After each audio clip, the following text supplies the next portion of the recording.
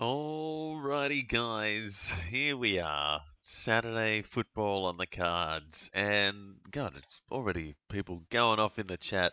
Minamoto and Bruce in the chat. How you going, guys?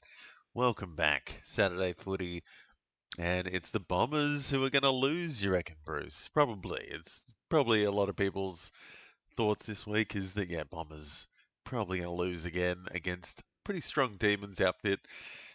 KO so expensive. I want to watch it but cannot afford it. Yeah, no, it's probably not even worth it. I just do the cheapest membership. It's like $30 a month, and yeah, it keeps flickering. It keeps going a bit iffy on me. So yeah, not up to scratch. Yeah, what's up, guys? Welcome back. Dissing each other in the chat. Playing Fallout 76. Very nice.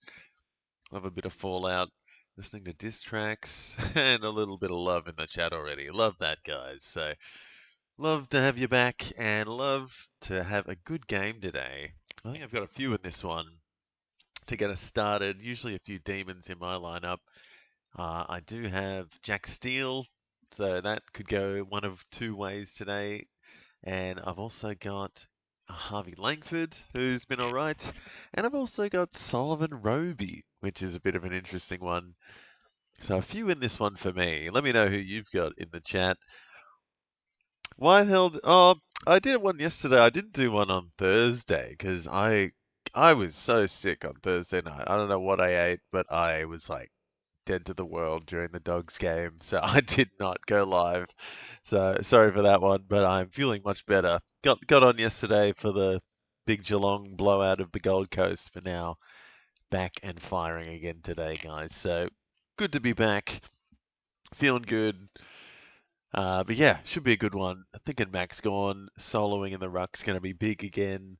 And yeah, I'm hoping for a couple of bombers. Obviously, Zach Merritt, been good.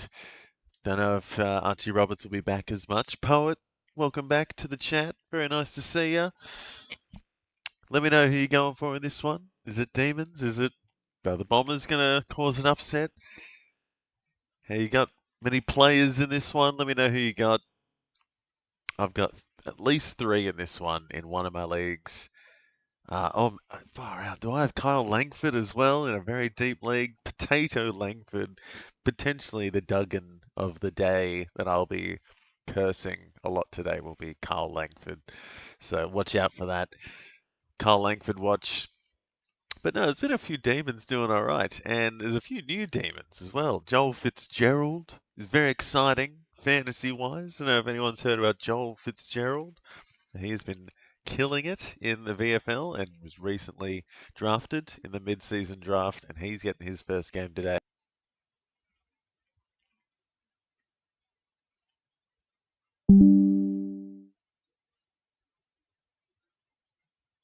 So I just got some tweaking issues on my computer here. 1 second. There we go. All good. But yeah, no, hoping the Bombers can do something today. Put up a little bit of a fight. Demons beat the Pies last week, I think, so they're in a little bit of form. They're in the finals chat, definitely. And it might be on the back of some of these changes since the coach changes. Sardis getting a bit more of it. A couple of draftees in there with Roby, Dyson Sharp back, Farrow, El Akar. A lot of young kids in there, mixed with like Ben Mackay in the front line and Zach Merritt taking kick-ins. It's been a weird change the last couple of weeks for the Bombers. So who knows what they'll pull out today. Yeah, how you doing today, Brucey? Hope you're all doing well in the chat. Let me know who you've got and who you've got today. We got North Melbourne at home at Optus Stadium against West Coast later, and then there's also Port Adelaide versus Sydney tonight to be a bit of fun. But yeah, let me know who you got. Jack Steele, for me, is my captain, so that's very, very scary. Somehow I've ended up with Jack Steele after he got him for what I thought was cheap. I traded Dunkley for him, but yeah, it's actually worked for me so far. But also a little bit of doubt in my mind. And yeah, hoping Sullivan Roby getting plenty of CBAs would be nice. Archie Roberts maybe a little bit off with Zach Merritt taking kick-ins as well. So hasn't been a good couple of weeks for Archie Roberts. Here we go. Gawn versus Bryant in the middle. So that could be a bit of a blowout for Gawn. Could be a good matchup. There's a lot of red out there. Steele should be good. Yeah, stupid. I'm hoping against the Bombers, Steele will be all right. Steele should be good. Was probably good for stupid of me to have traded him before this matchup. Well, you never know. Steele's just a wild card, I think. Sometimes I feel he's not going to get the huge scores unless he starts tackling. Because if he's on disposals alone, I don't think Jack Steele's going to go huge. But yeah, he gets a half a dozen plus tackles. Hopefully he gets the ton today. Oh, geez. Bruce is rapping. Van Rooyen with the first shot here. Archie Roberts off to top for the Bombers early. And yeah, Cade Chandler's been good as well.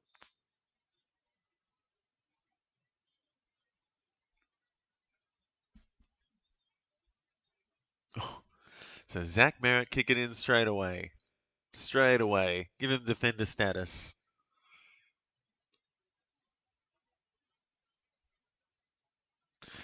3, 2, 1. It's Fatu. All right.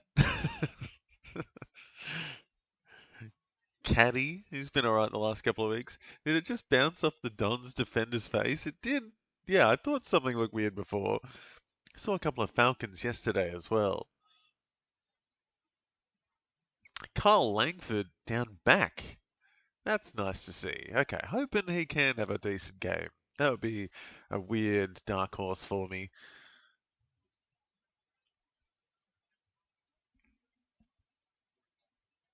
There's a lot of red out there. Oh, and Ben Mackay turned into a forward for this game the last couple of weeks and gets his first shot. So weird times for the Bombers. It's really shifting around a bit.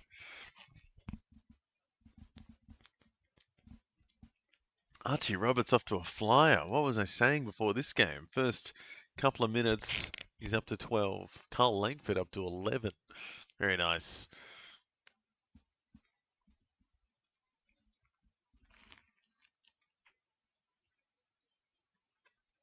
Oh, and Mackay hitting the post. Taking tips from his brother.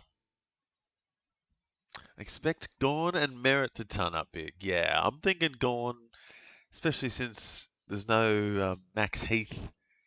Gawn has just been going big, and yeah, against Essendon, you'd think he'd be going big, but also Essendon rucks somehow tend to nullify their opponent, even though the rest of the team gets obliterated. But no, surely Gawn against Essendon, you'd think would be going big today, and yeah, Merritt as well. A couple of big names.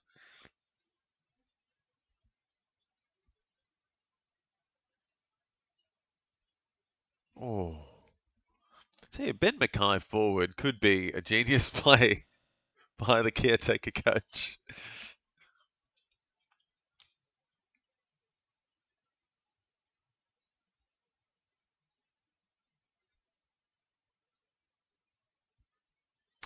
Love Harvey Langford. I got both Langfords actually. Far out. Oops, there goes DFS Australia stats. Being a bit crazy. Got both the Langfords today in the same game. That's a bit concerning actually.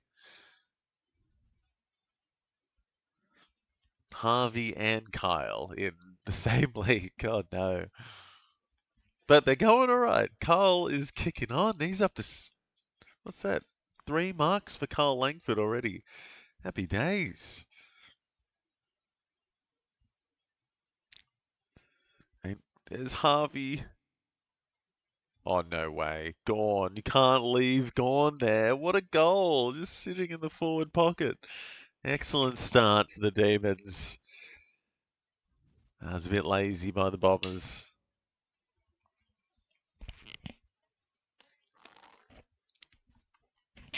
So Gone. Easy goal. Give him forward status. Forward ruck. Hasn't had a hit out yet.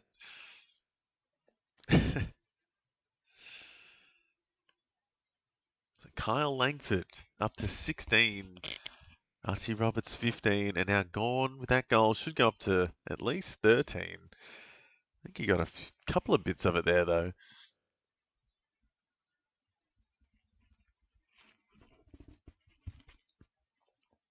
Imagine, yeah, Gone with forward status. Oh, come on. It's like Zach Merritt with defender status. Could be fun.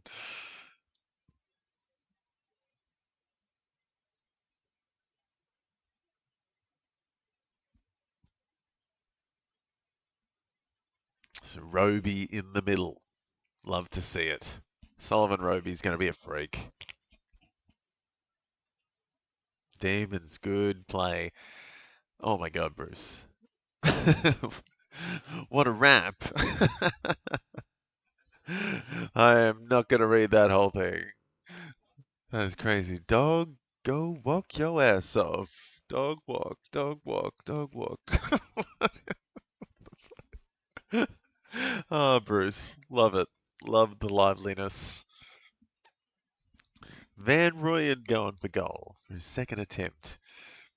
And standing ovation. Ah, so standing ovation 6 minutes in for Neil Danaher. Because he was number 6. So cheers everywhere as Melbourne kicks their second. Yes, no, good tribute to Neil Danaher. What a legend.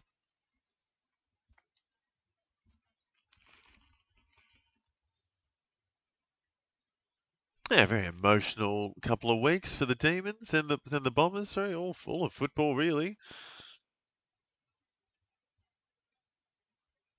Called Jacob Fatu. Oh, yeah. I think I've heard of that guy. Do the wrestling every year for my footy fantasy. Usually it's a part of the draft process. Fatu Famil. I'll have to have a look there, Bruce. I'll check him out. Ooh, Petty. Big hits here. To Gorn and Van Rooyen up to 18. Goal apiece. Max Gorn kicking on. Only the one hit out. Getting plenty of it. Oh, Blackiston. Forgot about that guy. Oh my God. Roby! Give him holding the... Gives it back to him while he's on his knees. Oh, Roby. Love it. Sullivan Roby, get involved. Gorn and Van Rooyen, 22 apiece.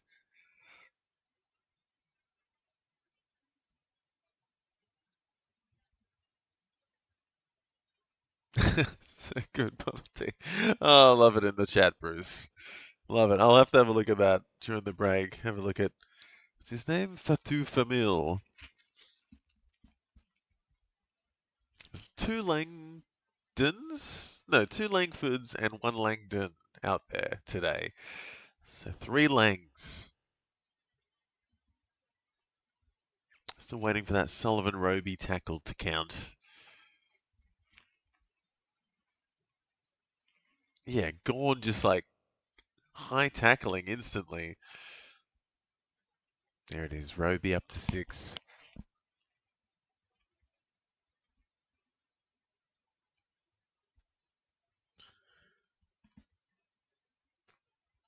Oh no, not Bella, Bruce. Come on. Oh, the Bombers.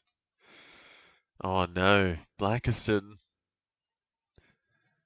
Oh no. Bombers struggling. Bombers are struggling. It could be a little bit wet and freezing out there later.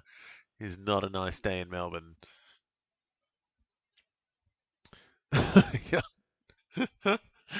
Oh, Bruce.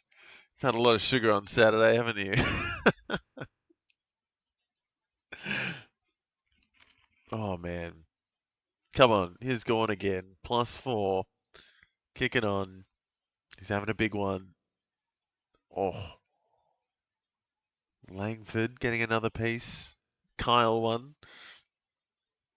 And waiting for Fitzgerald to get a bit more of it. Hasn't had much of it just yet. Where is he? Where's Fitzgerald? Oh, he's up there. He's up to 8. All right, he's had 2 disposals and a mark to get started.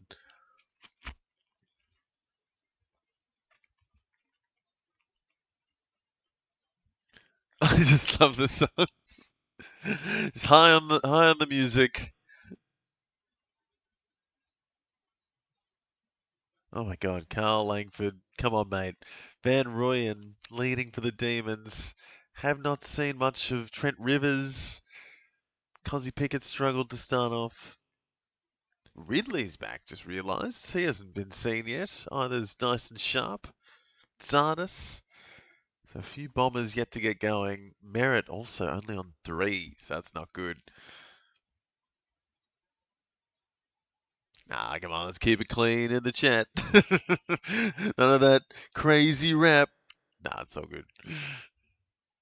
Oh, Melksham back as well. Forgot about him. There's a few ins this week.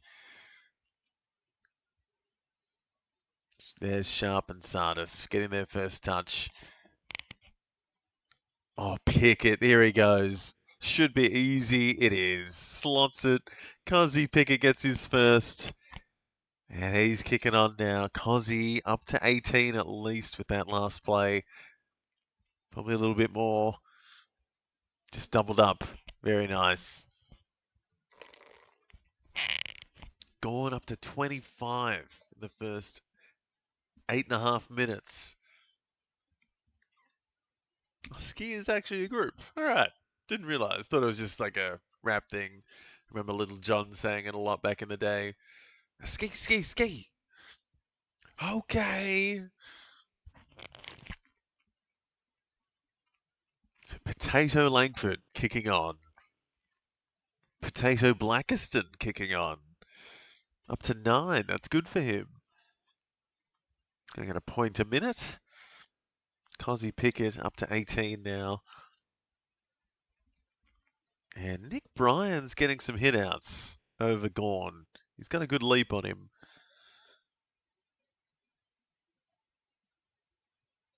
Going back to go forward, and Merritt is all the way at the back. He's really off the halfback today. He's really just sitting back there, it seems.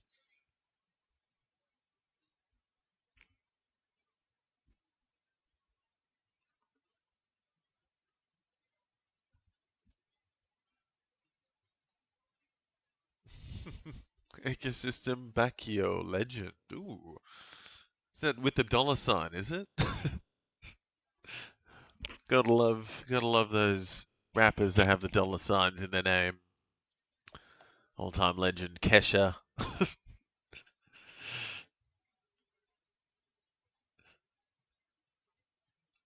Oh, and here's Sam Durham. Sam Durham had a huge week last week. Sam Durham had like 120 last week or something. Unreal game. He started a bit slower this week. Still up to 12. Could be up to 20 plus here. And he is. So, Sam. Oh, what? Oh, I thought that went through. I thought he nailed that. So, Roby. Come on, mate. Where are you?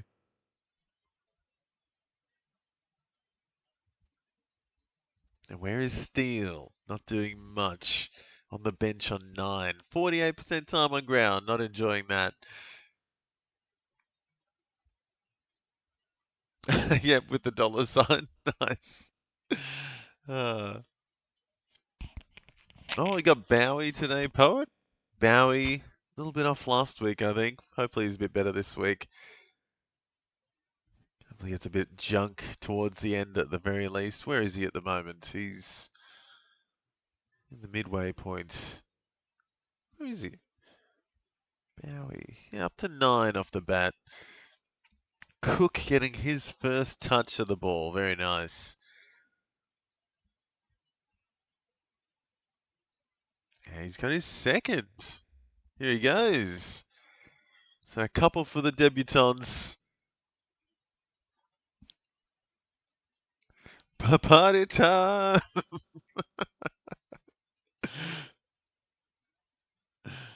Oh, yep. No, I remember Little John and Little Wayne, all the littles, the little rappers. Little Kim, little Bow Wow, all the littles. They're the ones, they're the best.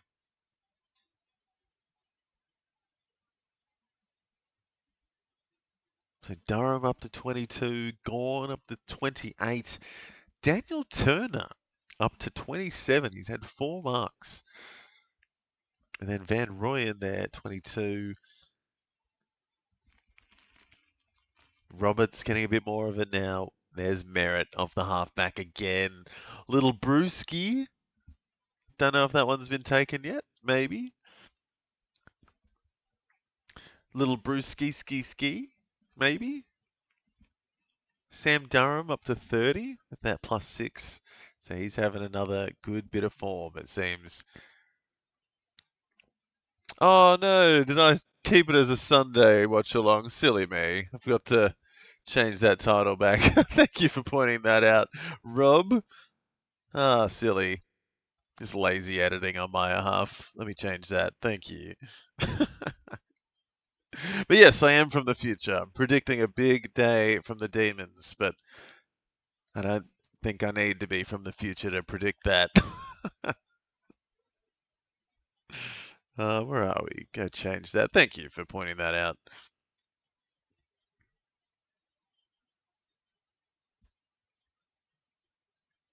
So Merritt down back, getting a bit more of it.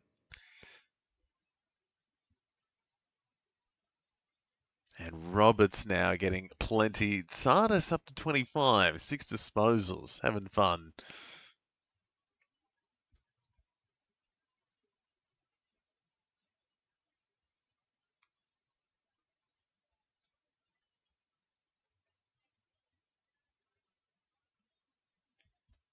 So Durham, Sardis, Redman, Roberts kicking on. Turner now up to 30. So a few Bombers actually kicking on fantasy-wise, but still yet to even get a goal. 7 minutes left in the quarter. Sardis again. Roby, come on, get it out. Ah, damn it. It was a good tackle. It was steal at least, so I actually get that. That's good. 6 days late. Yeah, I'm living 6 days in the past. I'm still watching, yeah, second last day of last week's games. Oh, here you go, the Demons. An easy inside 50.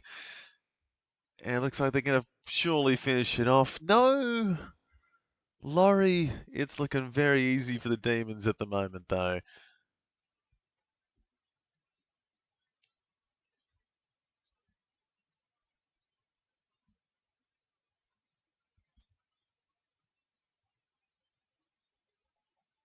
Demons just on fire at the moment.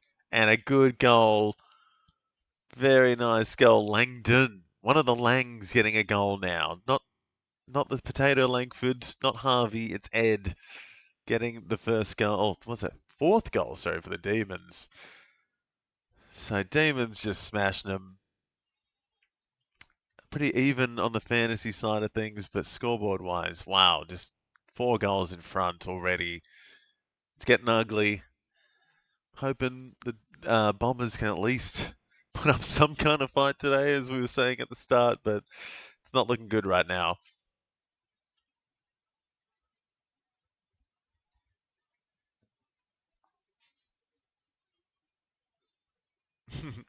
Need to start the party somewhere. Get some black eyed peas going. Start the party.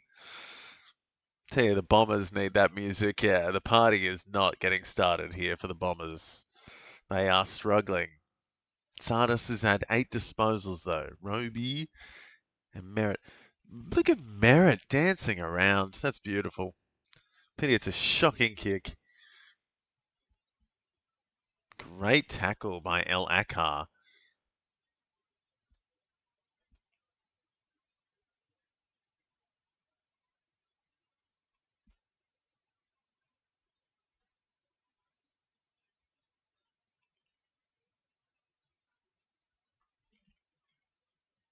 And Archie Roberts here getting a few marks to finish off this quarter. I reckon he's up to 3. He's up to 32 now, so he's having a bit of it. Cox has also been good. Who's the other one that was good last week? Pryor was good.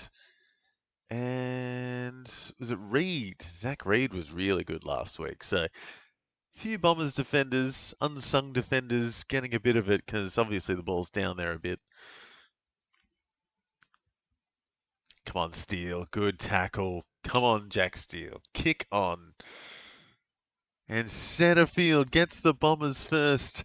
So unlikely guy getting the first one for the Bombers. Will Setterfield. Almost forgot he was back in the team. But he has had 7 disposals now and is up to 27. Crazy.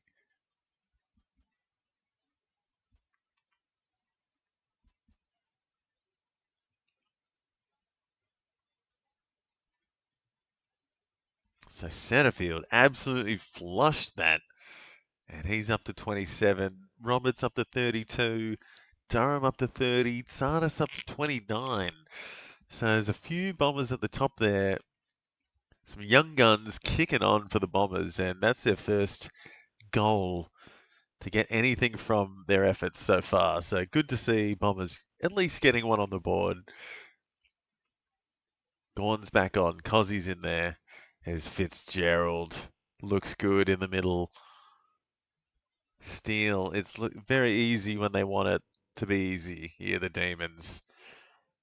So open.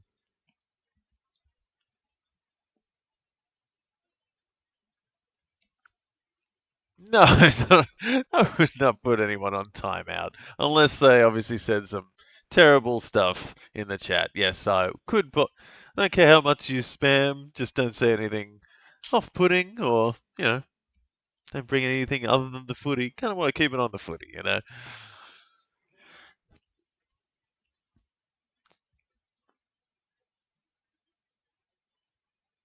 Oh, Demons getting another shot at it. So as soon as the Bombers get one, Demons look like they're going to get one straight back. And Max gone into the 30s now with Turner. Langdon, 24 after that last goal. A little bit more.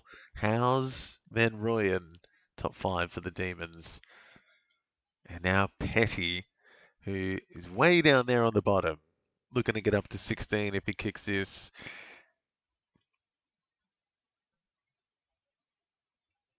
And it's an easy one. So Demons have 5 goals. Deary me. No, Fitzgerald not leaving too much of an impression. He's just kind of, I don't know, that last clearance is alright. He kind of just showing a bit of strength and, I guess, inside bullish tendencies, I'd say. He's not quite I don't know if he's the meters gain kind of midfielder or like your bull in the middle extracting it and just getting the handballs. Have to wait and see. Early days. I've heard good things, but big step up from VFL, that's for sure. So, where is he at the moment? He's struggled. He's had 3 disposals. He's given away a free. So, slow start. Where is Steele? Steele up to 19. Only 57% time on ground. So, would love a bit more Jack Steele in this quarter.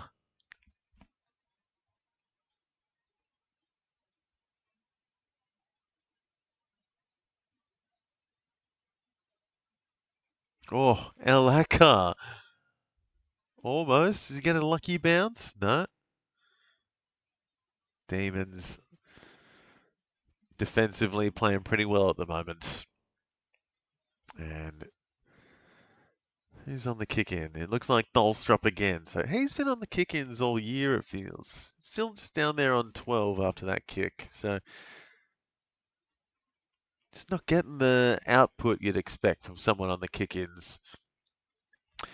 Marcus Herbert will probably be the better option since McCarthy and Dersma are out. Yeah, no, what a call up that's going to be. And that's the next one as well. So that I've got Herbert in all my leagues. I managed to pick him up early and then he was just sitting there in my home league this week. I was like, yeah, I think he's going to be in.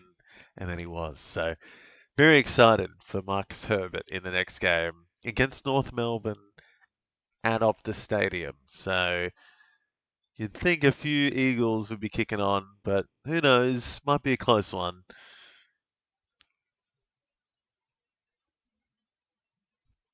Kyle Potato Langford getting a bit more of it.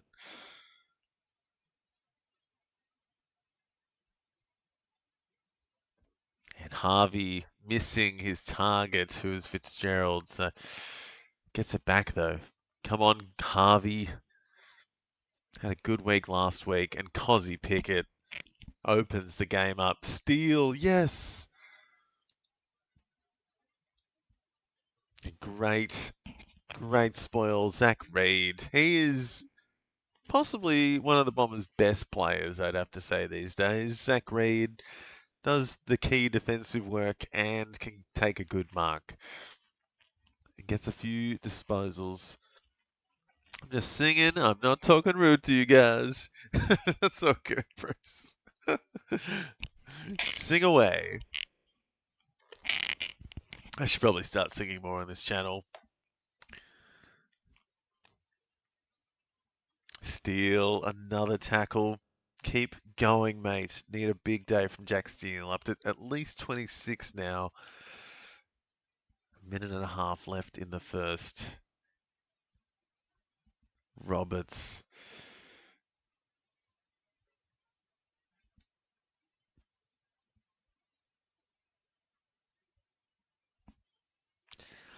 So Sam Durham, 38 from 9 disposals for the first quarter. And yeah, Dan Turner for the Demons leading the way on 36. Archie Roberts, the next best. He's about to jump up to 38 as well, I think, after that last kick. So he's had 9. Satterfield's had 9. Steele having another bit of it. And Roberts another one. So here we go. I think Merritt just got a tackle there, Minamoto. He's getting a little bit of it.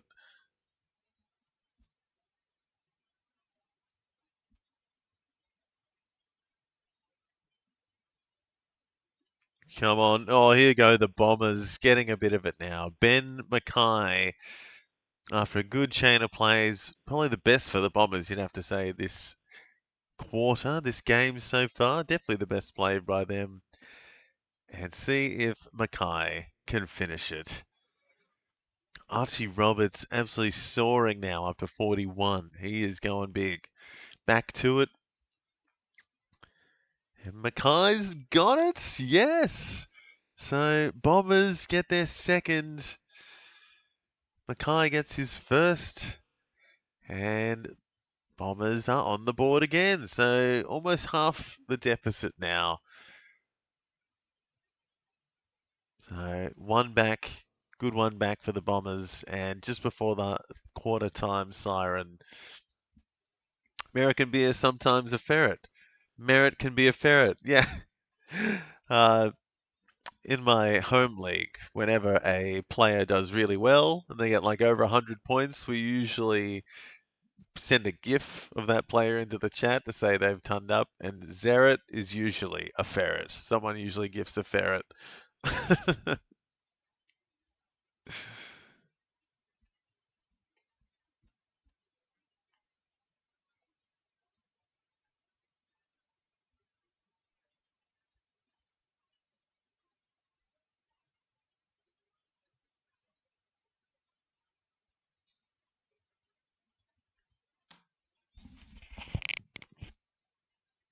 So Fitzgerald getting a little bit at the end here. He's into double digits at least.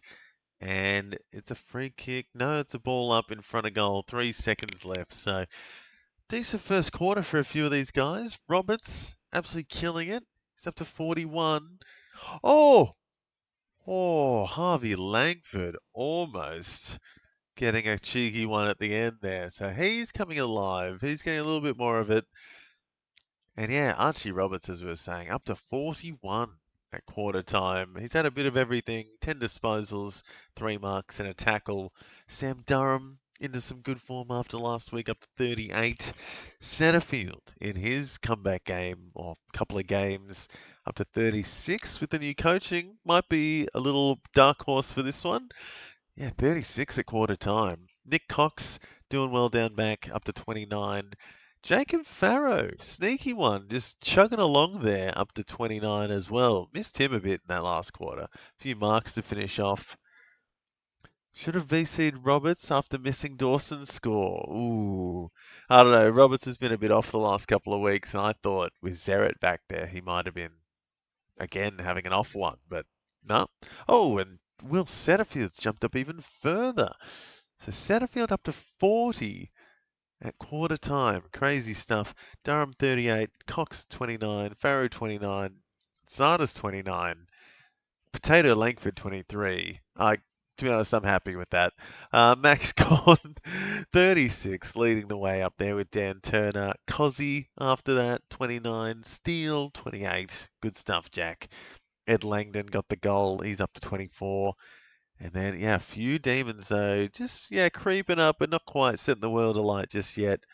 Rivers and Bowie down the bottom there for the demons, not getting much of it.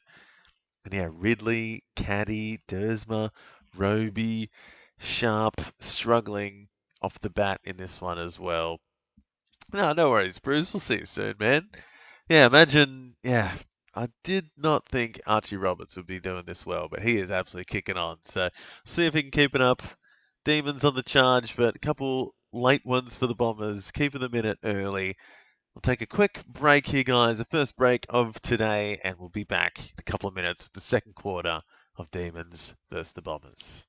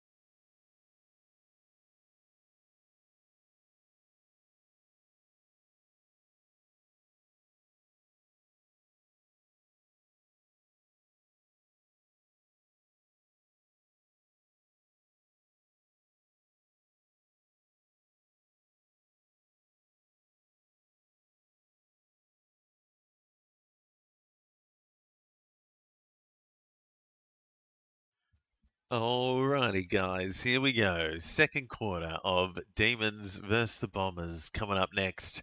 And it's been some decent scores off the bat here. Archie Roberts up to 41. Will Setterfield up to 40. And Sam Durham up to 38. A couple of guys that are in form since, yeah, the new coach change maybe at the Bombers. And yeah, Max Gorn getting it done for the Demons, solo rucking again, and yeah, 9 disposals as well for the first quarter. So highest disposal getter for the Demons, Max Gorn at quarter time, and then 6 hit outs, even with Nick Bryan. So even in the ruck, to be honest, Nick Bryan's got a decent leap on him. He's given Max Gorn a run, but otherwise Max Gorn has his number, I think, and the goal as well to get up to 36 at quarter time. Pickett, Langdon, Steele there, all high 20s as well. So a few decent names at the top. But a lot to do at the bottom as well. Bowie, sorry, Poet. Yeah, he's not having a good one. And Trent Rivers down there. Melksham in his first game back as well on 10. At least all the Demons are into double figures, I guess, at quarter time. Still a few Bombers, yeah, left us wanting more in that last quarter as well. So Dersma, Roby, Sharp, Ridley, Caddy maybe. If you guys need to kick on. Merritt there at 19. That's not his worst, but it's not his definitely not his best. So I'd love to see a bit more Zach Merritt as well. And yeah, I would love to see a bit more. Sullivan Roby would be nice in this next quarter. Fingers crossed. We have a good game. Never want to see a blowout. But yeah, would like to see the Bombers put up a fight in this last quarter, in this second quarter.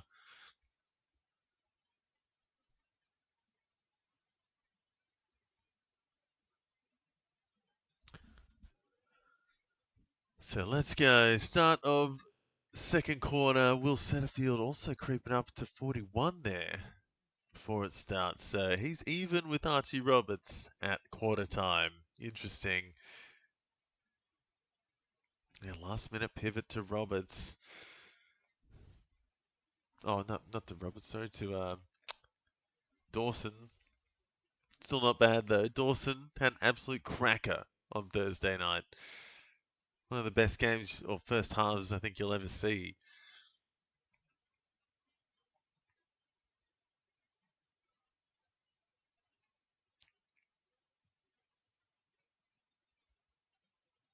Oh, Bowie gets crunched in a Bomber sandwich. So Bowie getting roughed up. Gorn copping one in the face early as well. Absolute falcon to the head. Merritt looks like he shanked it. Here's some weird stuff happening. Sharp, another shank. Might be getting a little bit wet out there soon as well, so that's not going to help. Oh, Bowie getting done. That's Dyson Sharp that gets him. So still, yeah, Bowie not having fun out there right now. Bowie down into single figures again.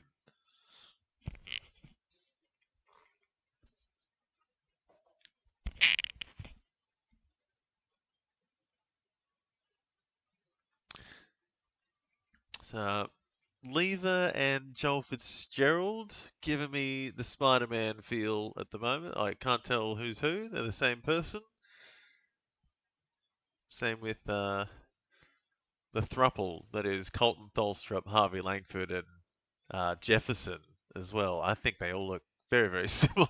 Curly haired guys, square heads. I never know from the back which one's which. That's Tholstrup. It's just the number that tells you.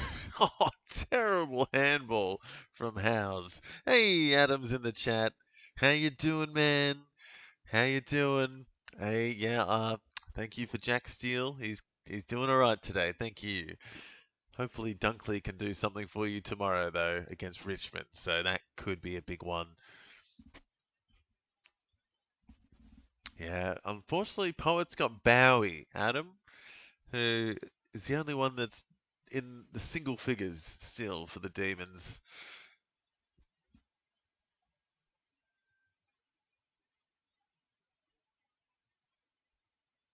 Oh, Petty with a interesting kick.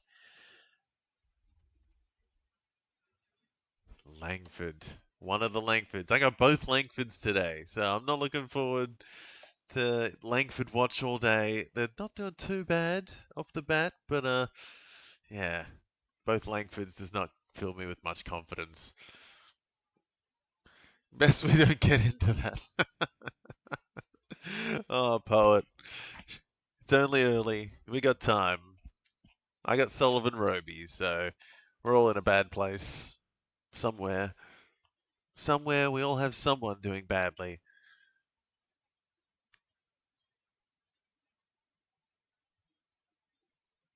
That was a shocking kick from Sparrow. Oof. It's been a weird start to this second quarter. A lot of unforced errors.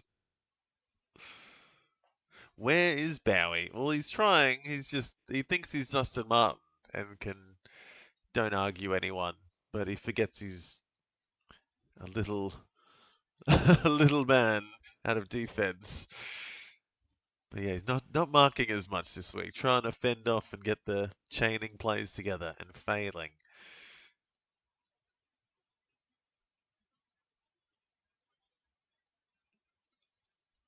So Demons on the charge again. Here they go. And it's a free. Pickett held in the front 50, forward 50, getting a set shot. Redman living up to his name. He is going red, matching his Guernsey a bit. He is not happy. Cozzy Pickett looking for a quick +10. And he's got it. So Cozzy going to go up to 43. And speaking of people we regret trading, there's mine. Traded Cozzy for Petrarca, and that has turned out awfully at this stage. So yin yang. Come on, Merritt. Yeah, seriously, Merritt. Where is he? Where is he? God. Up 24. So 8 disposals and a tackle. He's not getting, doesn't look like Merritt's getting CBAs or quite as many. He's definitely down back or on the half back mostly.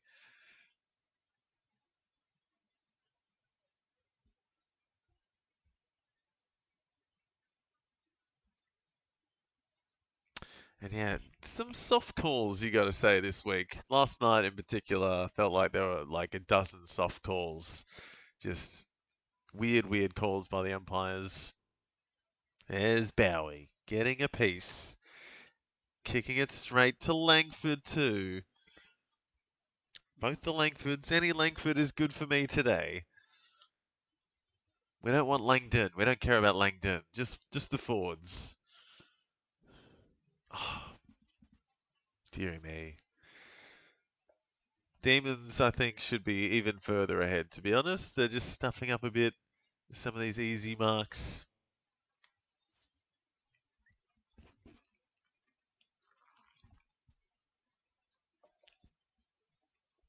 Yeah, Satterfield up to 44. Durham 42.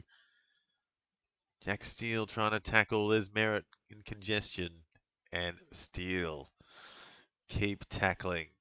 5 tackles now for Jack Steele. Come on. And Max Gorn just throwing his hands up and he gets a free.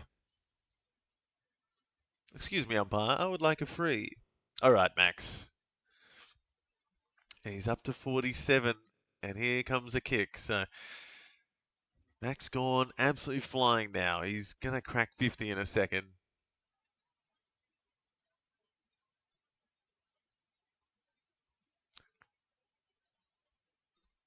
Oh, he's galloping in.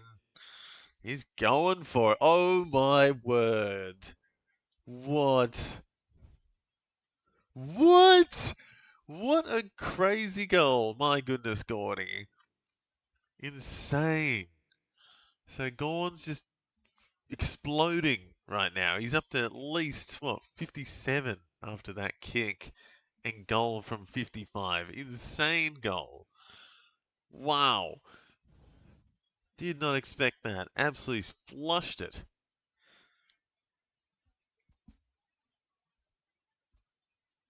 Okay, right. It was just a bit of WWE with the rucks that caused that free. And yeah, Gorn. Absolutely flushed it from 55. Insane. Oh, wow. Gorn's just standing there dumbfounded that he kicked it as well, I think. That was crazy. So Gorn's got 2, 12 disposals, 12 hitouts. Crazy. Fitzgerald getting a tackle. And where's Roby? There he is. Come on, Sullivan. Oh! Paid the mark. No, the defender was. Oh! Lucas Cook paid the mark. Well done. And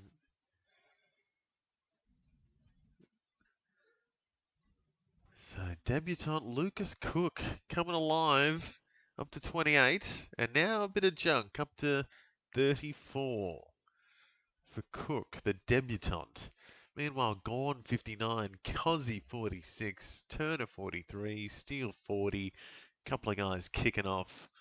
Durham 47, Setterfield 46. Fitzgerald getting amongst it.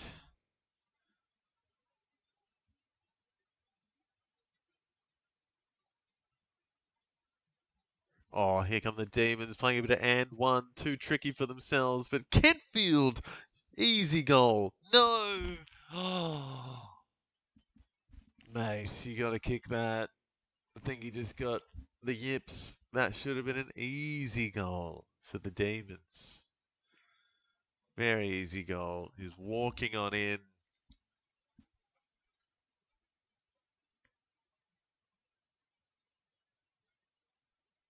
Merritt robbed of a mark. Just bad kicking by the Bombers, not hitting their targets quite. And hitting it straight into the opposition players too. So Durham getting a few bits of it. He's exploding, going to get past 50. Pickett giving it straight back to the Bombers.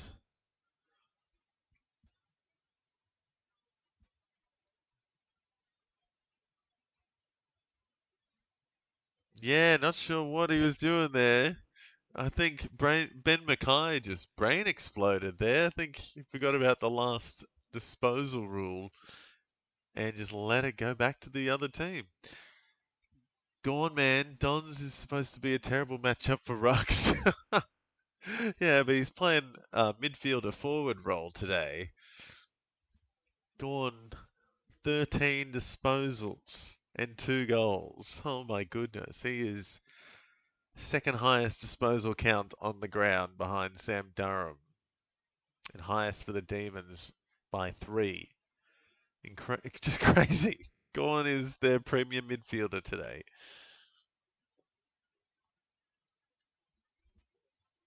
Merritt get 50 before half-time, please.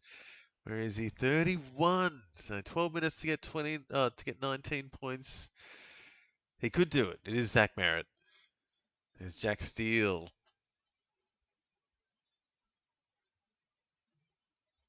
Oh, Blackiston flailing for the mark, for the tackle.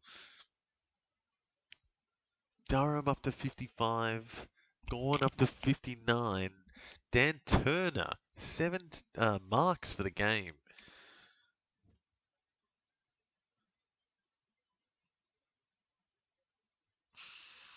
Fitzgerald now getting a bit of it on the outside.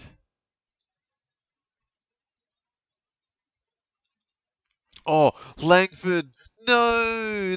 Oh, I can't tell which Langford's which anymore. They're both potatoes. No. At least Kyle's up to 31. Harvey also up to 32 now after that behind, but should have been a goal. So open.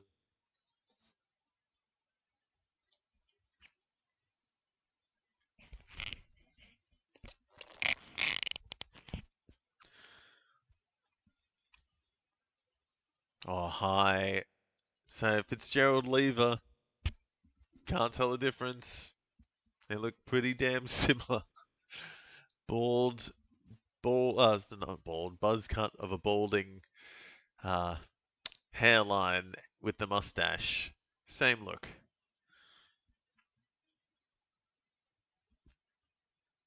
Oh no, he's just giving it to Cozzy. Who stuffs it? Oh, Merritt. Gonna have a bit of it on his left. Merritt getting a bit down back, up to 34.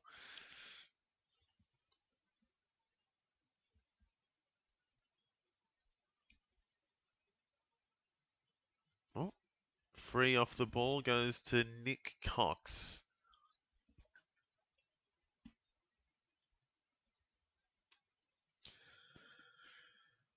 So, Demons, well and truly in front here, 32 ahead. We got some good scores on the board though, fantasy-wise. At least 5 players 50 plus now, with 10 minutes left in the first half.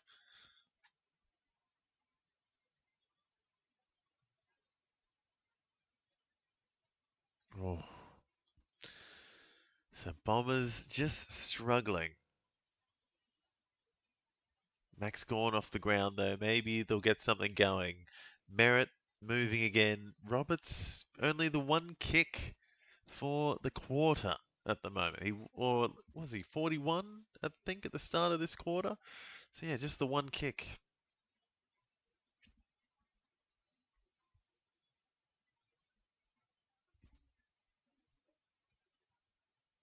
And how's Bowie going? He's up to 17. So Bowie not having a good game at all. Might have just got a tackle though. Might be up into the 20s. And Fitzgerald getting involved now. He's up to 27. Just got another tackle. Oh, Ben Mackay's been split open, gushing from the forehead, running off the field.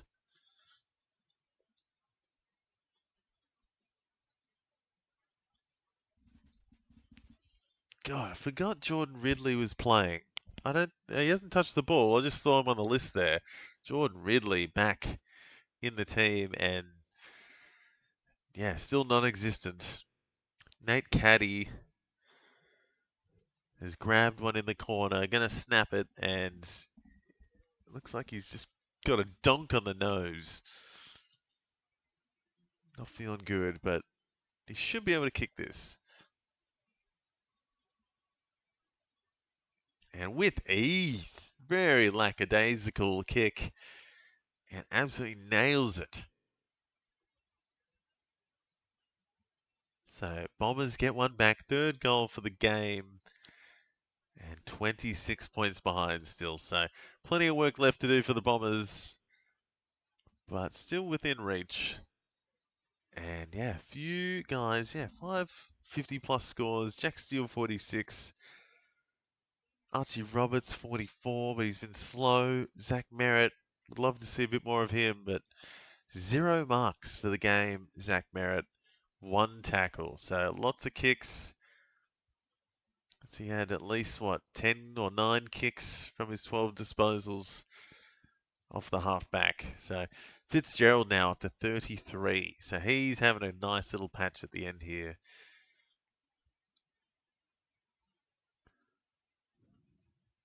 Getting involved. And again, here we go, Demons. He is that linking player, I feel, Fitzgerald. He's going to just be that extra good option in the middle.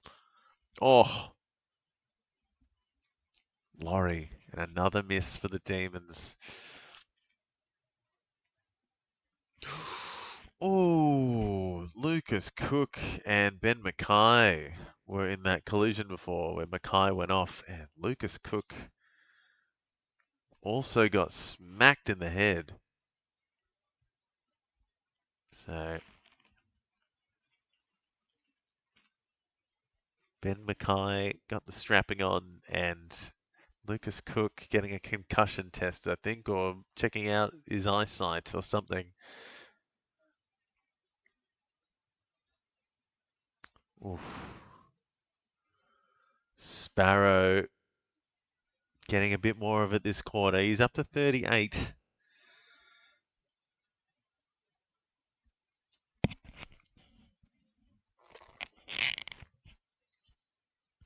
There's Roby. Come on, mate. Not a good kick. What was that? Oh, no. I think he just assumed someone was out there, but there's no one out there. Lucky. Demons just stuffing it up, to be honest. 2v1 again. Demons coming away. Easy, easy stuff for the Demons here. Rivers getting a piece of it.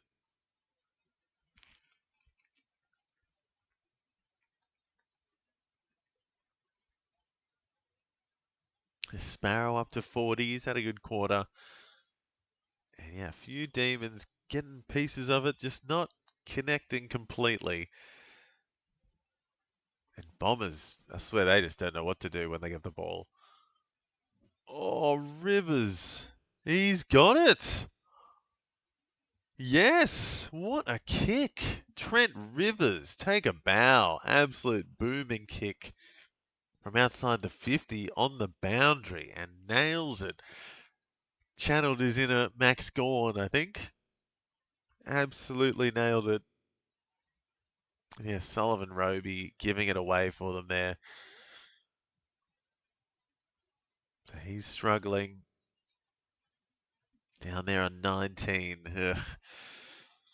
And yeah, Jake Bowie down there on 17. Didn't even get that tackle before. Thought he got a tackle.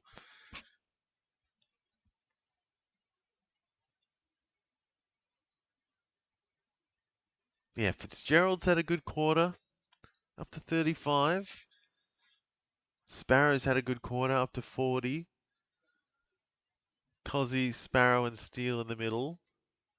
And Stardust and Merritt back in the middle as well. There's Steele to Cozzy. Love it. There's going to be a goal.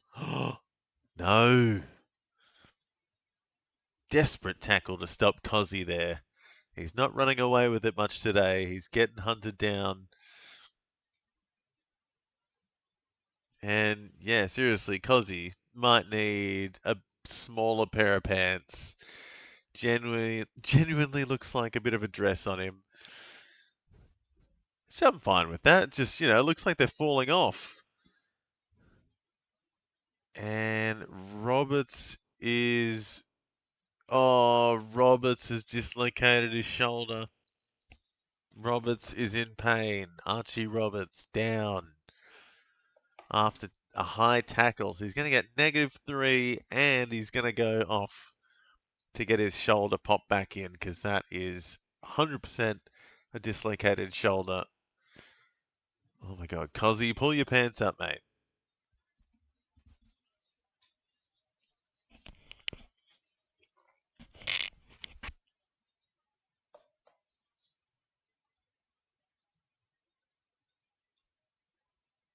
So Roberts and Lucas Cook is done for the day as well. Oh no. So Demon out, Lucas Cook, the debutant, out for the day with concussion, and now Archie Roberts, who was having a bad quarter already, has just gotten worse. He's off with a dislocated shoulder. Cozzy Pickett, though, kicking for goal, kicking for his third, has gone way wide.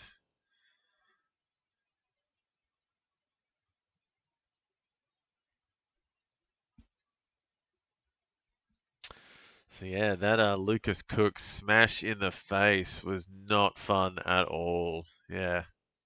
Zach Merritt +5, up to 43.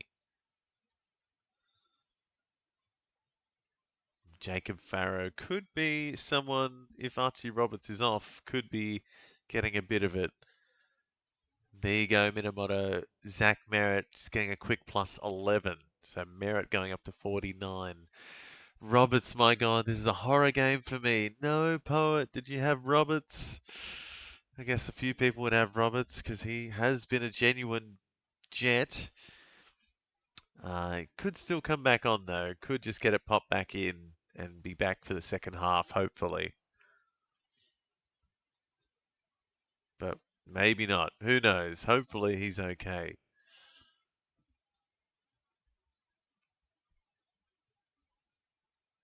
Oh no, everyone's got Roberts. I think I've got Roberts in a keeper league actually. So everyone's got Roberts somewhere.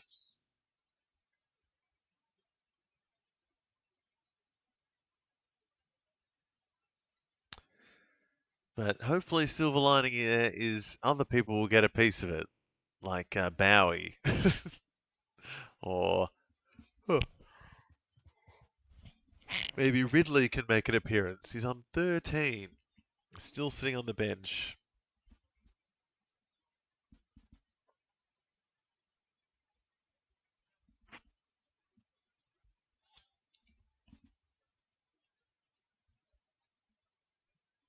Gone, moving still. Fast hands by the Bombers. Oh, another big hit.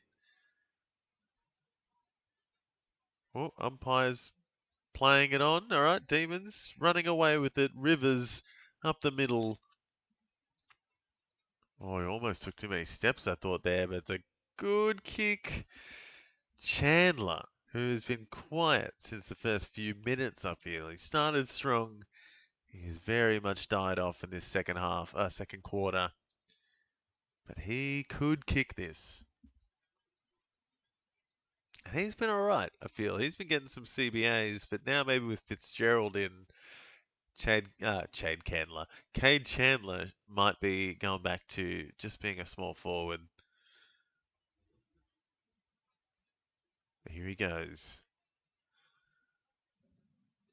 He's missed, so +7 for Chandler. And yeah, Jack Steele up to 50. So happy with that. Feeling good about some Jack Steele. And Potato Langford down back with the kick-ins. Interesting. So maybe with Roberts off, you're going to see some weird kick-in options down back. Langford kicking in. Weird.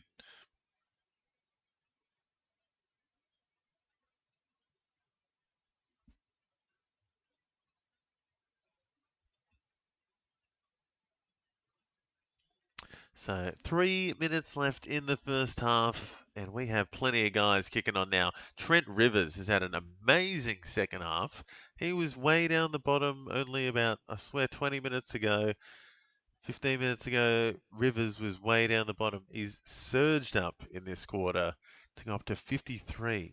So 5 Demons, 50 plus now. And then Setterfield and Durham kicking on. Zach Merritt up to 49. Archie Roberts waiting to see if he's going to be coming back. Guys, I'm converting to Supercoach. Yeah, I mean, look at Gorn's Supercoach score. Insane. He's up to 94. And I don't know, Supercoach can be even more painful because even when your player finally gets a kick, could be kicking half of them to absolute clangers and getting negatives. So it's even more brutal.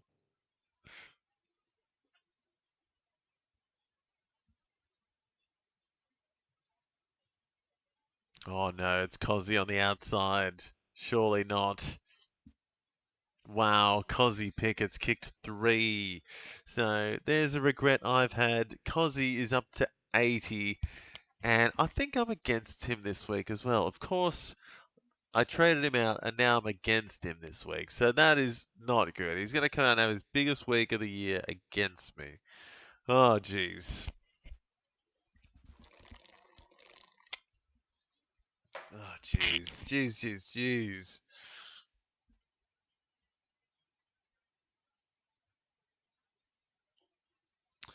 Uh-oh. So, Cozzy kicking on. He's up to 80 now. Having a huge, huge, huge, huge day. Cozzy already beating Petrarca's score from last week. I prefer fantasy, but my Supercoach team is actually salvageable. To be honest, I've never actually played a season of Supercoach. I might need to have a crack next year. Because, yeah, it is like a little bit more in depth. And, yeah, it does count the disposal efficiency and stuff, which is just brutal some days. But makes players like, Paddy Cripps and all the contested stuff a little bit better.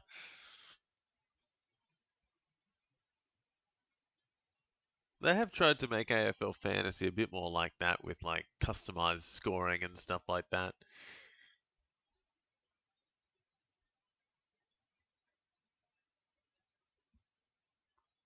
Ooh. So Cozzy up to 80, absolutely exploding in these last few minutes.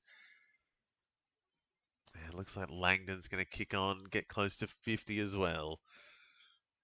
This is my first season trying it out. It just works out in case the fantasy team is a bust, which it is. Yeah, that's it. I am in 2 keeper leagues and 1 my home redraft league. And so usually I'll at least get one win, especially in one of my keeper leagues. Very, very nice team, but other two are a little bit iffy. So if I lose one or lose two, hopefully there's one to fall back on and just be like, I'm going to look at that one this week because I know I'm doing well. I'm going to get the endorphin from this matchup.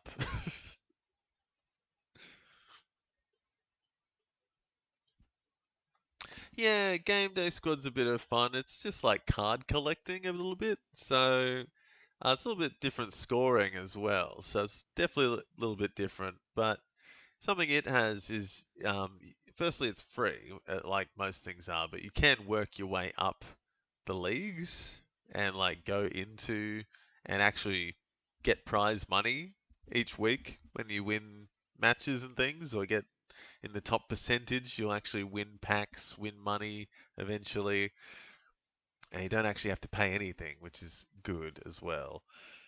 But yeah, I don't want to sound like a commercial or anything, but it is very different, is what I'll say. Very different to other types of fantasy, and it's all like based on pack opening. So yeah, luck of the draw a little bit as well.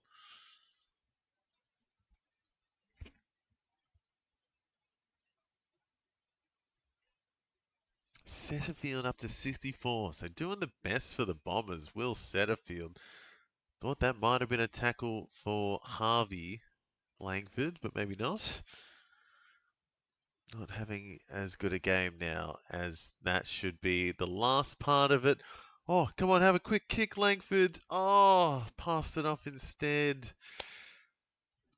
And I thought that should have been a free kick at the end there for the Demons, maybe, but no, not to be. But they are absolutely kicking the Bombers' bums in this one, up by 40 at half time.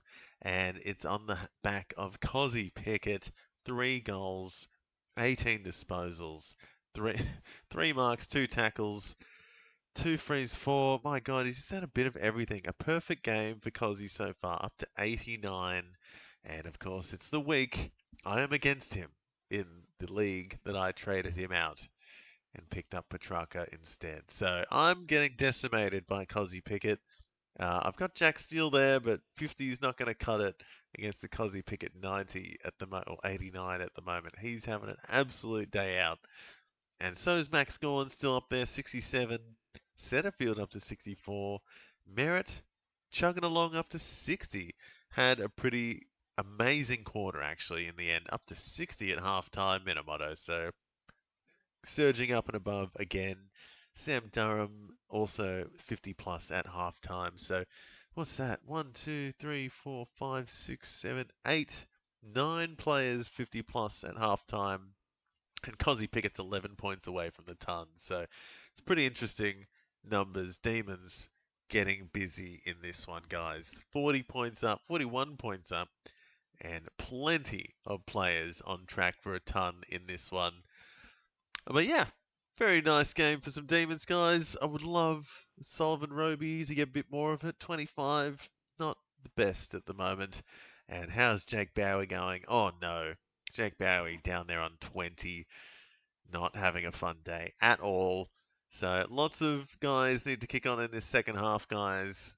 Yeah, would love a bit more from Steele and a little bit more from my Potato Langfords, Carl Langford and Harvey potatoing off out there, 38 and 34 apiece. Would love a bit more from both of them. So interesting one.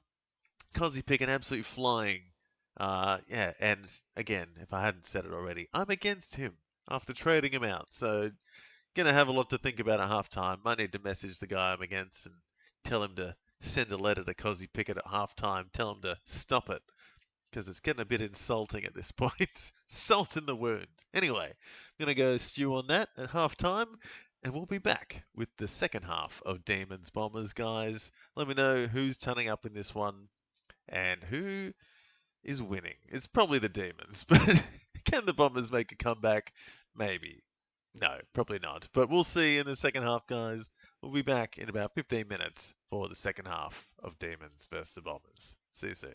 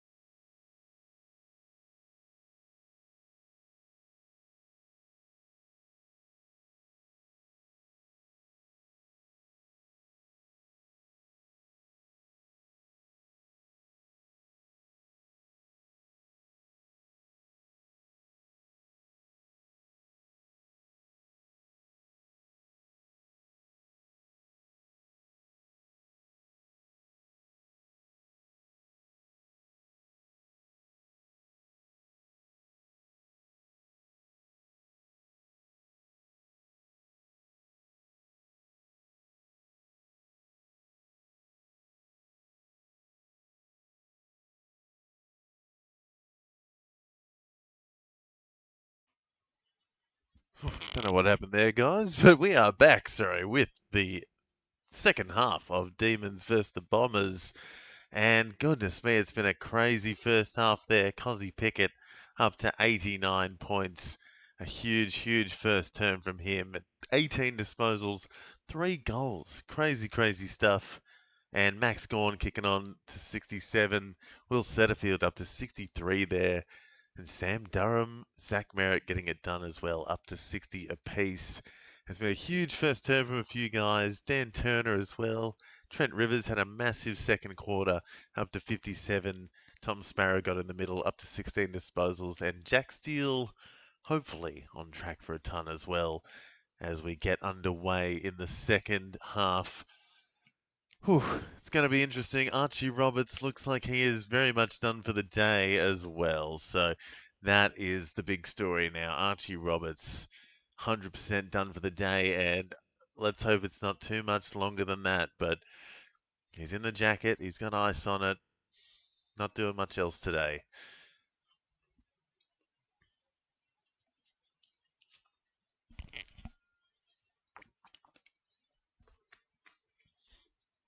So someone else will have to do it out of the back half. There's been a few defenders getting busy off the bat. And maybe it's Mason Redman. Maybe it's Kyle Langford or Zach Merritt down there, maybe. But here comes some Bombers giving it up again. So Demons up by 41. Crazy, crazy couple of quarters for the Demons. And yeah, Cozzy's kicked 3. Gawn's kicked 2. A few other goals for some midfielders there, it feels.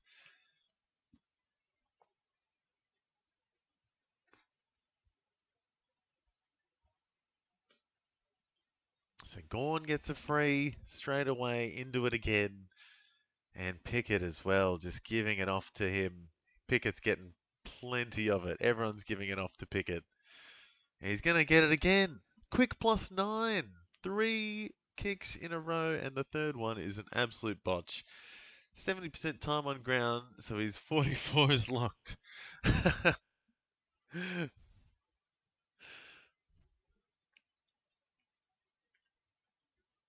Cozzy just getting everything at the moment. He's got 3 quick kicks, and there's Jack Steele with a kick. Got a bit hit afterwards too. Pryor could be one of the guys getting the benefit of the Archie Roberts out. But, oh, it's not looking good for the Bombers. That is not good. Dyson Sharp lucky to get away. Bombers under pressure. Steele. Another tackle, but it gets out. And gets the handball. Pickett, a 4th kick for this second half already. Pickett has tonned up already in the second half. He is going insane. And I think I'm cooked because of it this week.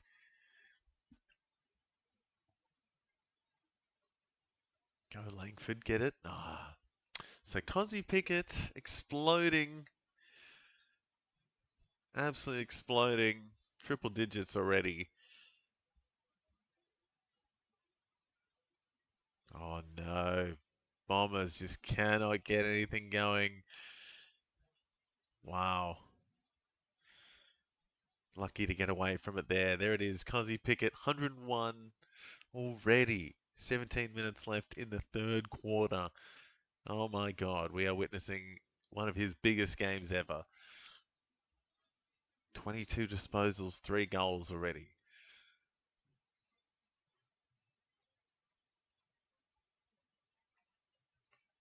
And Bombers struggling.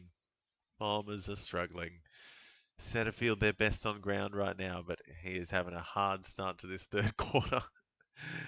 And then, yeah, Merritt, we'll see what he can do. Looks like he's ready to do something. Up against Sparrow. Durham.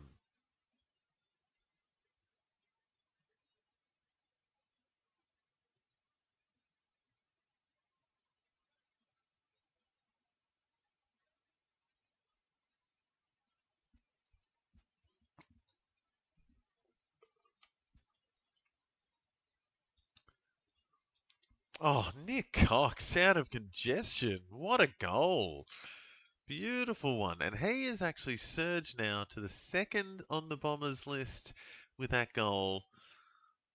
Oh, I think Durham might have got a bit of it too, so they'll both be going up. So Will Setterfield up to 68, but Sam Durham and Nick Cox, a couple of the best ones for the Bombers. Pickett, oh no, it was just my Pickett trade was just in my redraft league, so it's just just drafted him this year, and it was Pickett. I traded Pickett and Riley Bice for Petrarca and Tom Stewart. And Tom Stewart's out with a concussion, and Petrarca sputtered it up last night. So I was really not going my way. And no doubt I'll watch Riley Bice tonight also get up to the ton. So yeah, I reckon it's that kind of week. Just gonna get minced. Jack Steele giving away a free now.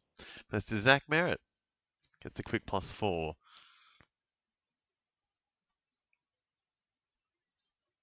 So nothing coming up Millhouse at the moment. Cozzy Pickett putting some salt on my wounds. And Ben Mackay gets a free for the Bombers. So maybe some kind of comeback here. Yeah, Petrarca was tagged, so yeah, who knows? Maybe we'll go to Noah Anderson next week or Matty Rowell. But he is the most experienced one, I guess. So, and he is an impact player, so he did come good at the end. He got like a couple of holding the balls and a goal, I think. So he did something, but just could not get much of it otherwise in the middle. And that's Ben Mackay's second poster for the day. Struggling. Bowie kicking into the 30s.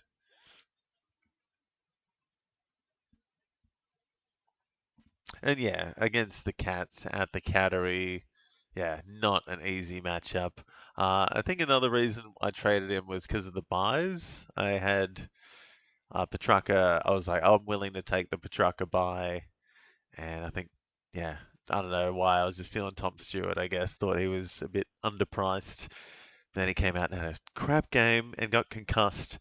And he's missing this week. So it's really, yeah, the trade hasn't worked out quite how I wanted at the time being. And now Cozzy, oof, shoving it in my face. And the Bombers are doing something here.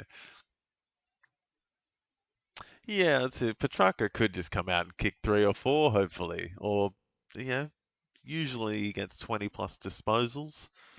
We'd hope for a few marks, a couple of goals, just a bit of everything. But yeah, if he's in the middle, very, very easily going to get tagged, I think. He's not much against the tag. El Aka, little live wire, and nails the goal. So a couple of goals now for the Bombers to get them a little bit of hope. 29 points, the deficit now. Sam Durham up to 72. And Will Setterfield up to 71. Max Gawn up to 71.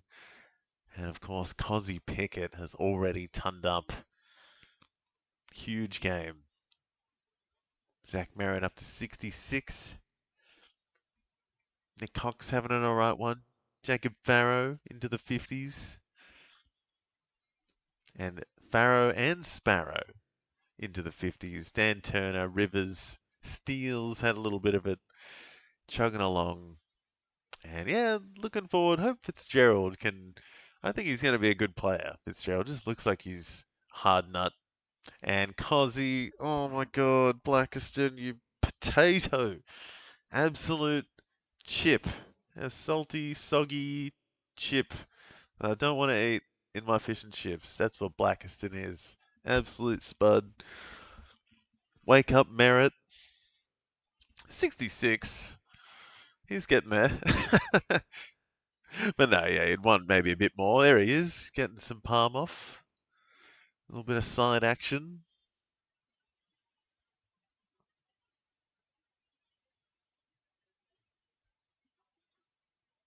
Essendon has just come alive. What's happened here? What is happening? And why isn't Sullivan Roby getting much of it? Oh, I just willed that into existence. I just did that with my mind. Sullivan Roby, goal. Oh, yes. Yes, thank goodness. Oh, alright. Sullivan Roby, clearance, and a goal to back that up in a couple of seconds. Wow. I can't believe I just did that with my brain.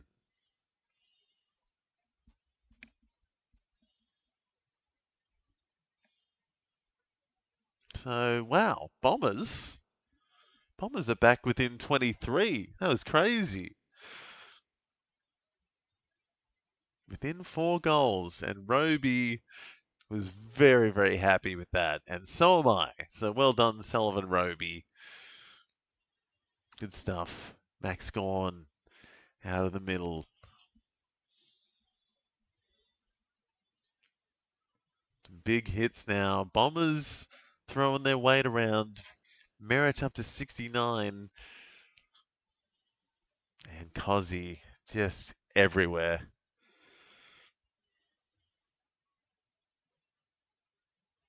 And Durham getting another tackle. So the big guys doing their thing at the top. Pickett, Durham, getting plenty. Gawn. Farrow, plenty of kicks. And now Caddy wants a bit of it. So what is happening?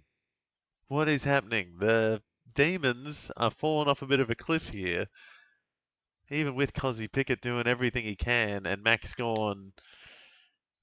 Bombers have got a little bit of patch here and Zach Merritt is exploding. He's up to 73.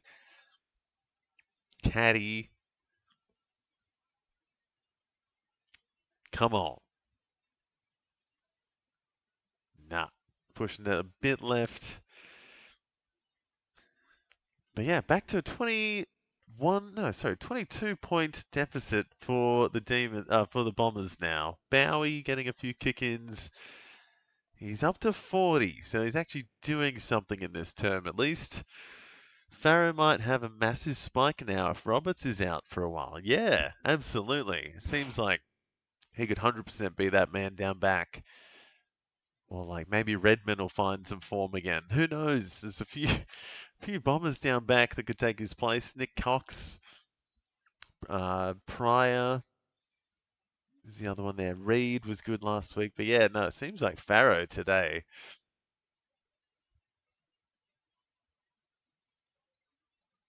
This is weird. They've got some life in them, the Bombers.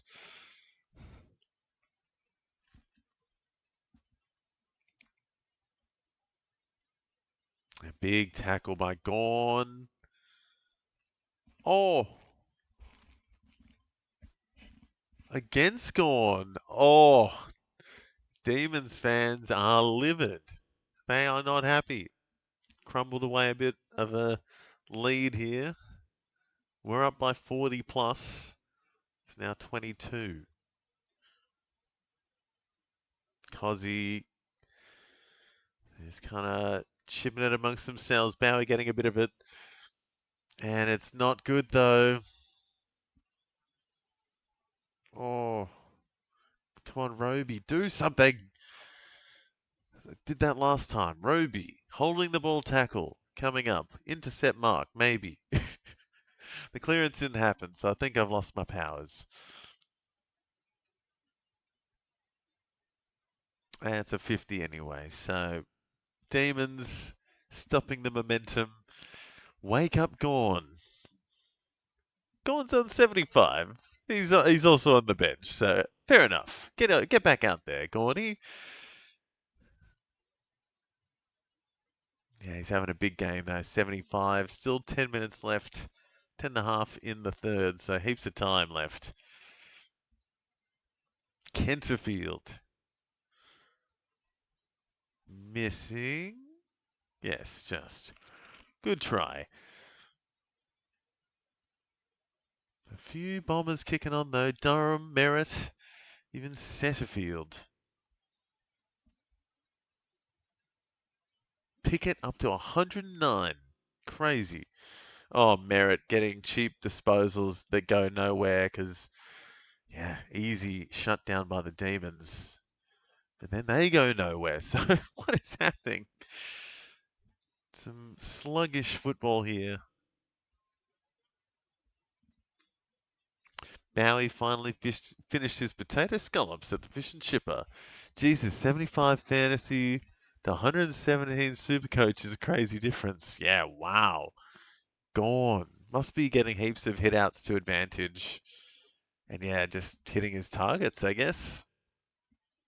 Don't know how many points different a hit out to disadvantage to advantage is in Supercoach. This might be massive. Plus the goals, plus everything. Gorn's insane. Hasn't taken a mark today either.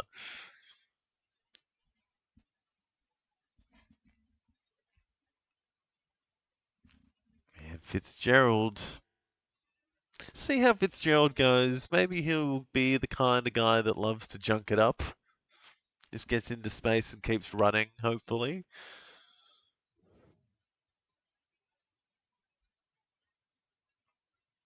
He's up to 16 disposals, Fitzgerald. And what?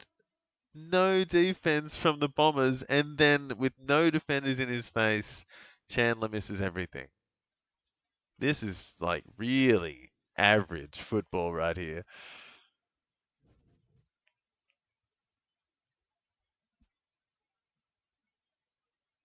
So Pryor kicking in now. So Pryor down back, taking kick-ins now. A few guys getting these Archie Roberts points.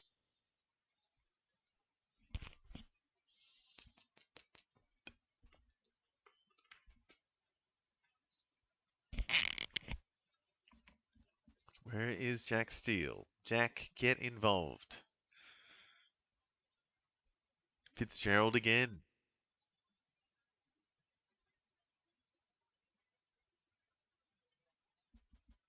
So Fitzgerald is kicking on. 17 disposals, so 18 disposals now. 100, 64 he's up to. So he is technically, I'd say, on track to ton up at this point if he can keep going in this quarter. He is going all right.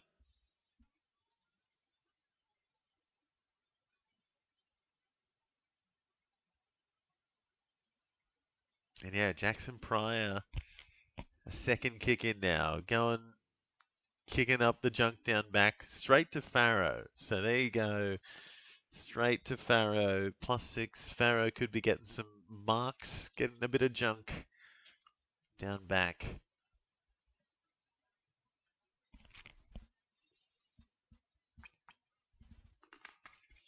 And then also you've got Jackson Artemis coming back as well. Oh, coming in, hopefully, for his first game soon, you'd think. So he could be another one that could come in and just start racking it up next week.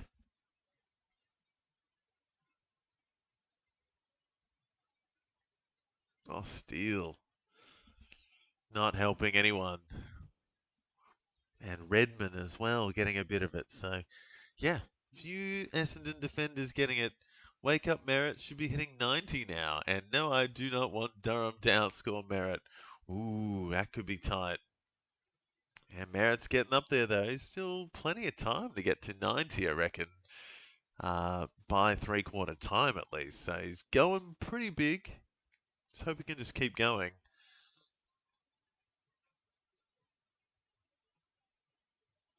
And my potato Langford is, yep, frying away out there.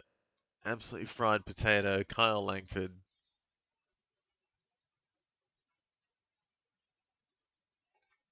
And Fitzgerald has had 19 disposals now. So he's an accumulator. He's getting in the chain plays. And I don't know, I'm digging the mustache. I gotta say, the mustache midfielders, they get it done. Hugo Garcia, another one. Bailey Smith. All the best midfielders have mustaches. And look at that, Farrow getting amongst it. Farrow is going up to at least a 68 after that.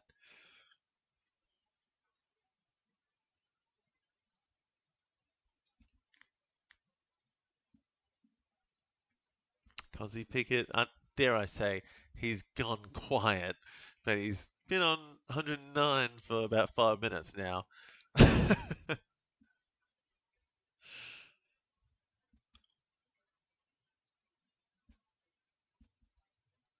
So another one for Fitzgerald. And it didn't go anywhere, so he might get it back. No, steal. Ooh, Demons just have the numbers out wide. Oh.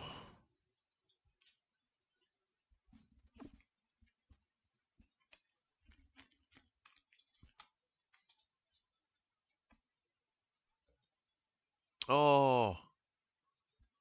Dersma gets the mark. Very nice mark there. Xavier Dersma. Some clutch stuff. And Potato Langford.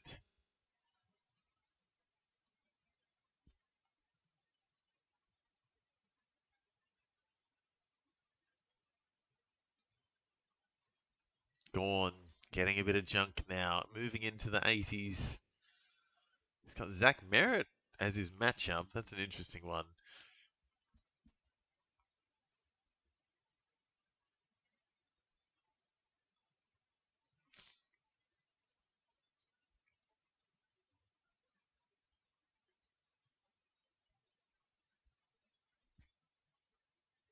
Oh, Xavier Dersma. Couple of defensive marks. Oh no. Fumbling it though. Down back the Bombers. And it's a high tackle though. So lucky. Gone. Moving. Merritt to 88. Farrow almost up into the 70s. He's going all right. I think he's been the main guy that's benefited from Roberts being out so far.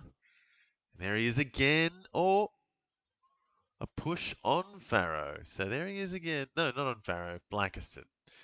All right. Thought it might have been a Farrow mark for a second. But Dersma is getting plenty. He's had about 3 marks in the last couple of minutes.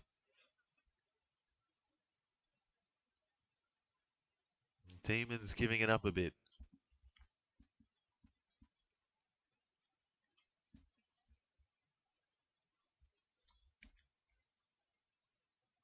Pick it up to 112. 4 minutes left in the third. And Demons going right backwards. I see Jack Steele running, but he is not getting a piece of it. He's just running. No. Bit of junk for some Demons, though. Here we go. Bowie +6. How's Bowie going? He's up into the 50s. And Langford. Harvey Langford +5. Rivers kicking inside. Ooh. So a few Demons trying still. No score in the last few minutes, though. It feels just been back to back, tit for tat.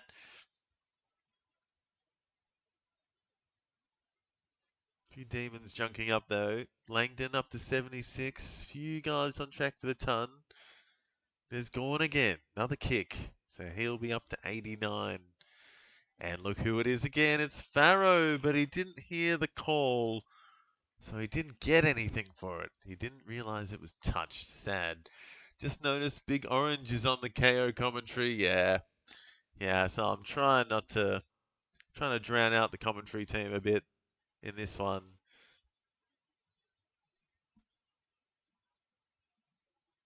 Yeah, not the elite team on commentary for Demons Bombers. And it should be an interesting commentary team in the next one to be from Western Australia for the North Melbourne home game. Second home game in a row in Western Australia for North Melbourne. And it's against the other West Australian team, the West Coast Eagles, this week. And Demons just kind of playing around at the moment.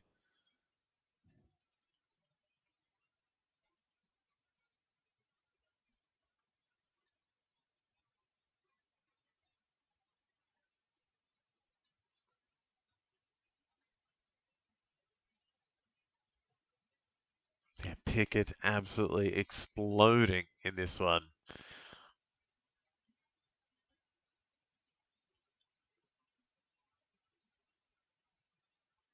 Centerfield kicks, but it is not a good kick. Demons easily regather.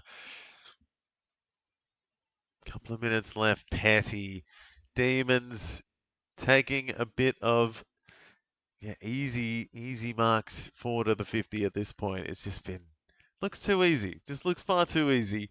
And even without Cozzy Pickett doing much, yeah, they are just cutting through the Bombers with ease sometimes.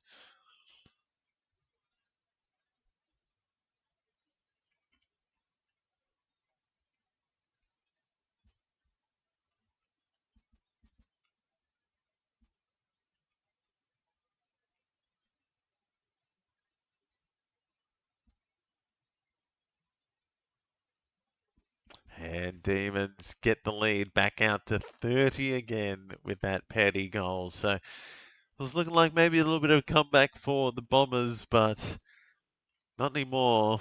Demons back out to a 5-goal lead. And a minute and a bit left in the third quarter. Cozzy Pickett, 112. And yeah, Max Gorn, 87. Kicking on. Dan Turner, 84. Ed Langdon, 78. All on track for tons.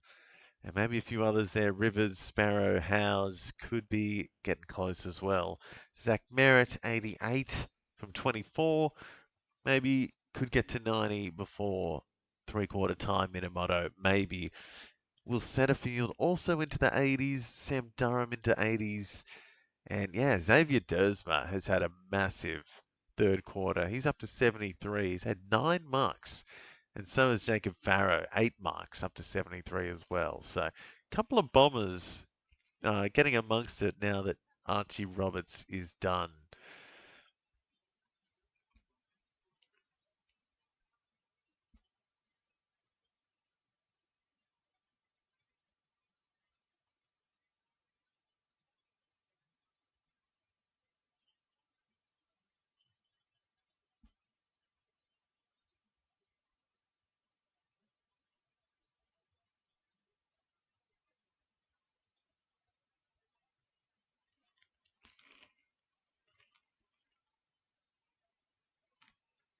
And there it is, couple of defenders getting a bit of junk now for the Essendon Bombers because they seem pretty cooked. Everyone's slowed up. Everyone's gone a bit to sleep. Dersma hasn't though. He is up to 10 marks. 10 marks for the game. Xavier Dersma now. He's had about 5 in the last 10 minutes. And yeah, Xavier Dersma is going to go up to 79. So big jump up.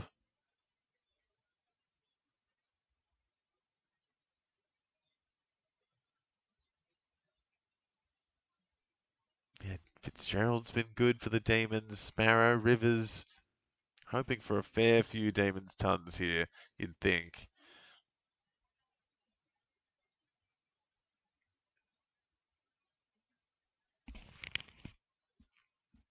And that is the three-quarter time siren. Go. Had to waken up a few players, had to waken me up a bit, I think. It was just a bit slow to finish off that quarter because the Bombers just seem a bit gassed. and the body language isn't good. They're just yeah, a little bit cooked after that one, I think, because the Demons aren't getting it done. Cozzy Pickett up to 112, and Max Gawn closing in on a ton as well, up to 90. Zach Merritt as well, up to 88 from 24 disposals. Yeah, Dan Turner also into the 80s with Sam Durham, both on 84. Will Setterfield 82. Xavier Dersma had an absolutely massive third quarter there, up to 79 from 5 marks in that last quarter, up to 10 marks for the game. Huge stuff. Might be turning up if he keeps doing that in this last one. Jacob Farrow as well, huge one. Mason Redman getting a bit of it. Yeah, a few Bombers actually doing all right in that last term, but still a 31-point margin at the last break. And yeah, Bowie kicked on a bit more. He's up to 60, so a few Demons sharing it around. Saw Fitzgerald go up a bit. Tholstrup, Bowie, yeah, even Laurie and Langford got a little bit more of it, but still down there in the 40s, 50s. So sharing it around doesn't always add to big, high fantasy scores. But at least some of the guys are getting off the bottom, like Bowie. He had a much better one. Yeah, Archie Roberts being out has made the back line a bit different for the Bombers as well. So Farrow, Redmond, Cox, Pryor, all getting a little bump in that last quarter, I think. And yeah, still a quarter to go. So still game on technically, but I reckon this could be it for for the Bombers. 31 points, long way to come back. Interesting last quarter coming up, guys. Let me know who's got this and who's turning up in this last quarter. Could it be a Jacob Farrow ton? Maybe. I'd love to see it. We'll find out in a couple of minutes, guys. We'll see you after the last break.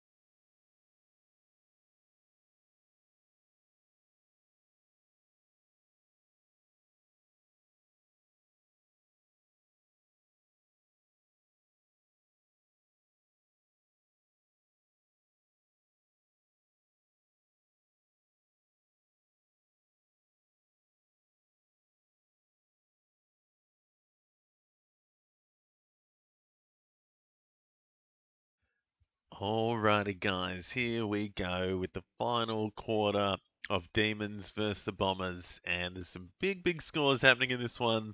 In particular, Cozzy Pickett, 115, coming into the last term. He's had a monster game, 3 goals, 27 disposals, been absolutely everywhere.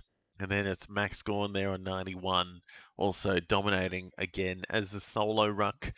Zach Merritt on the other side, up to 88 in, again, another valiant effort from the old, he's not the captain anymore, is he? See, the old Bombers captain, still a pig though, getting it done for them, but 31 behind still at the last break. Sam Durham, Xavier Dersma, Will Setterfield, maybe on track for a ton in this last term, and maybe a few for the Demons. Dan Turner, Langdon, Howes, maybe Rivers, maybe Sparrow, maybe Fitzgerald is the kind of guy to get some junk in this last term. He's got a very nice first game, I'd say, Joel Fitzgerald, up to 69. 3 tackles, 3 marks, 20 disposals.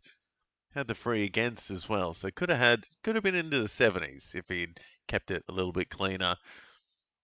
And of course, yeah, Archie Roberts out, so a lot of weird defensive options down back now for the Bombers. But yeah, Archie Roberts on the bench in a sling and a big gash on his leg as well, so that wasn't fun. Very in the wars today, Archie Roberts.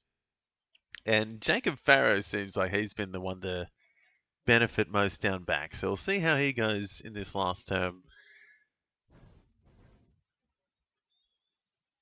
Cozzy Pickett just getting some ninja kicks out there. Farrow, very nice off the bat as well. Finally, seeing a bit of Sullivan Roby. It's gone missing a bit.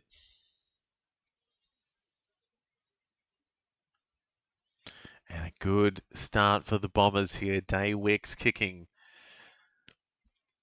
And could the Bombers mount some kind of comeback? Archie Perkins getting a piece of it. Forgot he was there as well. Forgot him and Jordan Ridley were still playing, to be honest. But they are there and they're doing something. So Day Wicks, here he goes.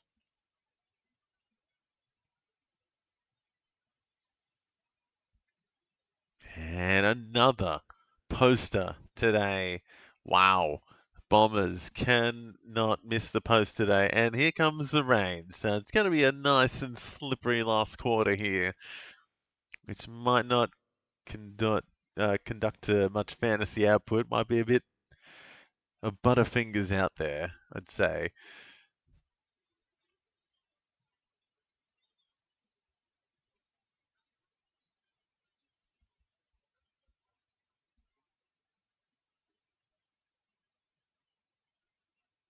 And the Bombers now, a little bit of a counter-attack, a little bit of a spring in their step to start this fourth quarter.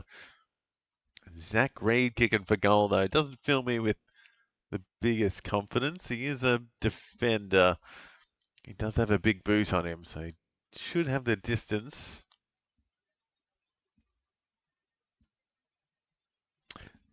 Does not have the accuracy there. Missing to the right. Ed Langdon surging early up to 87. So he's had a quick start. Jack Bowie taking some kick-ins up to 66.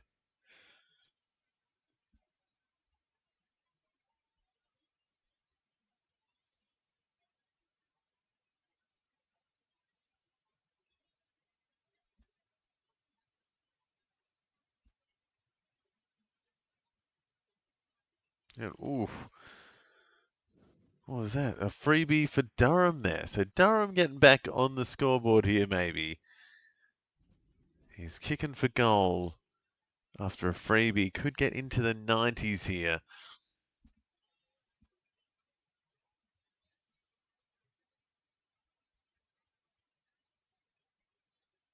Oh, sorry, it's Sharp kicking for goal, is it? Yep. So Sharp has had a rough day. He's up into the 50s. Doing something right. But he misses that one. Doesn't have the distance either. So, just trying their best, Essendon, but not quite good enough. Bowie with his third or fourth kick in for the term already. Straight to Tholstrup and straight back to Jake Bowie. So Bowie getting a bit of junk.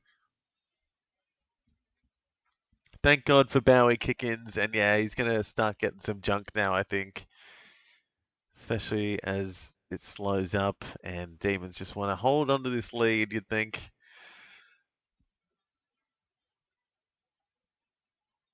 It looks like they're going to put a few more on though as well. Oof. Potato Langford down back. Thank goodness. Up into the 50s. Durham getting another one. So now he's going up to 88.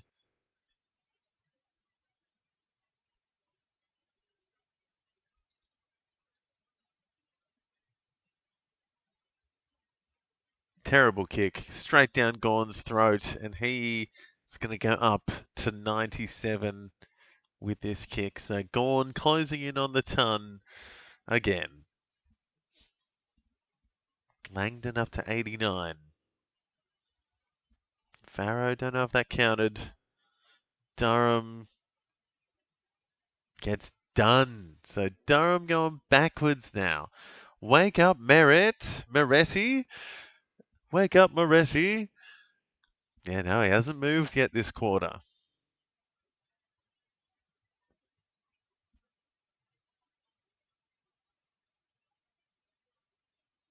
Oh, Bailey Fridge hits the post. So a couple of posters to get started in this quarter. Potato Langford on the kick-ins too. Good stuff.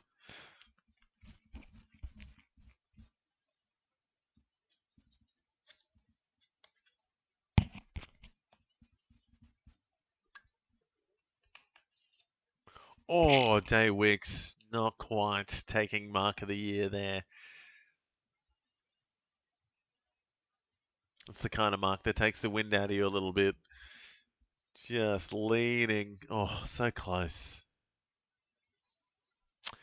Tell you what, I'm feeling that Jack Steele hate now. He hasn't moved in about a quarter. So would love to see a Jack Steele tackle or anything. Anything at all.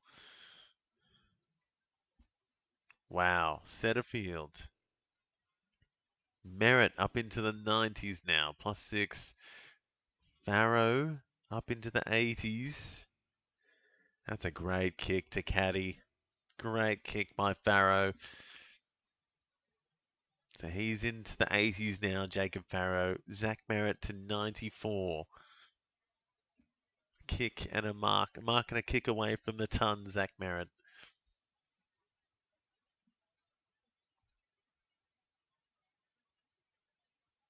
Setterfield as well into the 90s, so getting plenty of it. Caddy now. Missing by a lot. And Roby can't keep it in. Sullivan Roby falling apart today. Not having fun. Bowie is surging. He's up to 78. Might get it back here? No. Should have, because Bombers just take that away with ease. There's Bowie again. And Jack Steele, please kick it. Thank you.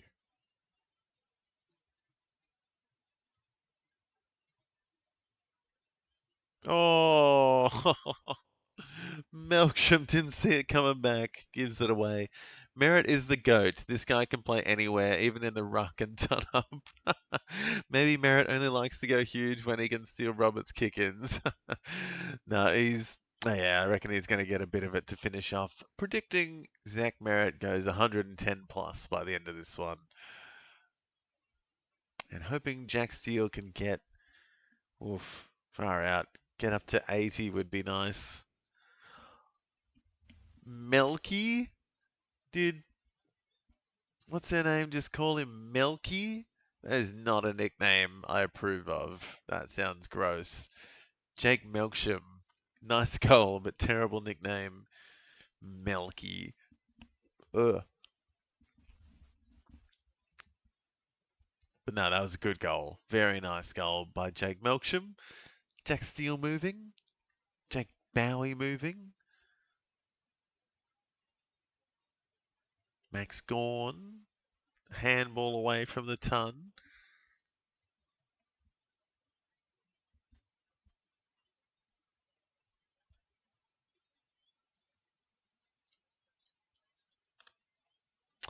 So the lead is ballooned out again to 34. So looking a bit dire now again for the Bombers. Gawn gets the ton now. That was a kick up to 101. Sardis gets a tackle. So struggled in the second half here. Sardis thought he was kicking on, but a few Bombers have fallen off. I think that was a Jack Steele tackle. I will take it. Do something, Jack Steele, please.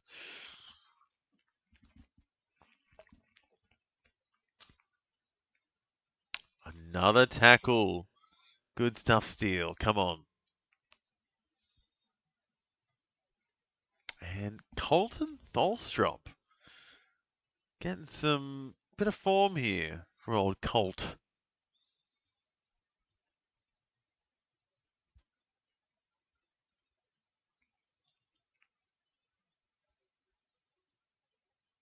Here come the Demons. Nice ball in, but good defense.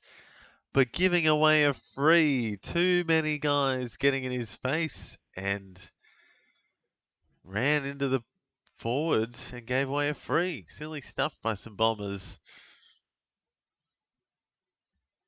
Setterfield closing in on a ton. Durham into the 90s. Dersma into the 80s. Yeah, Gawn and Pickett tunning up. And Chandler kicks the goal. So definitely shut and yeah, all done and dusted in this one. Bombers again down by 40. 12 minutes left. Zach Merritt on the bench. It's very close to the ton, so hopefully he's coming back on soon. Cozzy Pickett, absolutely jetting away up to 124. And yeah, Max Gawn tunning up with plenty of time left. Langdon into the 90s as well, up to 94. So plenty of tons left to come, I think. I'd say we've at least got another 3 or 4 tons minimum to come in this one. And I reckon someone could surprise us, like a Jake Bowie, or maybe a Jacob Farrow.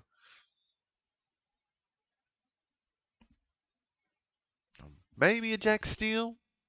Fingers crossed. That'd be amazing. Don't think it's going to happen.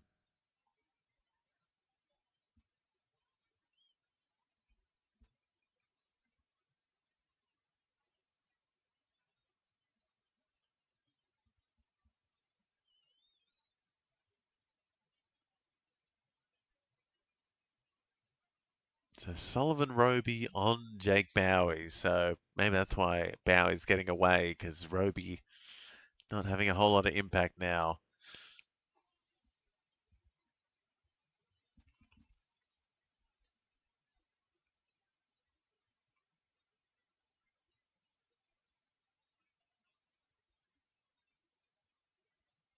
And Setterfield going to ton up in a second.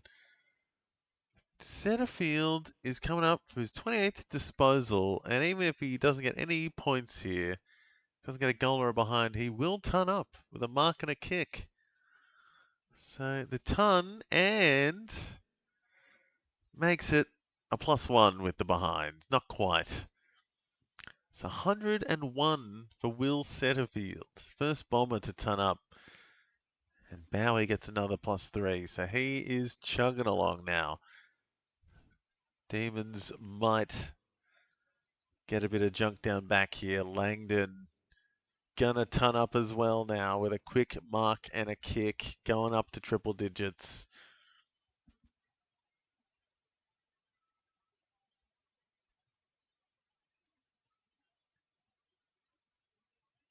Sparrow.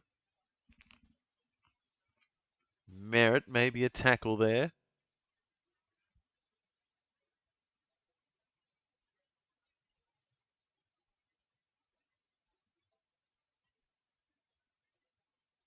God, no one can pick it up. Here we go. Finally, out the back, the Bombers. Gone. No, no one can get a disposal, but Sparrow can get a tackle. So Sparrow trying his best, getting closer to 80.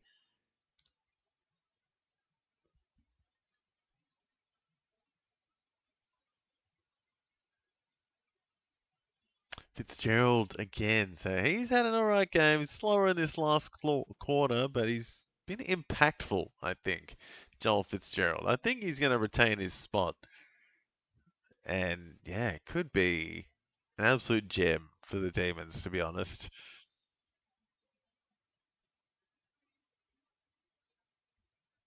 Zach Merritt turning up now. 104 up for Old Ferret.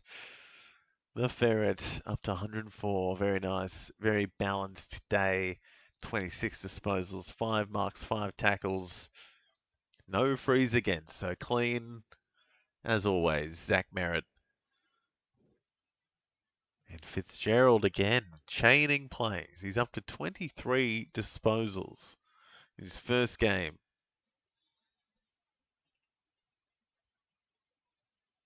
Oh, that seems like it was out on the full. Gone. Kicking on now.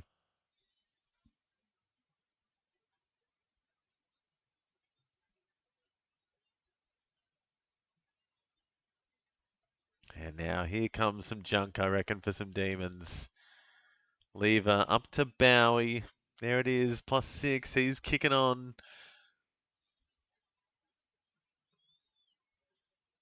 Oh, Jack Steele was right there, Bowie. Oh, no, it was Sparrow. Never mind. Where's Steele?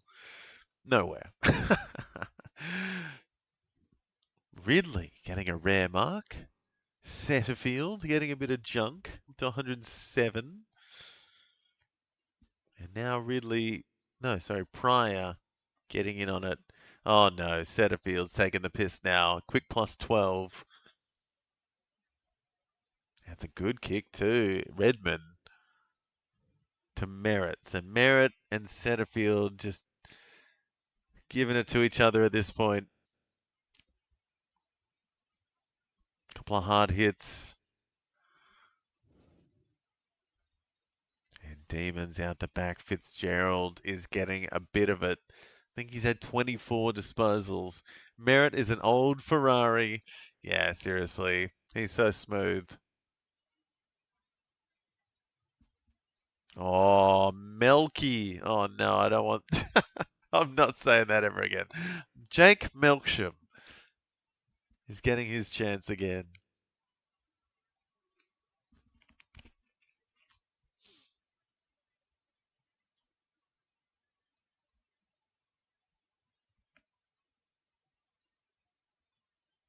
Melky is looking a bit old. It's some old Melky kicking for goal. He is sore. He is so sore. He's doing stretches on his run up. Come on, man. And he's got it though, so it worked. The stretch helped. Melksham, Jake Melksham gets his second. And the Demons are out to a 45-point lead now. That's pretty done and dusted. There's still 7.5 minutes left to see who can still turn up. Dan Turner, maybe. Sam Durham. Howes. Bowie, maybe. Dersma. All on the cards.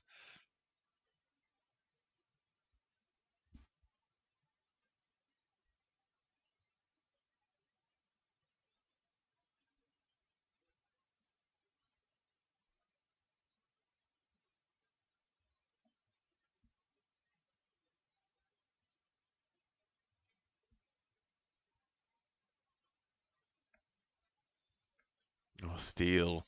Good tackle. Come on, mate. More of that in the last 7 minutes here.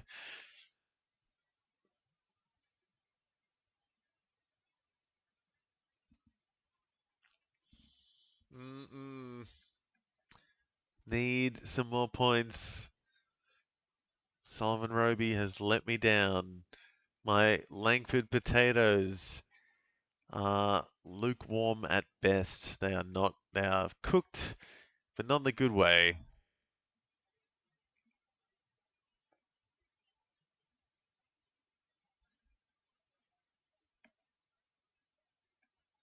God, Langford's terrible choices. Both on 53, so can't split them. Can't split the potatoes.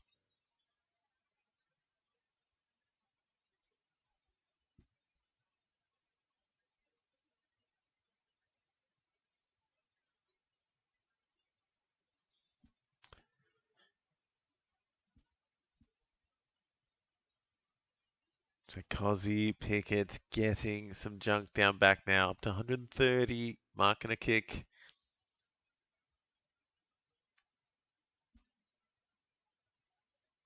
And Langdon getting busy. Rivers maybe.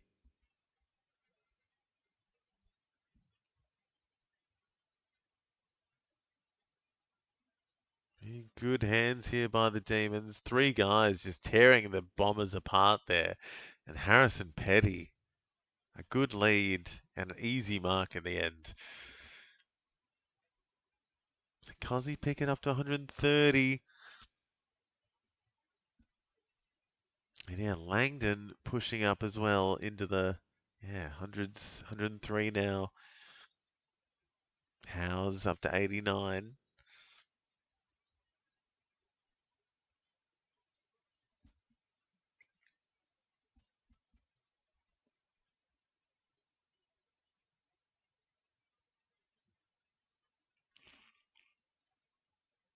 Not a good kick by Petty though. So, oh, still alive, is it? No. Through for a behind. So, who else is going to ton up here, guys? 5 tons already leading the way. Cozzy Pickett, 130. Setterfield, 119. Crazy stuff from Will Setterfield. Gawn and Merritt, 107 apiece at the moment. Setterfield getting another bit. Cozzy getting another pick. Oh dear. And Reed giving away a free to Van Rooyen. So Bombers, their own worst enemy. Durham getting closer to that ton. Maybe Turner as well. He's up to 92.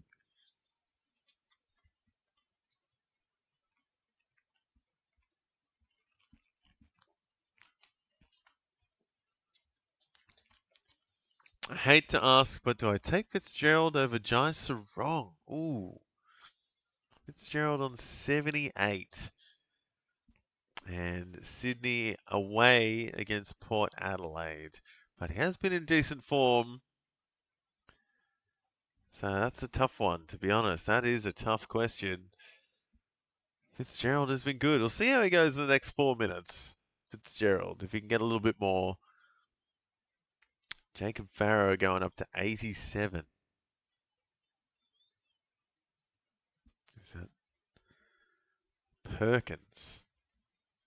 I would love to say take Fitzgerald, but maybe 78's not quite the amount. Like, it's not quite loopable, maybe, because Jai Sarong, I feel like he has been good, and he could, I don't know, away from home is a bit iffy. You never know how it's going to go. It could be a huge game for the Swans against a bit of a iffy Port Adelaide lineup, I want to say. It just hasn't quite been the same.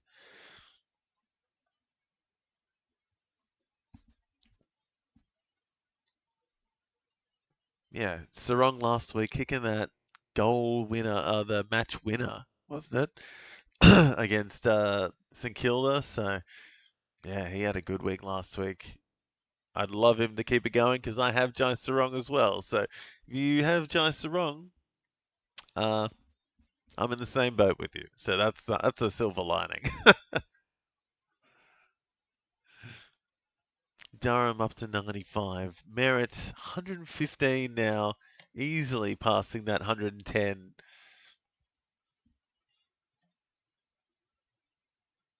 It looks like Harrison Petty is done for the day as well. He could be I don't know what he's done. He's not looking good.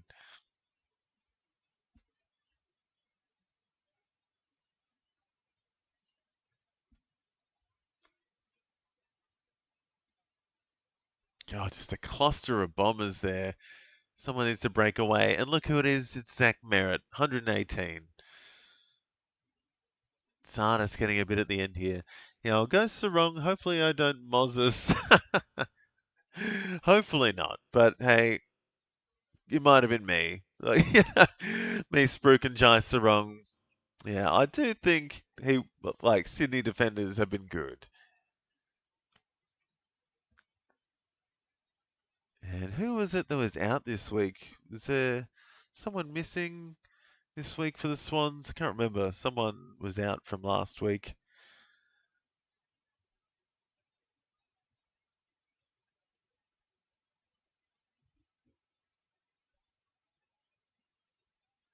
So 2 minutes left here. Demons up 45. And yeah, Will Setterfield, 1-2-3.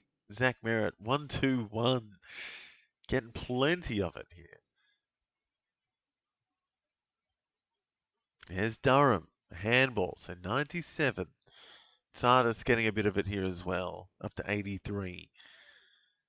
Don't know what that was from Caddy.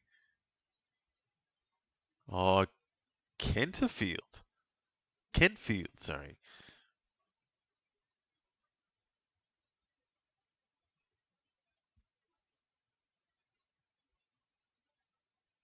So a bit of junk for some Essendon Bombers now. Or maybe Redmond's just going to kick it away. Yep, terrible kick by Mason Redmond. Lucky to get away here, the Bombers. But a little bit of flash at the end. No, Fritsch puts an end to that one. So absolutely nothing for the Bombers in this last quarter, it feels. Just falling off a cliff. Biggest lead of the game now is 45. Rivers getting amongst it at the end here. Rivers, where is he? Gonna get up to 98.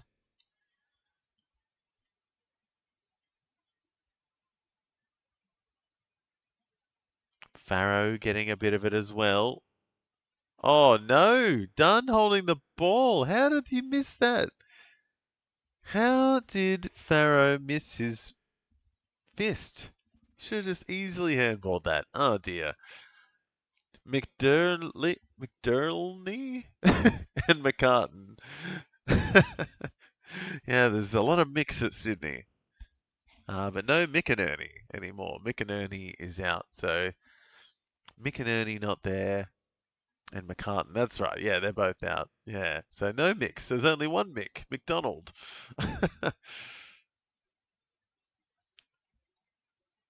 So yeah, McCartan and McInerney being out. I'm kind of hoping people like Jai Sarong or my boy Angus Sheldrick can step it up a bit.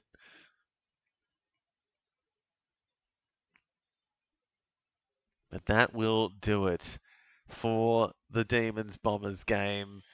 Final siren. Demons win it by 45 points. Big win. Cozzy Pickett, take a bow. 135 from him. Massive day out. 3 goals, 32 disposals. Max Gorn, 107. Ed Langdon, 106. And Trent Rivers, tonned up. What a huge game from Rivers as well. 104 in the end. So big game from him. And the 2 bombers there, Will Setterfield. Oh, sorry, Zach Merritt at the top. Oh, equal score. Merritt and Setterfield. 1-2-3. Couple of big guys in the middle for the Bombers. And yeah, Setterfield, very unlikely, but 34 disposals from Will Setterfield and a bit of junk in that last quarter. Sam Durham not quite able to get the ton. Xavier Dersma also 92. And Farrow up to 90 as well. Howes and Bowie and Turner, a couple of Demons also getting close. Bowie got up to 89 in the end, not too bad. Steele, 77. Absolutely went missing in that second half. I think he was on 50 at half time and 27 point second half. Sad stuff. A few injuries though. We saw Archie Roberts go off. Harrison Petty was off. and that debutant Lucas Cook also cooked in his first game. So no good injuries there. 3 injuries for the game. And probably the most important there, Archie Roberts did his shoulder. So absolute tragedy. But we saw Farrow and Redmond and a few other Bombers pull into gear after he went off. So it could be good Farrow stocks in the future. He was looking good in that second half. But yeah, a few duds as well. My boy Sullivan Roby just was nowhere after half time. And my Potato Langfords both finished in the 50s. So, yep, nothing good for me in this one, to be honest, guys. Absolute shocker. And I was against Cosy Pickett. So I think I'm about to call GG on one of my leagues. But I won't be looking at that one in the next game, which is North Melbourne versus the Eagles. North Melbourne home game from Optus Stadium coming up soon, guys. So should be an interesting one. Couple of bottom of the ladder teams going at it. And no Willem Dersma, no Tom McCarthy for the Eagles. And hoping this is the one I'm hoping for. Big game, debut game from Marcus Herbert today. A couple of mid-season guys have looked good so far. Joel Fitzgerald today was pretty good, I thought. He had 24 disposals in his debut game, and I think that was rock solid. He was getting, nice chain plays, getting amongst it, and that's a good starting point for him. So I reckon he is going to be a gem and one to watch in the next few weeks as he eases in to the top level. But no, fantastic day out for some fantasy scores. Not a fantastic day if you're a Bombers fan, but no, good stuff for Cosy Pickett owners out there. Hope you're enjoying it because I wish I was right now. I traded him out and I'm regretting that right now. 135 for Cosy Pickett. Huge day. Huge day. And yeah, against the Bombers. Some probably could have said he was going to do this, and he absolutely nailed it. 3 goals in that first half, and just everywhere in the end. So good stuff from Cosy, and good stuff from Merritt and Setterfield, and a few others at the top there. Yeah, how'd you go, guys? Let me know in the chat, and let me know who you've got in the next game. North Melbourne versus the Eagles should be a pretty close affair, at least, at Optus Stadium coming up. We'll take a little bit of a break and we'll set up for that one, guys. So stay with me. And yeah, like and subscribe if you haven't already. Check out some game day squad maybe in the break. Use that code word for free packs. And yeah, guys, we'll be back with North versus the Eagles in about 20 minutes' time. And I'll have a look at how my matchup's going in my other leagues and see who I've got. Should be a few in that one for me, so I'm keen for that one. Let's see who wins North Melbourne versus Eagles in 20 or so minutes' time, guys. We'll see you soon.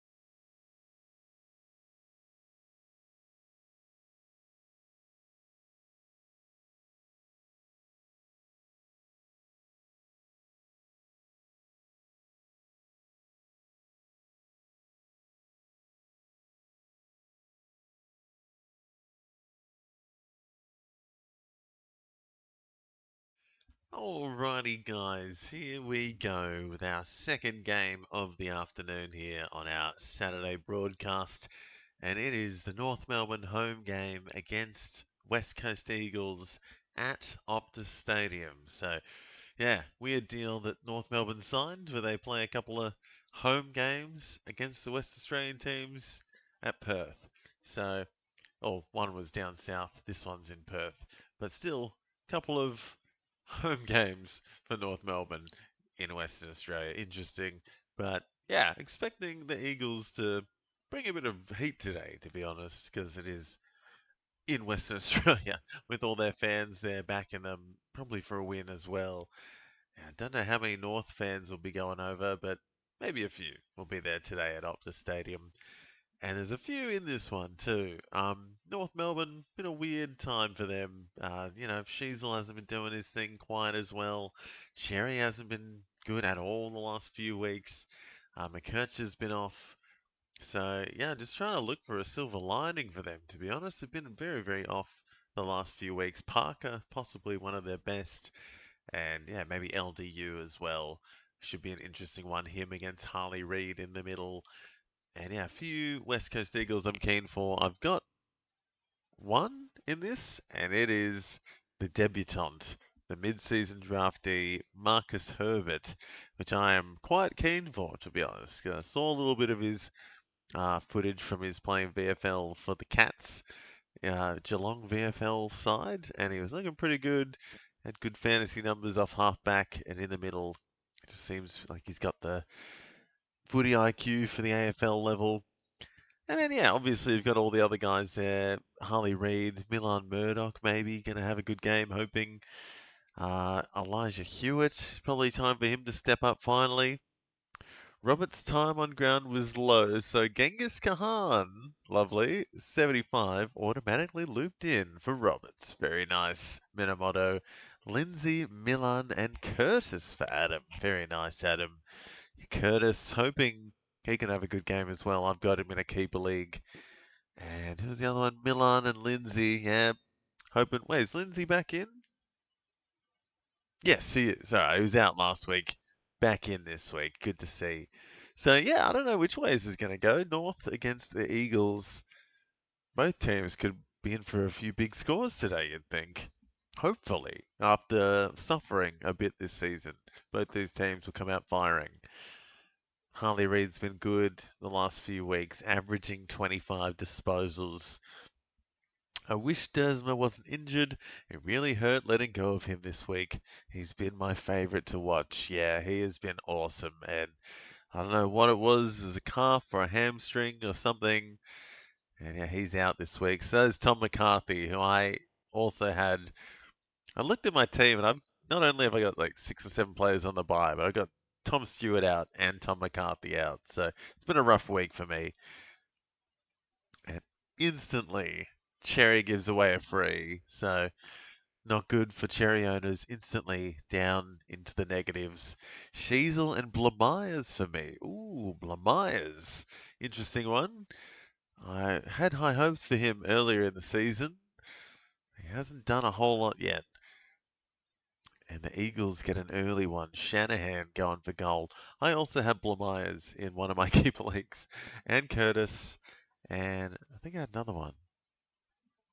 Well, I had Riley Hardman, but he's out this week with concussion. So I think that's why Blamires is in. And yeah, I'd love to see Cubby McKercher have a good game. And I'd love to see, yeah, Milan Murdoch. I'm a fan. I would like to see him have a good game. Oh, Reid absolutely butchers it. Oof. Versing X-Man. Ooh, versing Cherry. So hope he stays low. Well, he has been shocking the last few weeks. And he's starting that way again today. So, oh, I've got Dylan Stevens this week. Picked him up the waiver wire. Dark horse for me. I feel like I've already lost my matchup though, so it's really sad Saturday for me so far. It's just been an awful week. Nothing's gone right, and there's still half the week to go. So it's not good when you're losing after 3 games and you think it's done. But it's not been a good week. These bye weeks are brutal. Harley Reid up to 7 early. And yeah, Luke Parker's probably been the best for North Melbourne. 15:07 with 13 players already played, plus the Dawson VC. Ooh, that's a pretty nice week already, Minamoto. Killing it. Yeah, the Dawson VC. If anyone had that, you'd be laughing. Oh, LDU coming out firing. Good tackle. So I reckon LDU could be in for a big one. Contested footy could be good against the Eagles. Oh no, Cherry can't get anything. Harley Reid kicking on. Yeah, no, that's insane, Minamoto. 15:07 from 13. Incredible.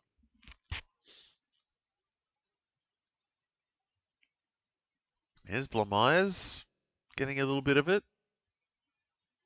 And Darling gets on the end of it. So, strong start for North.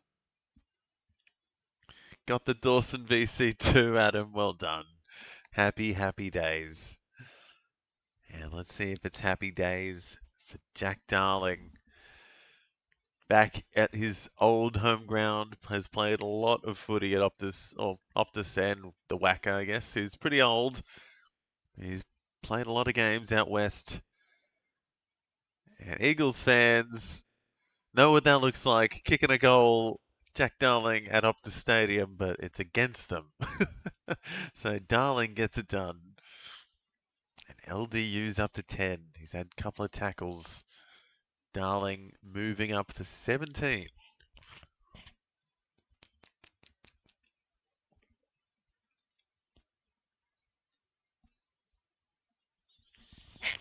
So yeah, I've got Dylan Stevens. That does not fill me with confidence. Oh, I don't know who's filling me with confidence today. It's North versus the Eagles. So it's hard to have confidence in a lot of these players. But LDU off to a good start. Maybe a full forward or two going to kick off today, maybe. But there is also the potato out there, Liam Duggan. So it's going to be a tough day. Harley Reid doing what he wants. Oh, and what he wants is to give his teammates a hard time, apparently.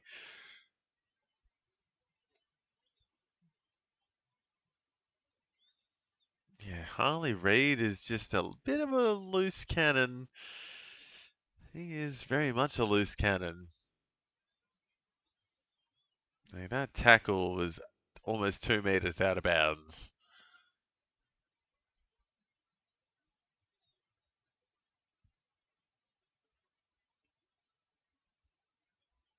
Big tackle. North Melbourne on the hunt.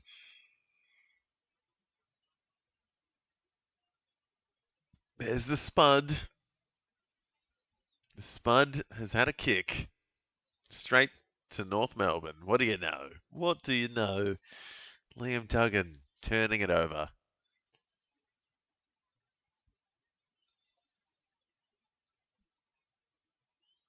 And Bailey Williams could be giving Cherry a run for his money today, I think. He's already winning the ruck battle, I think. Spargo now. So, yeah, what is happening here? Yeah, no, this is a rough week. And yeah, my Hawks aren't playing. They got nothing to cheer about this week. I was going for Gold Coast. I was going for the Dogs.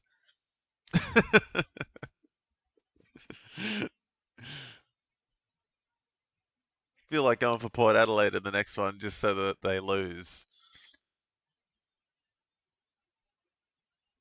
I'm not going for. I'll be going for Brisbane tomorrow, probably, to be honest. So surely that will be a sure thing.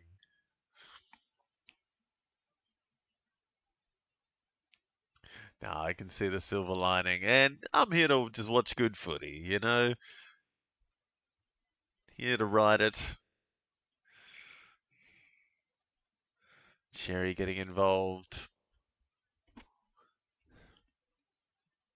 She's all getting involved. But Larky getting a freebie, I think. Duggan. Fucking Duggan.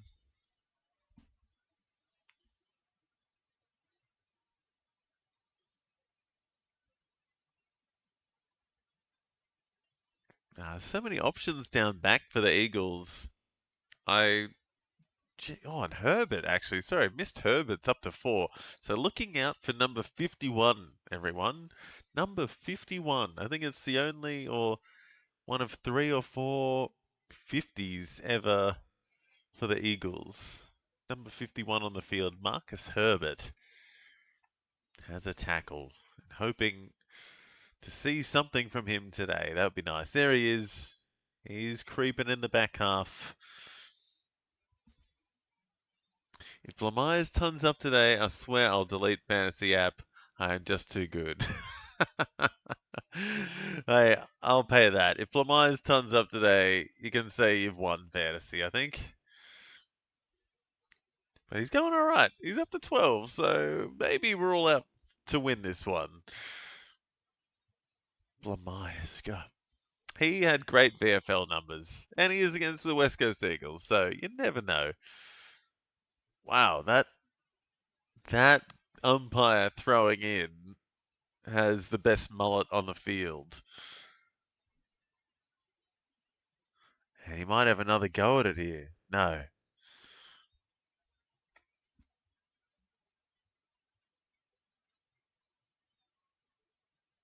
Well, Elijah Hewitt with an interesting buzz cut.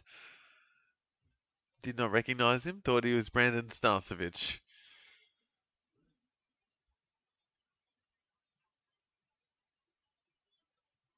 And here's Jakey Waterman. He was good last week. While Myers has been good, hasn't had a bad floor score. Yeah, that's true. He does get his fair share, I think. It would just be nice if he could, get maybe a couple extra marks, couple extra tackles. Would be good. And could be a few North Melbourne guys getting busy today, I think. Already got Darling. Yeah, Blamires second on the ladder there, so up to 14. Oh wait, never mind. I didn't see last week. Yeah, all of North Melbourne got absolutely smashed last week. Fremantle beat them by like 100. So you can call that a bit of a write-off. It was like a local West Australian ground down south of Perth, and all the local West Australians came out to go for free. Oh, round 10. Oh, right. Yeah, he probably had a couple of dud rounds, but yeah, a few role changes, and he was out of the squad last week, Lamyers, so he needs a good game just to stay in the team too. Is Paul Curtis Adam? He kicks this. He's going up to 20, and you need it because Tristan Cherry has come alive, and he is also up to 20. Uh-oh. Watch out. Tristan's on the rise. Harley Reid on the rise. And Paul Curtis touched off the boot. Let's play on. And, Trembath. What happened there? He's similar to Cook and Sarong playing at the back wing. Yeah, exactly. Nice halfback, run and carry kind of defender. He's pretty tall too, so I think he can take a good mark.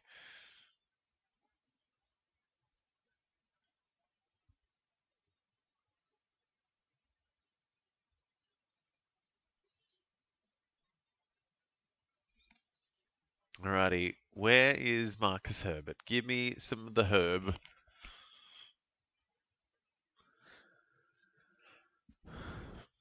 I want the Colonel's recipe. I want some herb and spice. Brady Hoff, not herb. Where's the herb? Bo Allen, another one that might be a bit underrated today.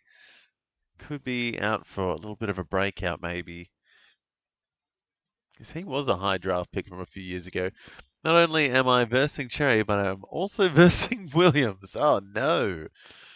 Oh no. So both the rucks against Adam. Not good. So I need every goal I can. And you need there to be no hitouts, no, yeah, let's not let it get into the off the edges. Not many throw-ins today would be nice. It seems like the rucks are getting busy.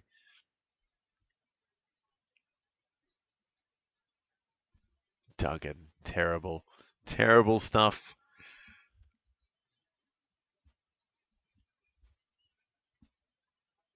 And Griffin Logue, oh no, there are a few spuds on my list today actually. Both teams, Griffin Logue, another potato, close to Duggan levels, I'd say. Griffin Logue, 0 stoppages, just play on, just don't stop.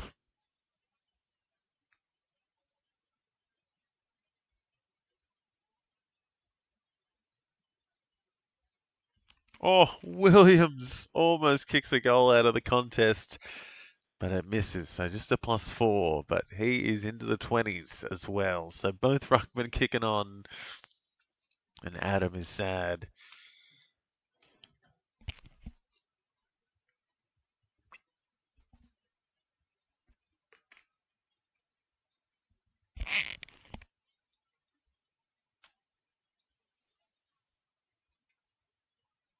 So a slow game here. 6 behinds and 1 goal to get us started in the first almost half a quarter.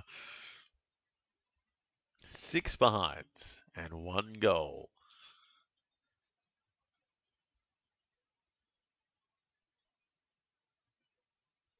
Stevens getting a piece. Where's he? Up to 8. I'll take it. I'll take anything this week.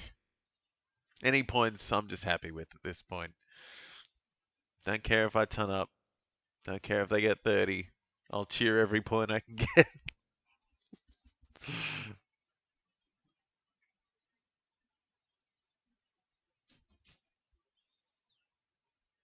Oh, Curtis with a sneaky no. Across the face. So didn't want to go for it. Herbert's had his first disposal at AFL level. I'm gonna keep cheering that on 51 watch. Herbert watch. Herbert watch.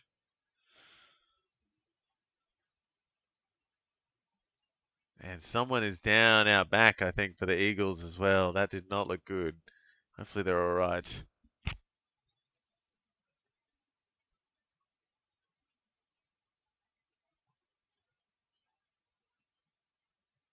Oh, yeah, the Eagle down in the forward line. Oh, who is that? 28. Is it Evans? No, Cole. No, sorry. 38. Davis. Sorry, not Evans. Davis has taken a big hit and he is down. And it was Paul Curtis that tackled him.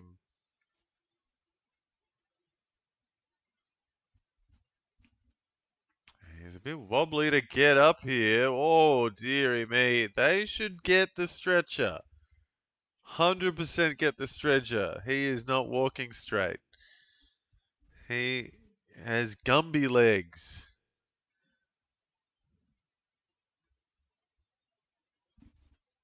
Get the stretcher. He's walking it off.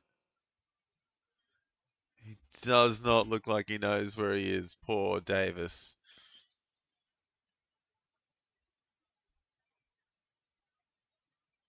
Could be done for the day. And apparently it has a bit of a history with concussions as well. So I'm not going to take any chances.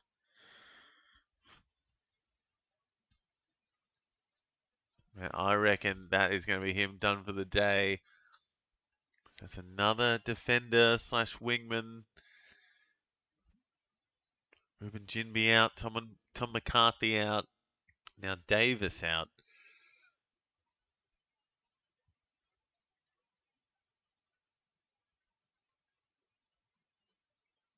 And Larky gets a free point blank. So this is going to be even more pain for the Eagles. Going to go up by 2 goals now, North Melbourne. Larky point blank. Here they go. Here it is. Larky getting the North Melbourne Kangaroos second. And Luke Parker going up to 20. Cherry on 20. Luke Davies Uniacke on 19. Blamires on 18. And there's Paul Curtis on 18. And Bailey Williams leading the way in the ruck for the Eagles. 23 for him. Harley Reid probably going to come back off the bench now, you'd think. And he's on 20. Elijah Hewitt the next best with Lindsay. So maybe a few guys looking to step it up today. I switched my tip to Eagles. Damn you, Duggan. Damn you, Duggan. Damn Liam Duggan. He is just the weakest link, it feels, at the Eagles these stage. Can't believe he has a premiership.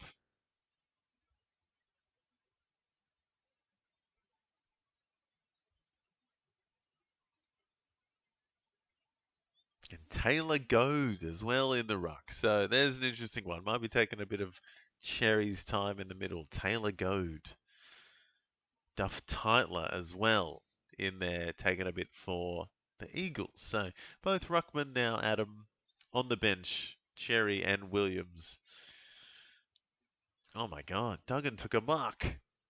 He's in the worst position on the field.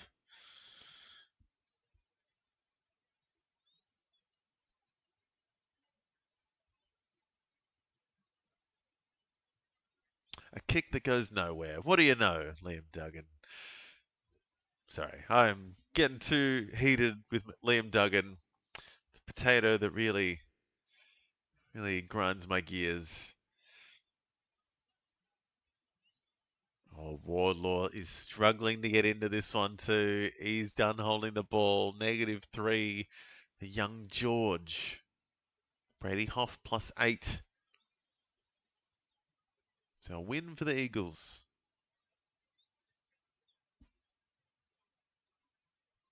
No one wants to take a mark. Parker gets a kung fu kick on it. Daniel gets a tackle.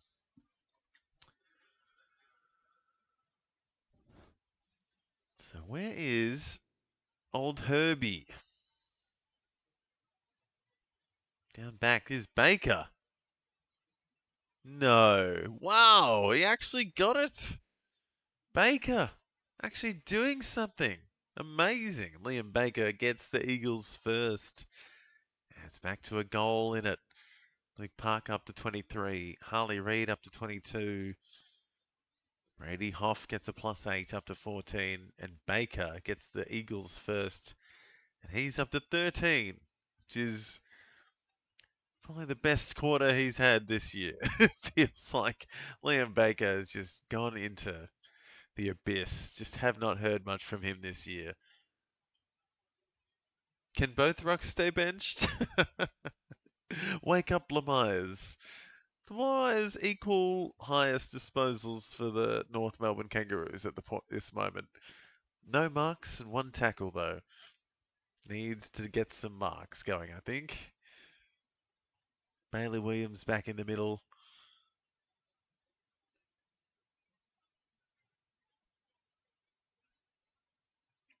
And here is Sheasel, finally getting a bit more. He needs to kick on.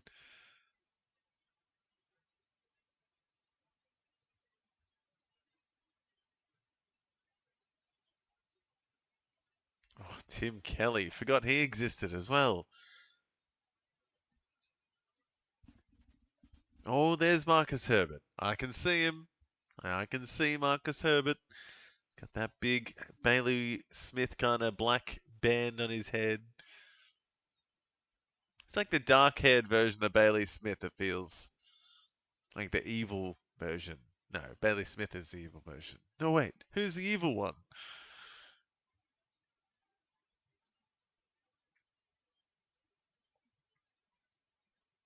It's funny, Herbert was actually playing for the Cats as well. So could have been the good and the bad Bailey Smith playing on the same team.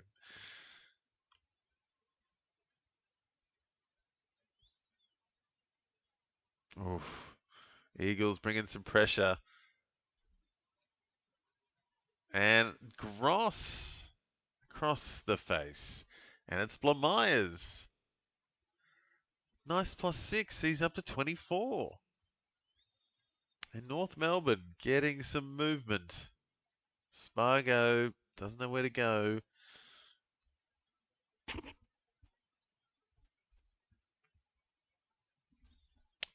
Oh, Baker getting involved but not helping his teammates with those disposals.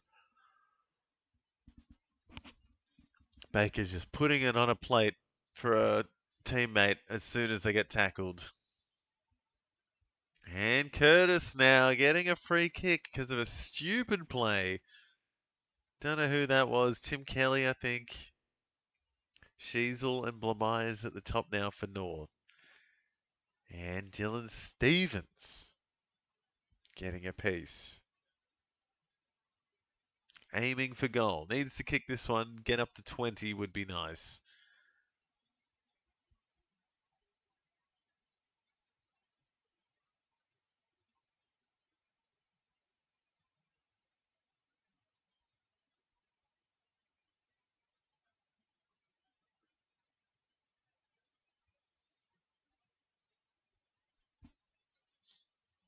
And Stevens pushes it right. So, bit of, oh, Liam Baker. Maybe off to the doctor. Don't know what's happened. He's just limped off.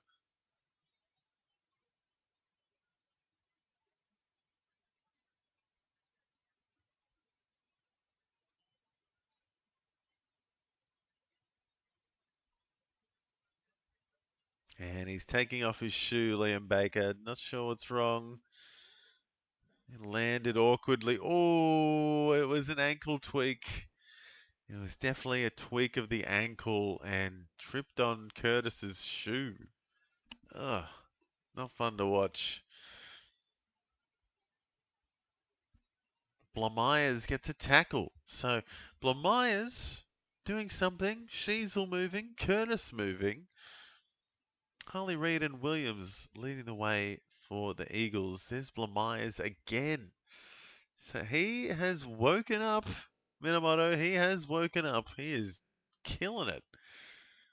He's had at least 8 disposals now, Blamires. Yeah, I think he just got a tackle as well. Yeah, Davis off with probably a concussion, and now waiting to hear if Liam Baker's going to be coming back on. Cherry gets a tackle. He's back in the middle. Blamires up to 27. Thought he got a tackle there, but maybe not.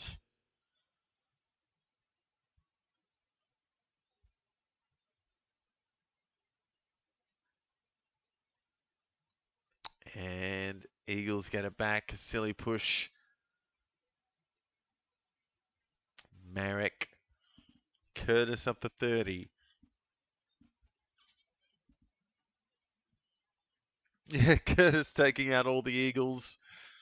4 tackles. Stepping on some shoes.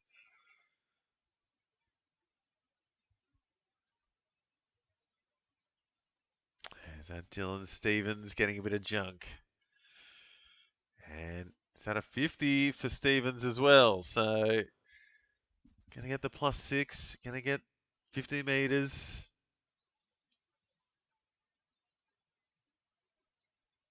Oh, what is happening? Come on, guys. Umpire's controlling it.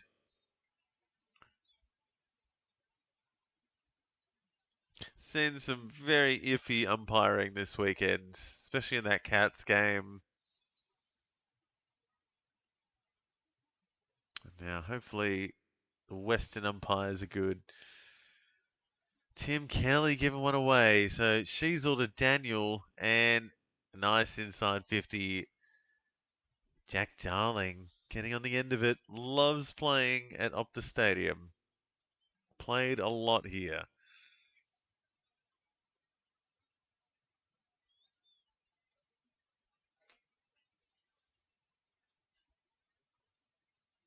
Paul Curtis, Blamires, and then, yeah, Sheasel getting amongst it. Sheasel coming good again.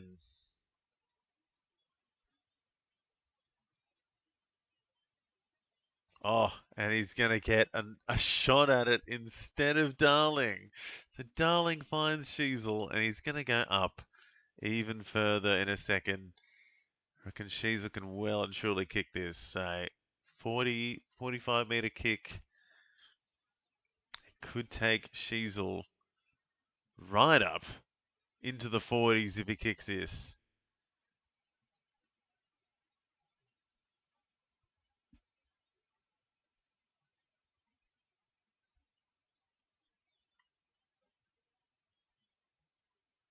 And pushes it right. So doesn't get up to 40, but he is going to get midway up into the 30s already. Harry Sheasel. Great start for him. Up to 36.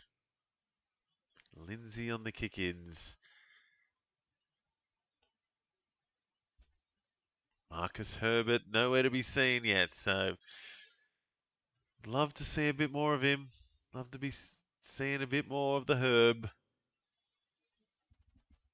Oh, Parker going to get done holding the ball here, I think.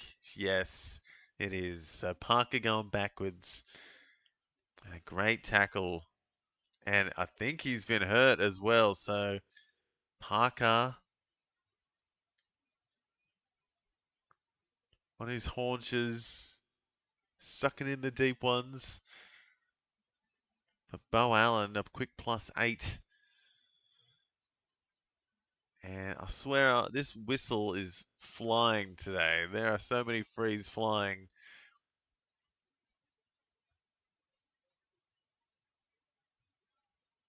Liam Baker back on the field. Nice to hear. So just one man down the Eagles at the moment. And there's Duggan flying for a specky spoil. Such a Duggan thing to do.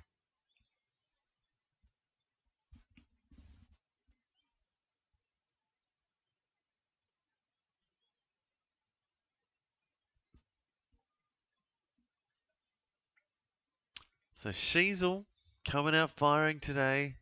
Could have had a bit more if he kicked that goal, but up to 36. A couple of minutes left in the first quarter. And yeah, Paul Curtis the next best. Blamires third best on the field. And it's Reed and Williams and also Cherry kicking on. So you guys on track for the ton?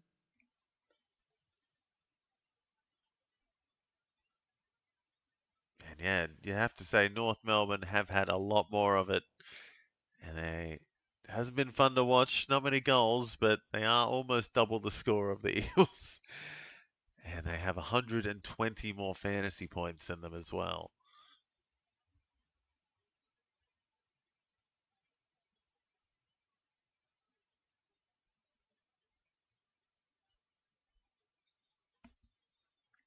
So plenty of North Melbourne players getting busy. Almost half the team have made it up to the 20 mark.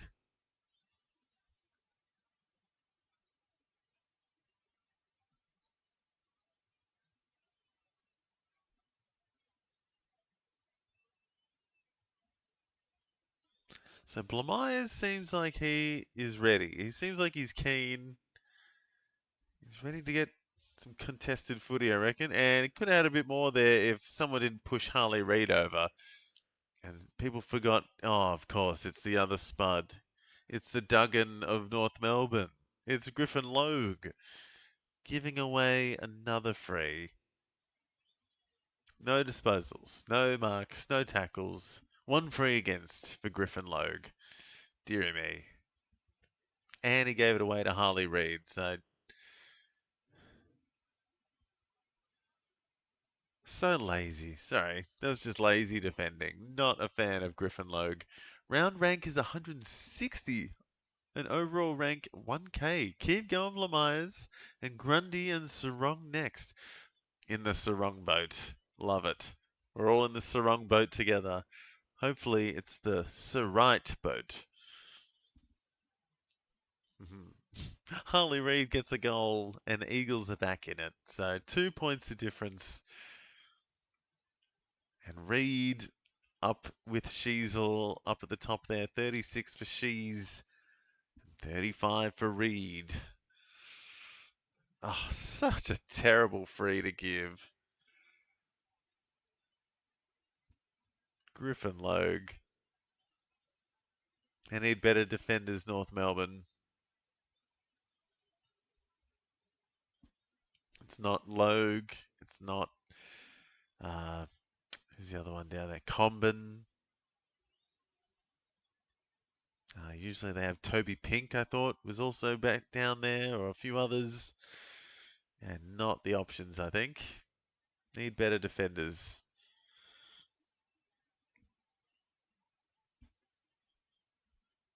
And Reid getting more. So Reid going up to 39. And a minute left.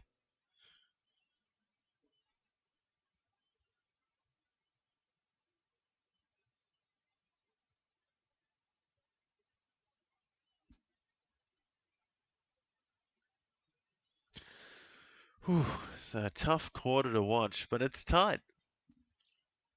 It's actually a tight game. Harley Reid versus Sheasel at the top there. And yeah, Cherry and Curtis going big, and Reid, oh no. Was that Logue again, or was that LDU? Okay, it was LDU. I thought it was Logue just flat out taking off Harley Reid's head. But Reid is getting another set shot. Who was that? Oh, wow. What a terrible tackle by LDU. Literally trying to take off his head. And it's going to be another easy kick at goal here for Harley Reid. He's going to go up to 49 in a second.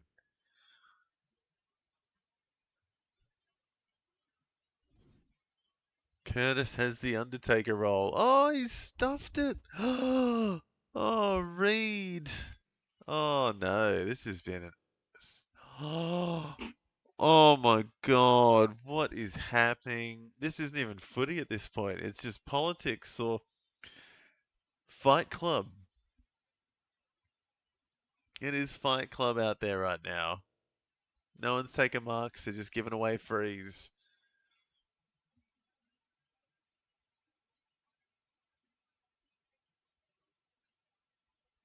This is ugly, ugly footy. And this time, Brady Hoff actually kicks the goal, and North have just given up their lead. It wasn't much of a lead, but what a brain fart. What an absolute fluff by North Melbourne. Couple of shitty, excuse my French, but shitty tackles. Terrible tackles. And then give away more frees by doing stuff off the ball afterwards. Like, what are you doing?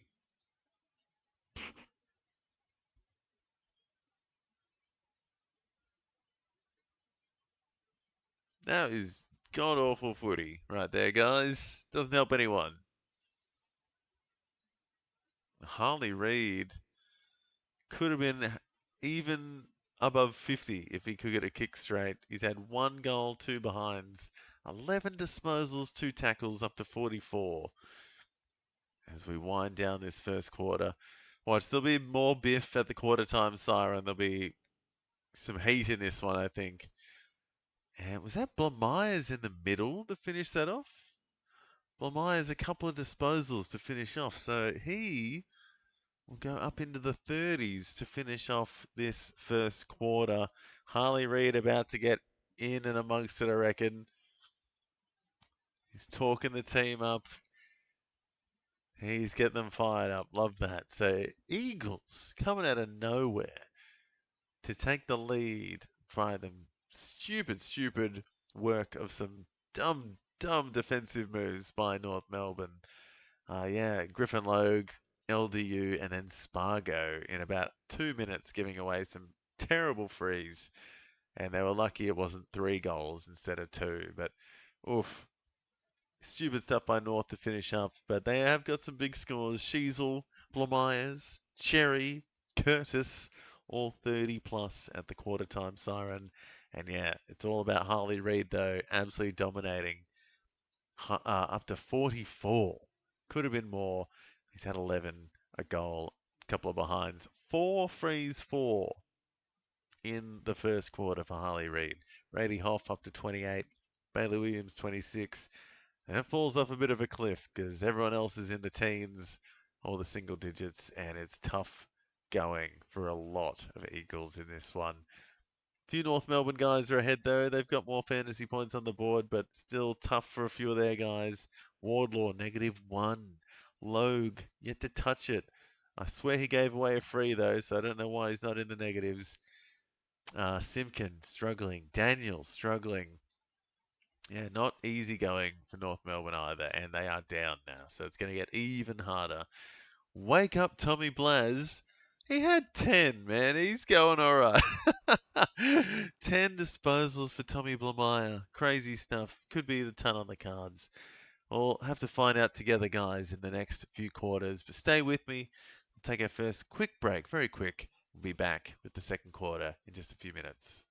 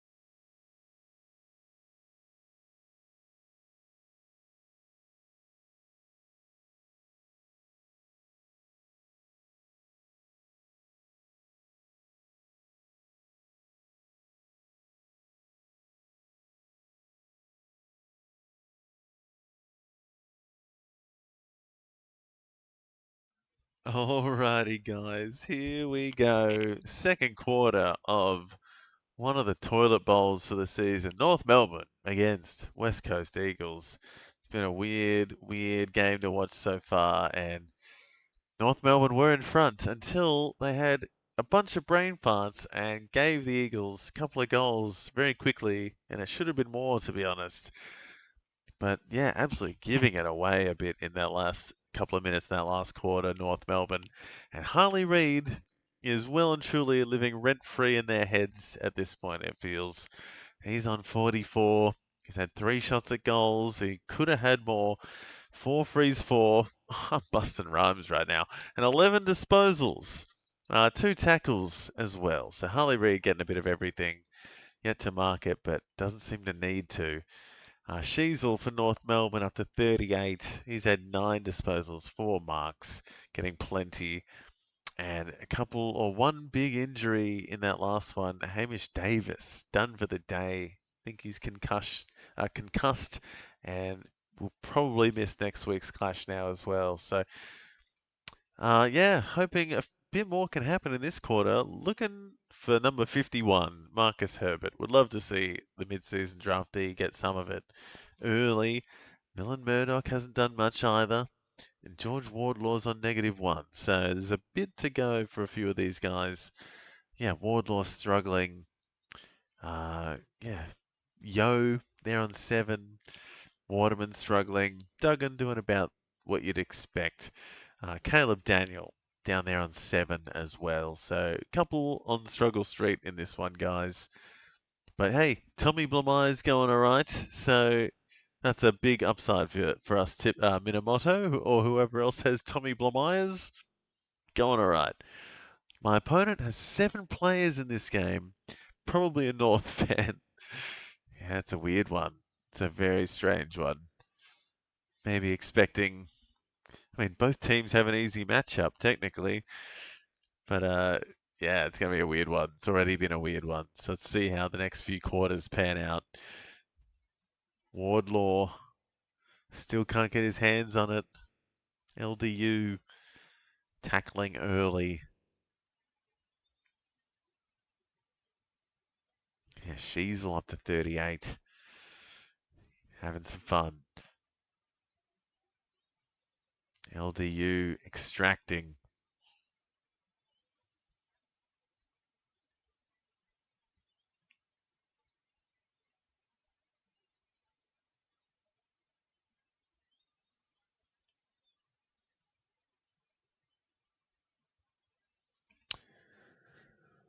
Whew, so Eagles on the hunt here, trying to get something going. Got the momentum on their side, I feel. Tristan Cherry up to 36. Brady Hoff up to 32. Ruben Ginby looking like a 90s Gary Busey in the seats in the stands. Got the mullet, got the 90s jacket, got the crazy smile. Dylan Stevens kicking on.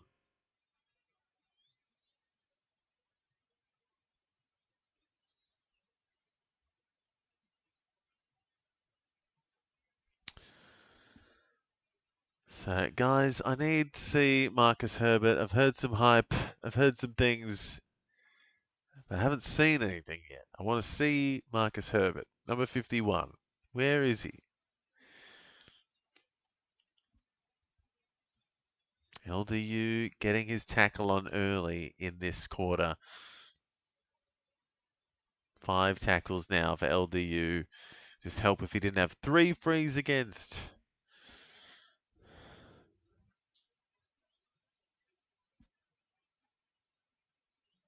Oh, dearie me. And you can see why Cherry wears the headgear. He goes in head first for some tackles. My God.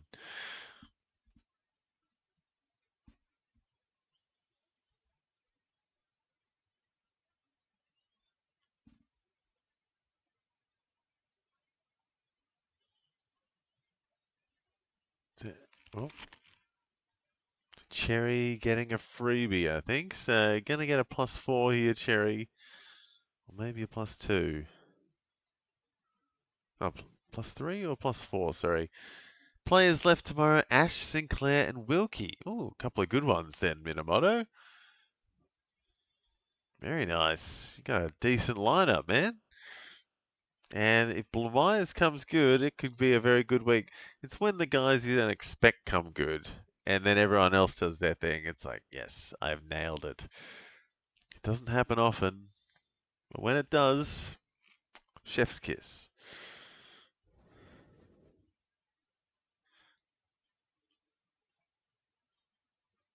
Oh, LDU caught napping, and it got taken by the old dog, Elliot Yo. LDU taken by Elliot Yo.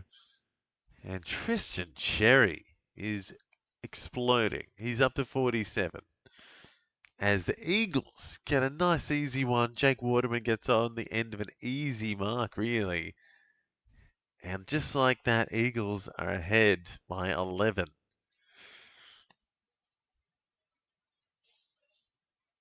And yet, Milan Murdoch and Marcus Herbert are nowhere to be seen. So where is Milan, Adam? I'm looking for some Murdoch. Would love to see him.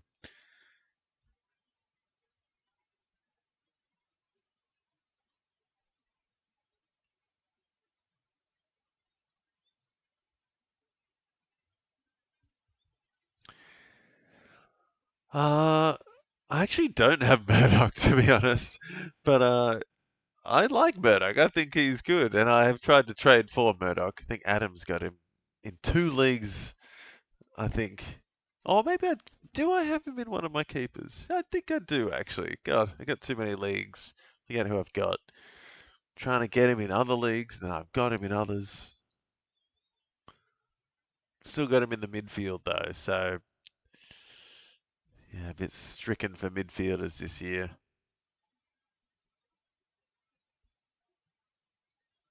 Lowest score is Leo Lombard 51 and Dale 69. Still waiting for the Blumeyes score. Well, another 22 points and he'll start to kick in maybe, if that's how the buy ones are working.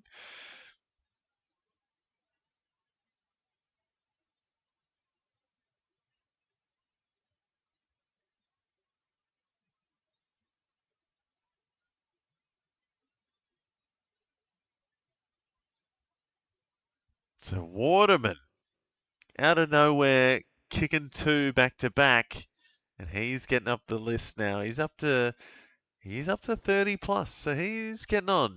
Harley Reid 44, Brady Hoff 31, Bailey Williams high 20s, and yeah, Waterman now into the 30s. Oh my god, I just noticed Wardlaw. What the heck? I have Murdoch in 2 leagues. I think I've got him in the other one. I just don't get why the Wiggles don't put Doc in the midfield. Yeah, I would love to see more Milan Murdoch in there. And yeah, Elijah Hewitt should be getting in there a bit more this week. They still got Elliot Yeo and Tim Kelly there, is the deal. So until those two hang up the boots, I don't think we're going to see the best of Murdoch. And then, yeah, even with Dersma out as well, he'll be in the middle when he comes back. So, yeah, lots of mouths to feed.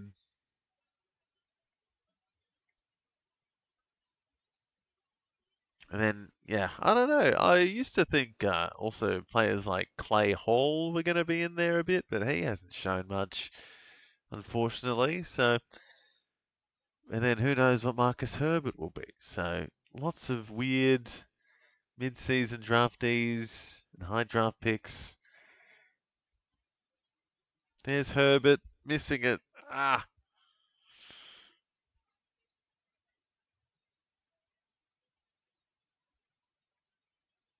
Sarong and Grundy next, and that's my best 18. Ash, Sinclair, and Wilkie need to beat Lombard, Score, and Dale, or even Blameyer. I reckon 100% they'll beat Wardlaw's score, all of those guys. And yeah, Dale had an off one, didn't he? I had the VC on Dale. That's the kind of week I had. VC on Dale, C on Steele. Shocker. The waffle? Oh, yep. That's where Kelly should be.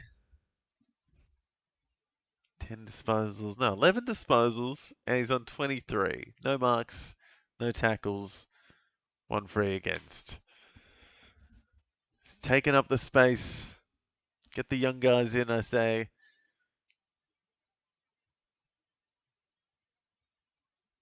Oh, Waterman out the back. Did he get his knee or his boot on that? He did.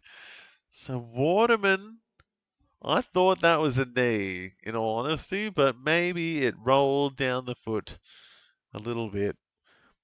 I reckon they're going to check this.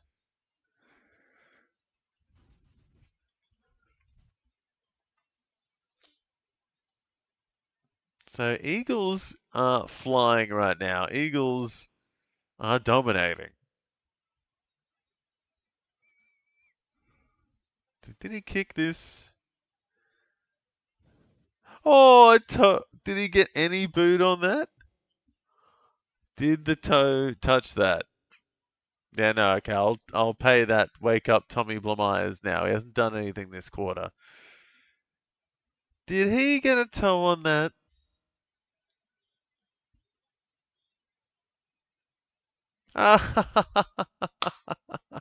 Came off the knee. Oh no. Oh dear. Waterman going backwards off the knee. Oh dear. You got to get that on the shoelace. Knee does not cut it. And yeah, sorry. Cherry is up to 50, Adam. I'm sorry. He's having a great day.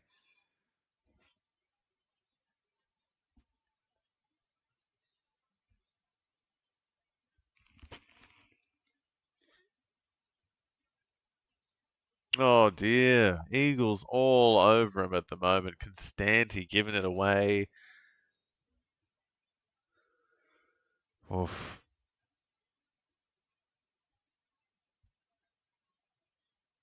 Waterman from 55 plus. Minamoto, what's your forward line?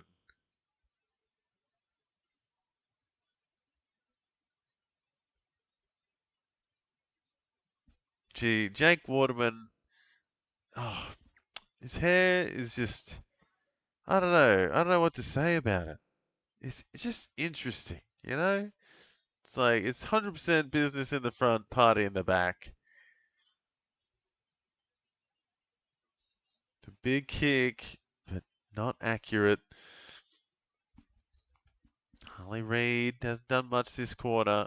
But Tristan Sherry has. He's up to 50. Caleb Daniel kicking in.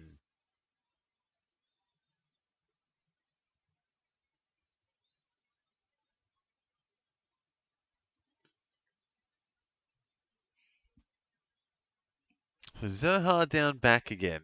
Taking the Blamires role, sadly. Where is Tommy?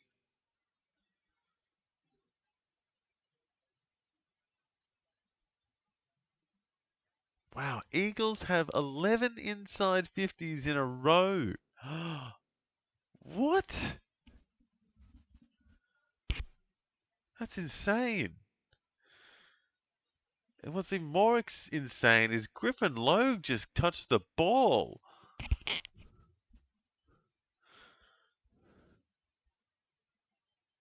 And Herbert gave away a free while Blamires gets a handball. So that's all right.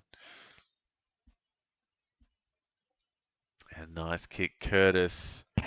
Team player. Nice setup for Constanti. I think Herbert's going backwards. Awful stuff. Track, Cozzy, Sheasel, and Buderick, and Lombard in my bench, and DeGoey and Murphy Reed on a bye. Ooh. So yeah, Buderick and Lombard were always a little bit 50-50. Buderick wasn't too bad, was he? I mean, the Dogs were pretty bad. Yeah, Lombard thought he looked better than a 51. Herbert! 51! Junk it up. There, yes, get it back again. No, where are you going? So Herbert up to 9. And Eagles are getting busy. Murdoch getting a bit of it.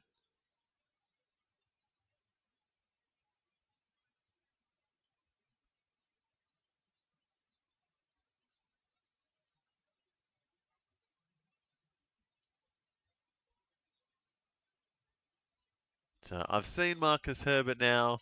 And he got a good mark and a kick, so I'm happy. Love to see about 10 more of those mark kicks, please. That'd be great. Can take over Liam Duggan's spot in one game if he has a couple of mark kicks, I reckon. Just a perfect replacement.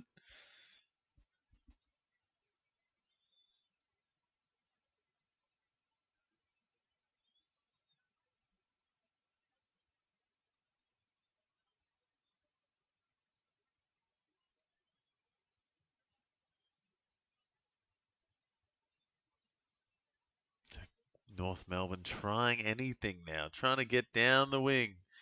Haven't had an inside 50 in forever. There's Herbert. Yes. Oh, love it. All right, I'm sold. Herbert's into double digits. Oh, and he got it back again. Oh, yes. Yes, go Herb. Oh, unlucky. Almost a good kick. Waterman nails it. No. Oh, almost finished off the brilliant play by Marcus Herbert there. But Blamire's getting a quick +6. So Blamire's moving again. Up to 38. So love that Marcus Herbert's getting involved. Love it. God damn, yeah, that's pretty good. No wonder your team is flying. Yeah, it's a very nice forward line there, Minamoto. Track Cozzy Sheasel. Pity about track. I'm with you there. But yeah, Suns are a bit iffy this week. And they've got Hawks next week, so not getting much easier for them.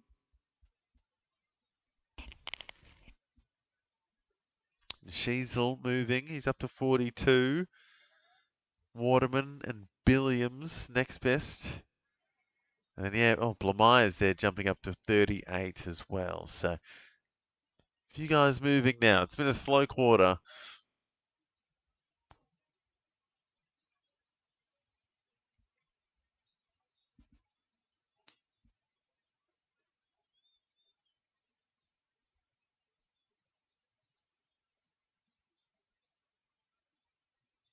Five goals straight for the Eagles. Crazy. Crazy, crazy stuff. And no Willem Dersma, no Tom McCarthy, but it is North Melbourne, and it's not a North Melbourne home game, no matter how much they try to say it is.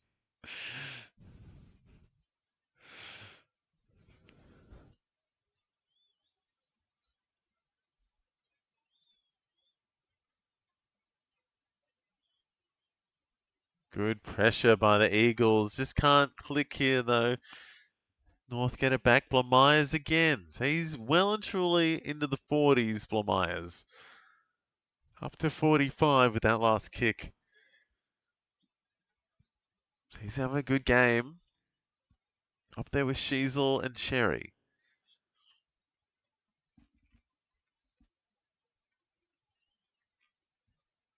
Give me the Herb. Where is he? Sheasel. Gonna go for goal. Missing. But he's going up to 46.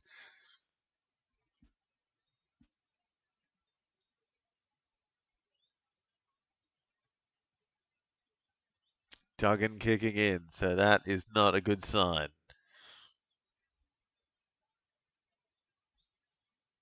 Straight back to North.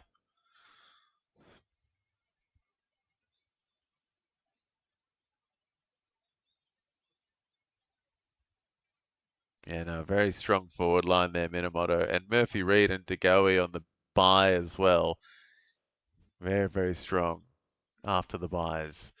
Sheasel and Blamires ticking on. Cherry on the bench. And you got Goad in the ruck. Wardlaw still on one.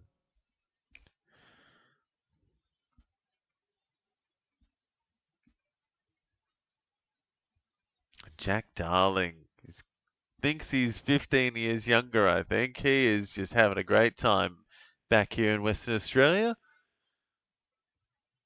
He's going for his second. He's had 4 marks. I think he's feeling it.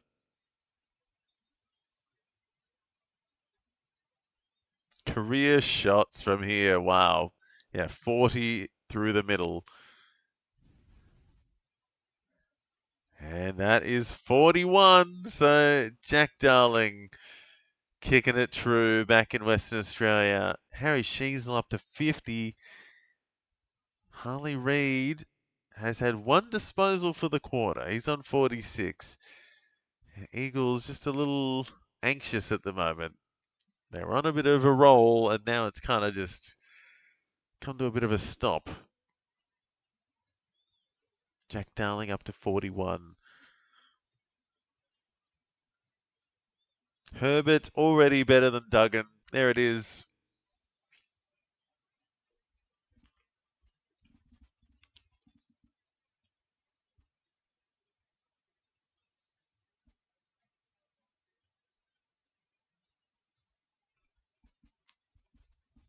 Harley Reid back on. So I'll see if he can crack to 50 before the end here.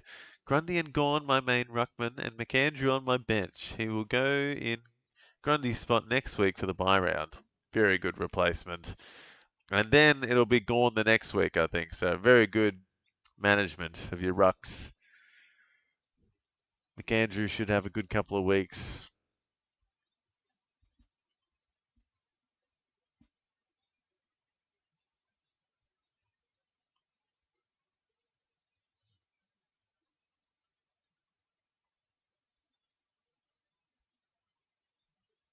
Tell you what, Wardlaw just cannot get involved at all today.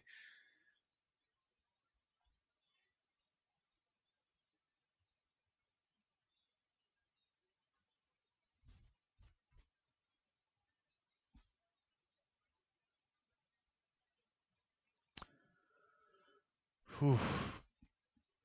Tough times. It is a little bit of a rickety game, this one. Just a lot of unforced errors, a lot of spuds out there. Well, two at least. We got Duggan and we got Griffin Logue on either end.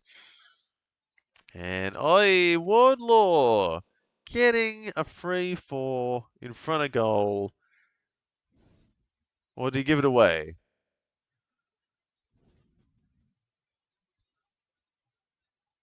No, he's got it. All right, so Wardlaw on charge for maybe a plus 10 here if he can kick this straight. Get up to 11 with a plus 10. 7.5 minutes left in the half. And that is not through the middle. Just a plus 5, I think, for Wardlaw. The free, the kick, and the behind. So he will go up to 6.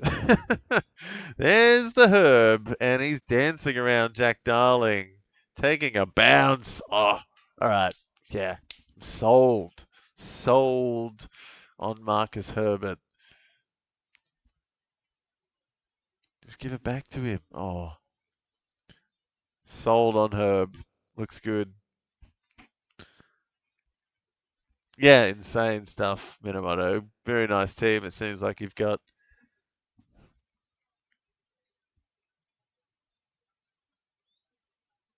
Whoa, Griffin Logue. Another one.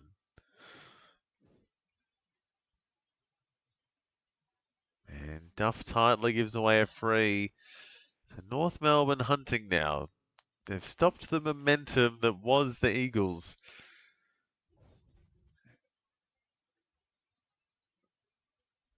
And out of bounds.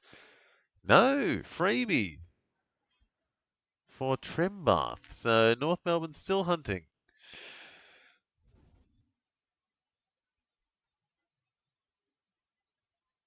And good defence. Duff Tightler is going to be a freak. He's going to be awesome. It's going to be a few years before he really kicks in and becomes an absolute force. But even now, very important plays, I feel.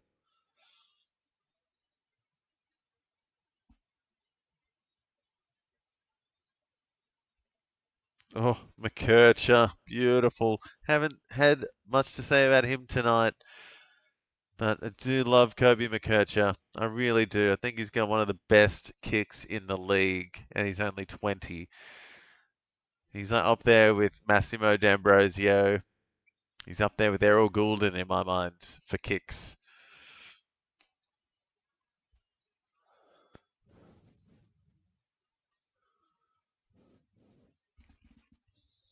And Jack Darling seems the main man for North.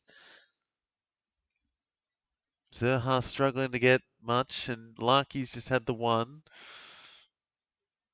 I don't know who else is up front for them, to be honest.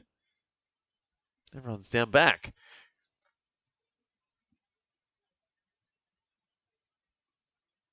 And Jack Darling nailing it again. Whitfield in for Roberts next week, and Nick Dacos in for Carroll. Wow, that's a massive upgrade. Hopefully, I have enough cash. Yeah, that's a huge upgrade. So, yeah, fingers crossed. Is Carroll playing? I was going to guess that's Jack Carroll from the Saints, or is it Matt Carroll, who's been out for a few weeks? I think he's done for the year. So I'm guessing it's Jack, who's against the Giants tomorrow, if that's the case.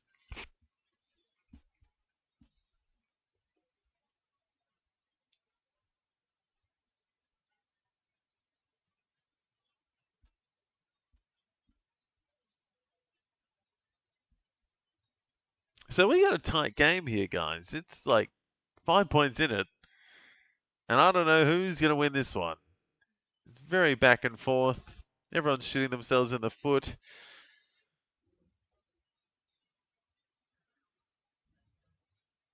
McCurch is looking good. Yeah, Jack. Yeah. Had a feeling it wasn't Matt. Just checking. In case you were looping someone in, maybe. Yeah, thought Jack Carroll had been okay, but yeah, probably a decent upgrade there to get Nick Dacos in, for sure. If you got the cash to splurge.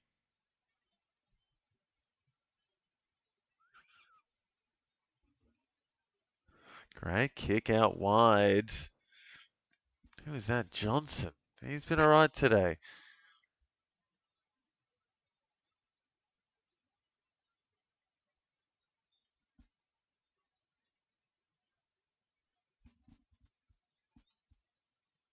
So just under 4 minutes left in the first half, and yeah, Jack Darling taking a walk back through time today. He's had 3 goals to no behinds, and he's up to 53. Had a great time back in Western Australia. Oh, he's not playing against the Giants, is he? Is he out this week? Oof. Yeah, cash gen must be amazing if you held him.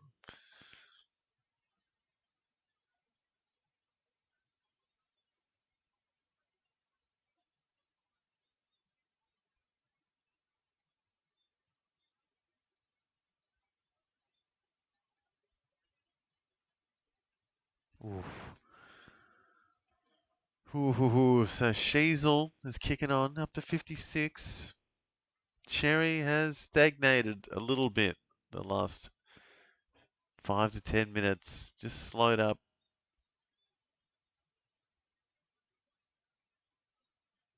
And Blamires having a great day.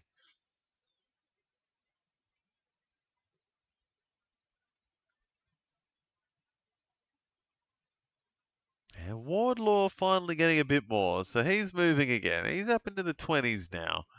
Doing something at least. It's a good kick too.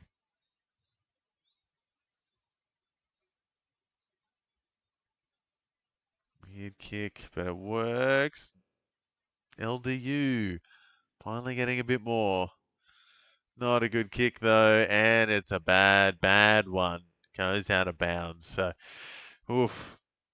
Lots of unforced errors it feels today.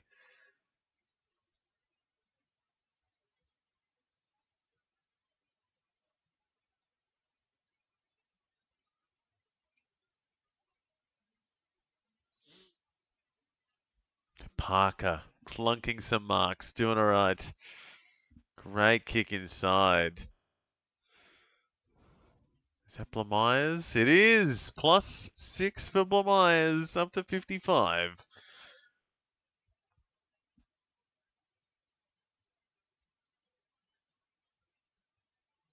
And here come North Melbourne. A little bit of momentum their way.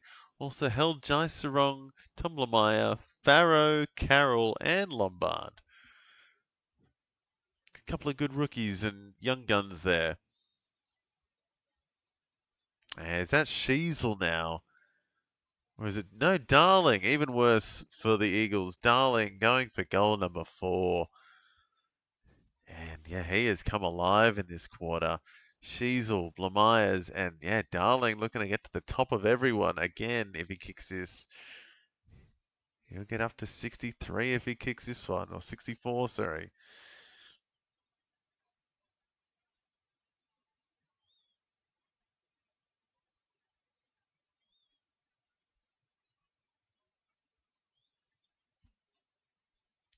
As if the Eagles fans are booing Jack Darling.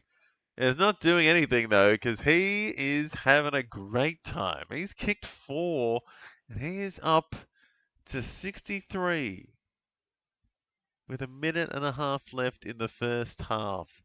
She's on 61, while Myers on 55, Cherry 51, and no Eagles yet into the 50s. So it's a little bit struggle street now for some Eagles. Harley Reid has stopped. Bailey Williams is ticking along a bit. Waterman trying his best. But then you got Tim Kelly and Brady Hoff. And then your next best there, Lindsay, at your top for the Eagles. And then it falls off a bit. Marcus Herbert is actually in the top few there now. So that's the kind of day it's been. He was on 6 to start this quarter, and he's now like the 8th best for the Eagles. So tough quarter for the Eagles. North have come right back into this.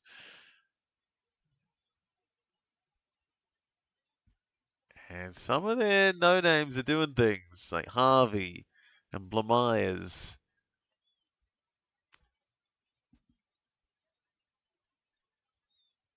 Let Dozma go a few weeks ago, and Jagger Smith this week. A couple of rookies I let go earlier, like Murdoch and Josh Lindsay.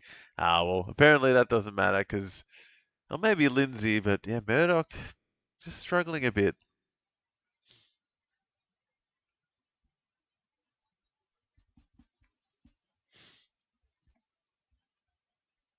Wow, there's a stat. It has been 4 years since Jack Darling has kicked 4 or more goals. So, yeah, a while. Turning the clock back again against his old team.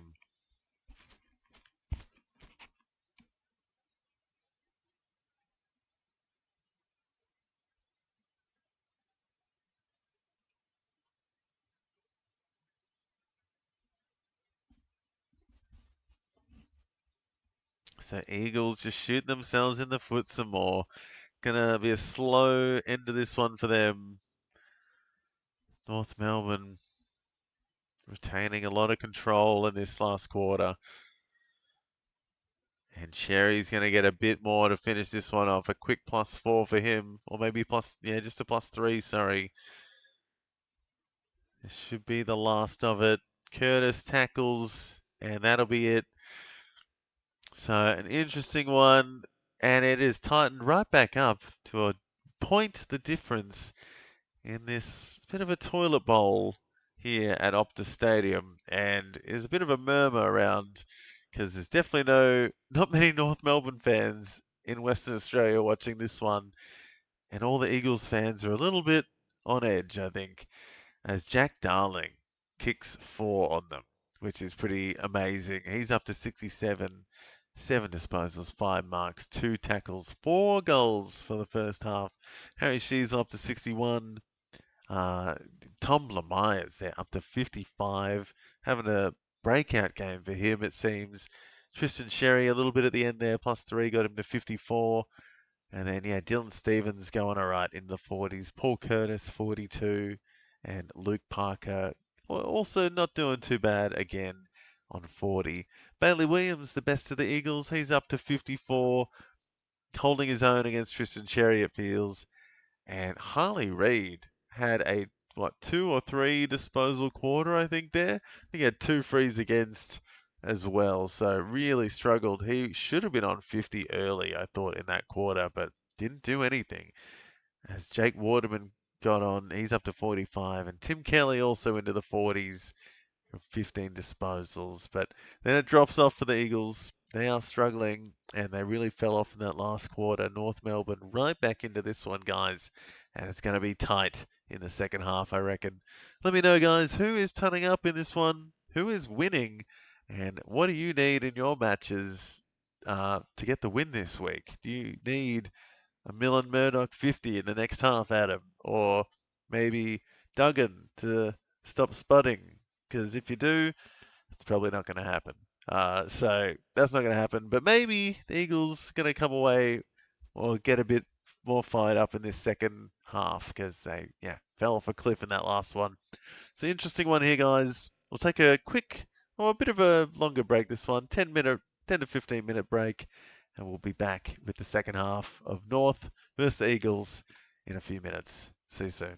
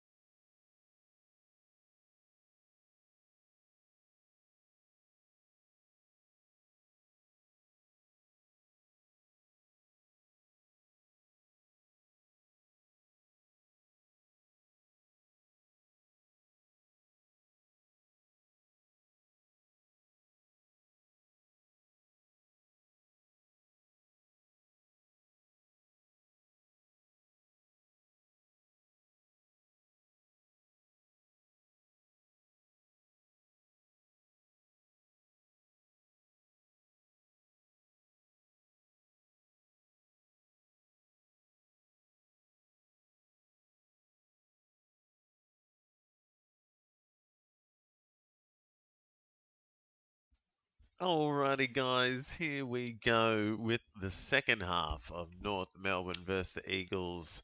Big scores in the first half. Jack Darling kicked 4 goals. He's up to 67. And Harry Sheasel up to 61 there. Tom Lemeyer's 55. Tristan Sherry 54. And Bailey Williams for the Eagles got past the 50 mark up to 54 as well.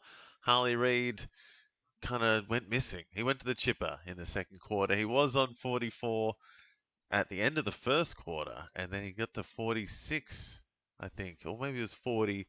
Yeah, he did not do much in the second quarter. So hopefully he can kick on, and hopefully we get a good game out of this one. It's tight, but that North Melbourne seem to be controlling it a little bit more, just not doing as much damage with it. So weird one. Weird one here at Optus Stadium. It's been a bit of a hodgepodge of a game, and yeah, only Eagles only racked up 550 fantasy points between them, between the whole team in the first half, which is pretty low. Like that's like you're looking at getting to 1100 by the end of the game. It's pretty low. You'd want more from everyone, I guess, and especially from your big names. Harley Reid, not just him though. Like Yo 24, Murdoch 20. Just I don't know who's getting the points for the Eagles. Apart from those main, maybe 3 or 4 at the top. And look at that, Jack Darling is having a day out. My goodness, what a pluck! Making these Eagles defenders look like nothing, and the Eagles fans can't really boo him. Surely they cannot boo Jack Darling because he put in over a decade at their club. Surely not. Oh my God, they're booing him. It's a couple of individuals, but you can hear them. Oh, first blemish for Jack Darling. So he doesn't get his bag yet. There's still a half a footy to go. So Starcevic on Zakikian. See Herbert cruising on up. Comben getting the free. Alright, I thought it was an against Comben, but it's for Comben.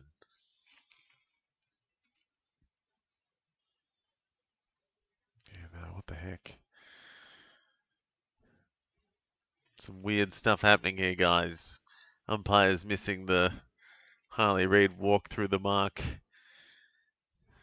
No one can chain anything together. It's kind of hard to watch, to be honest.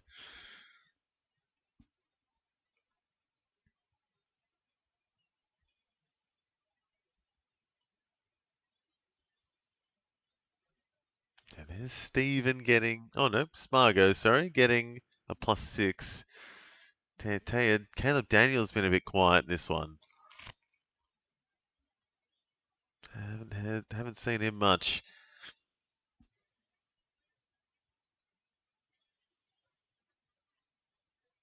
So Darling up to 74. Sheasel next best on 64. And a few guys in the 50s.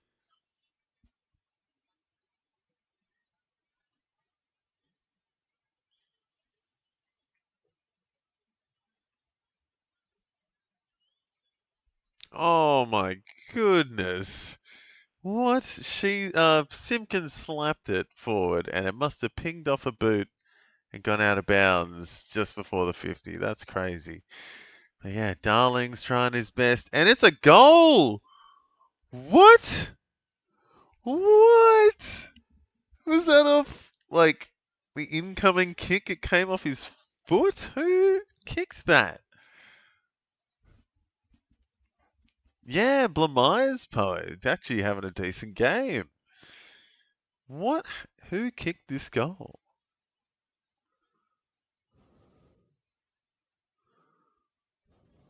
Oh, and I reckon he touched the ball, Trembath. before it went over, and I think it came off his shin, which, is that okay?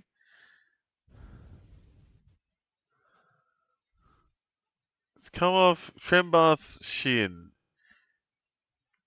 Oh my God, I think it's a goal. That's a goal. He didn't touch it, and it came off below the knee on the shin, and it's definitely a goal. So, wow, interesting goal.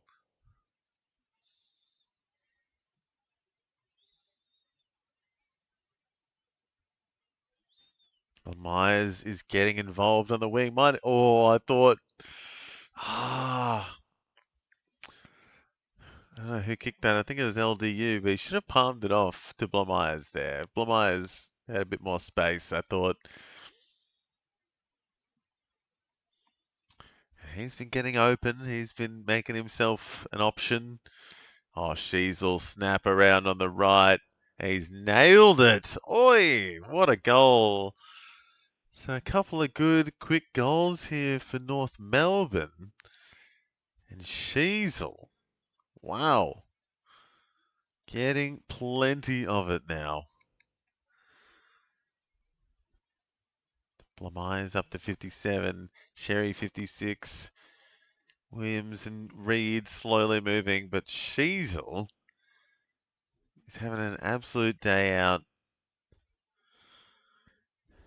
Kelly was his opponent and left in the dust before the congestion even happened. So Sheasel getting up, having a big day.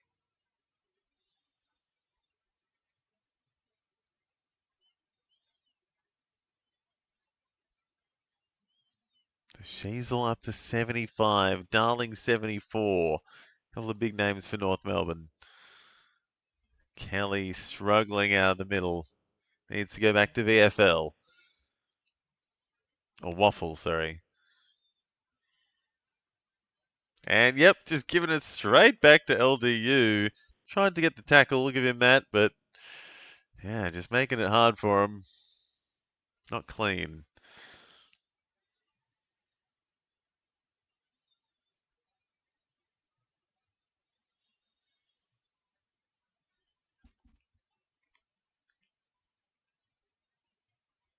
So no one on the end of that kick. Just an absolute rabble everywhere. Congested stuff works for North Melbourne though. They get it out and Larky gets another goal. So 3 in a row. And North Melbourne at home at Optus Stadium coming alive. Nice one there by Larky in the end. Yeah, plenty on the board now for North Melbourne. You guys kicking off in this quarter. LDU's past 50 now. Luke Park up to 48. Larky has kicked 2. He's up to 47.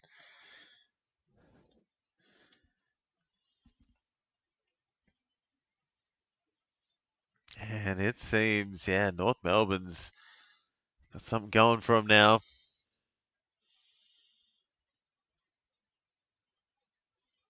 Myers has had 16 disposals. He's going all right. Simpkin fending off Harley. You love to see it. That's not a good kick. Uh-oh. It's the Spud. He gets straight back to North Melbourne. Look at that. Every kick he kicks, it goes straight back to North Melbourne. Or any team they're against. Name a team. Duggan will kick it to them.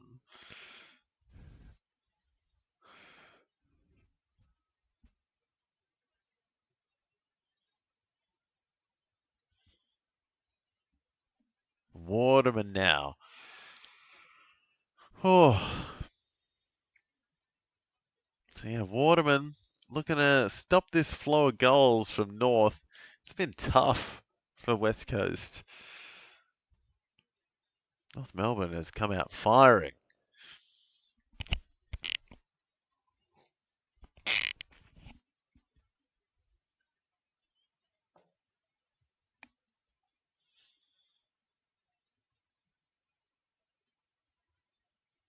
big kick by Waterman is a big miss.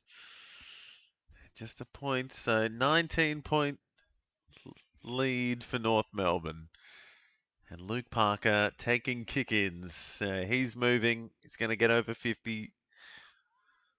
He's up there with Stevens, who's up to 53 as well. So a few North Melbourne guys going all right.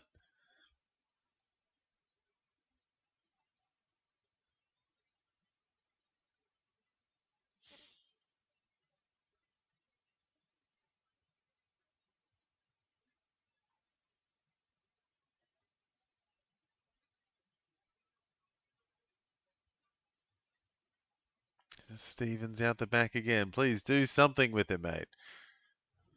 Yep, that works. Or does it? Oh, it does. Blamire's on the end of it too. He's up into the 60s. And Shanahan getting another piece of it. So yeah, Blamire's having what I'd say at this point is his best game, but oh, there's Marcus Herbert. And it's a great inside 50 kick. So exactly what the Eagles needed. Number 51. Yeah, getting a pat from everyone. First game drafted 3 weeks ago, not even. And that's probably one of the best kicks from the Eagles all day, to be honest. So he's got some class. And he hasn't kicked off just yet, but he's looked good.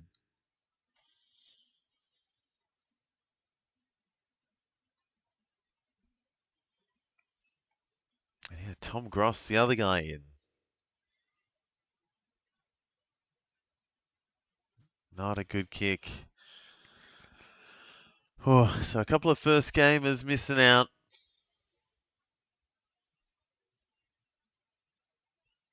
So who is that kicking in? Harvey kicking in for North Melbourne. Interesting. Straight to Parker though. So Parker's getting plenty of it down back, but he is butchering it too. Oh dear. Might need a VFL stint.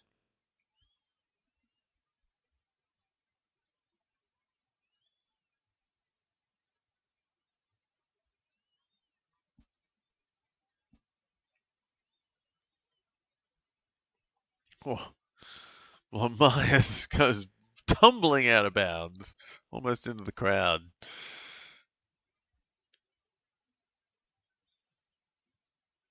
Yeah, he's having a great game. Loving Tommy Blamires today. So good shout there, Minamoto. And anyone else has Blamires? Yeah, there might have been a tackle there for him. Oh, well done by, I think that was Gross again, but Wardlaw getting a free. So Wardlaw changing the game with his ferociousness.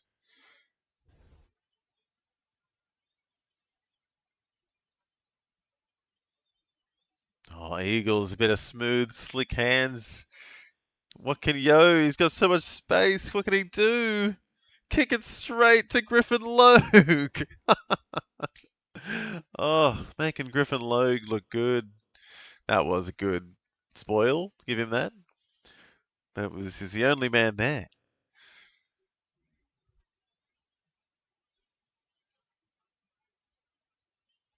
And still close to goal.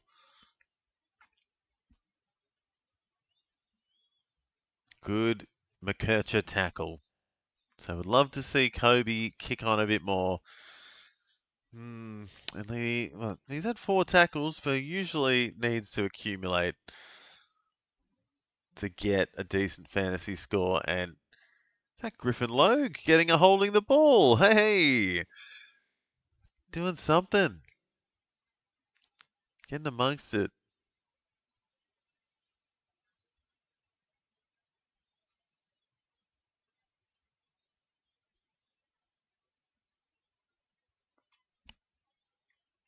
So North thought they were going to blast forward there, but then they go backwards and just kind of stalled again.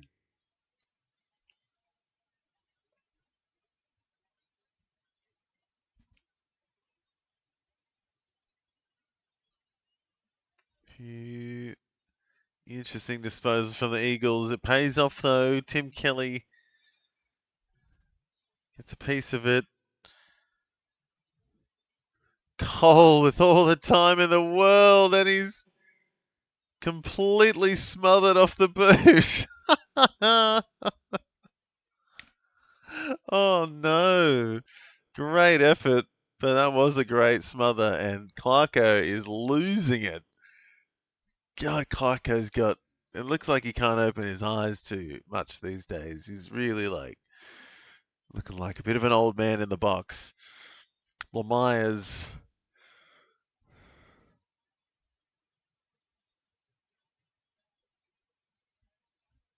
So Blamire's getting a bit of it. 63 for him.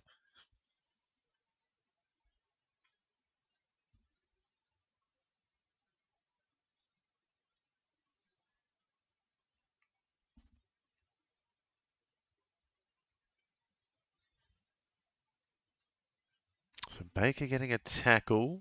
Not holding the ball though. I would love to see a bit more Marcus Herbert in this one. I'll tell you, Dylan Stevens is going alright as well. He's up to 63.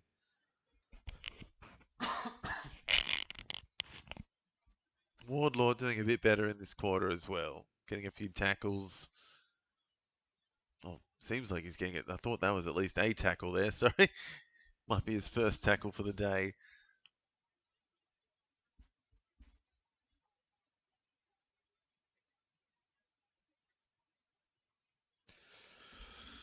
Whew. So yeah, a little bit of a tough watch, to be honest.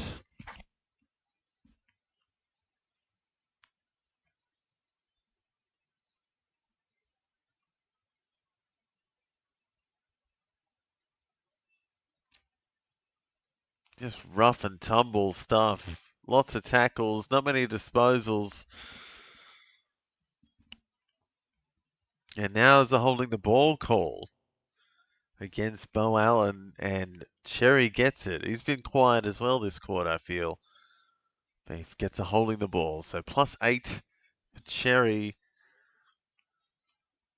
Oh no, Blamires gets it back from Simpkin. So a little bit for Blamires, +5.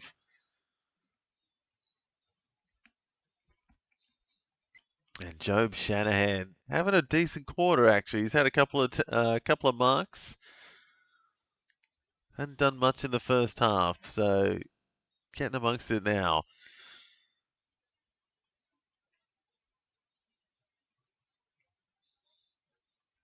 And Eagles fans keen to cheer about something. And Duggan is getting a couple of bites of it. And an absolute bomb of an inside 50. Straight back to North again.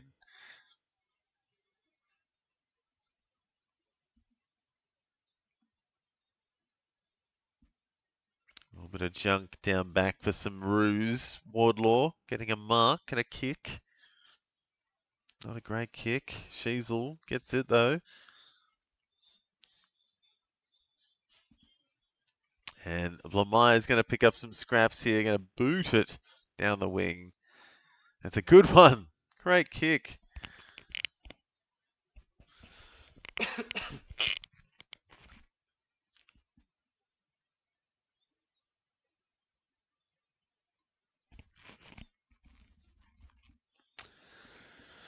So, where is Harley Reid? He's gone missing in the last quarter, almost a half a footy, it feels.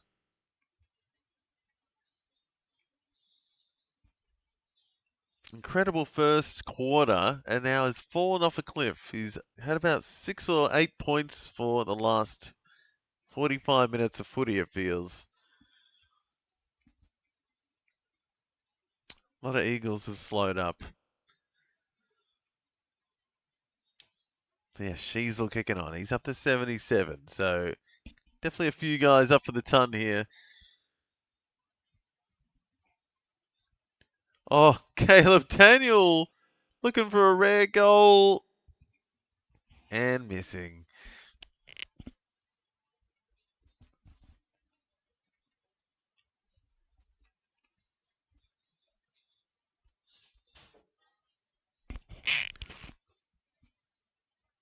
So Josh Lindsay moving now for some Eagles. Really, it's almost 300 more fantasy points for North Melbourne in this one. Just Eagles getting suffocated.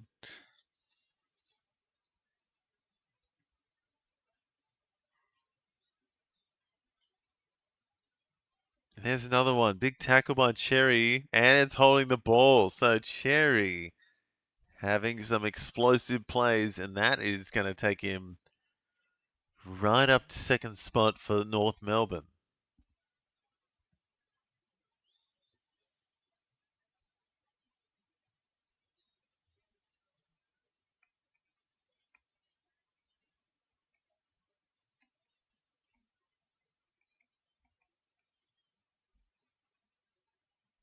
Sheasel up to 87. And yeah, Cherry, I think he's about to go up a little bit more. Up to the late 70s, I feel. But yeah, Sheasel having plenty of it. 7 minutes left in the third still.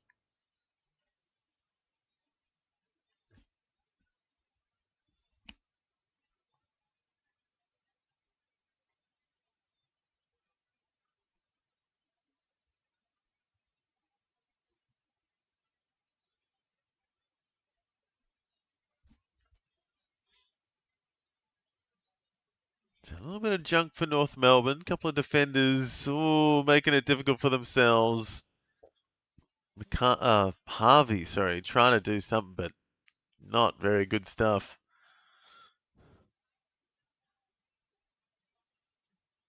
Oh, what a kick. Eagles on the rebound. Here they go. Come on. Kind of see something from the Eagles here.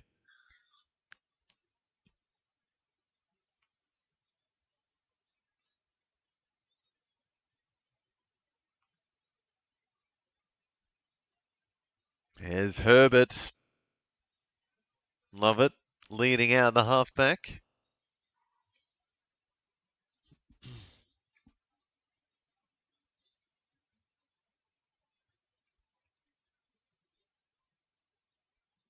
Oh dear, someone should have got that mark, but they're making it difficult for themselves. North Melbourne! Stevens gets done holding the ball. Oh, what a tackle there by Tom Cole. Excellent tackle. I just wish I didn't have Dylan Stevens, but it doesn't matter. I've lost already. That was a great tackle. Now, a few Eagles at least getting into the 50s now. Got Josh Lindsay getting some junk. Tim Kelly getting up there. Waterman. Yeah, I think Josh Lindsay has possibly been the best for the Eagles in this quarter, fantasy-wise.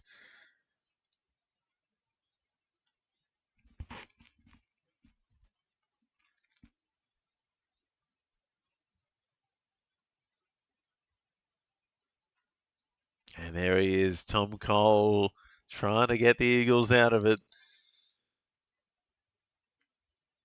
Good goal, and just brings it back to, what's that, a 13-point differential. So, still game on, still plenty in this, to be honest, even though it's been feeling a very one-way game. But like a goal or two in this quarter from the Eagles, and yeah, it's 100% back on. It's not much in this.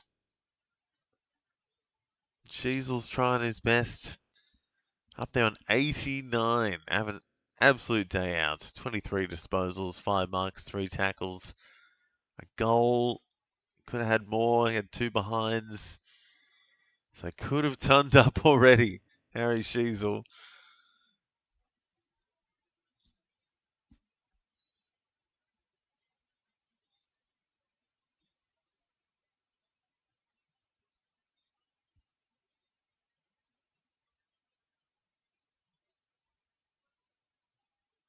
Goad out of the ruck. Good to see. It's goad to see.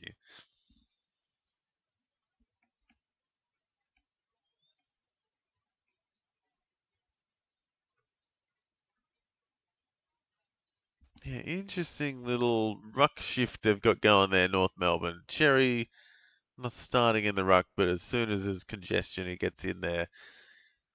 That's how I think they're trying to keep Bailey Williams on his toes, but looks like he's still throwing them around. Blamires gets a tackle. Sheasel gets a kick. So Blamires keeps moving, and Larky, the Suv, gets a nice goal straight back. And not what the Eagles fans wanted, but a great goal. And back to a 19-point lead for North Melbourne over 3 goals.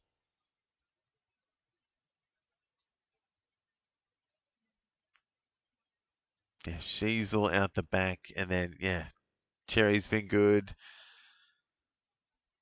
A great finish there by the Suv, finally getting a bit more of it. He's kicked 3 now. And yeah, Sheasel's up to 92. Blamires up to 75. Waterman's been pretty decent last 2 weeks. Hasn't scored under 90. Whoa. He has come good. He used to be like, I swear he used to be averaging like the 80s 1 year. Maybe it was late 70s, but he used to average alright in fantasy. Does have good games. Oh, McKercher. Great stuff. And it's Curtis who has gone missing in the last quarter of football, I feel. Great stuff by McKercher. Love Kobe McKercher. I think I've said this already on the stream during this game, but he's going to be amazing.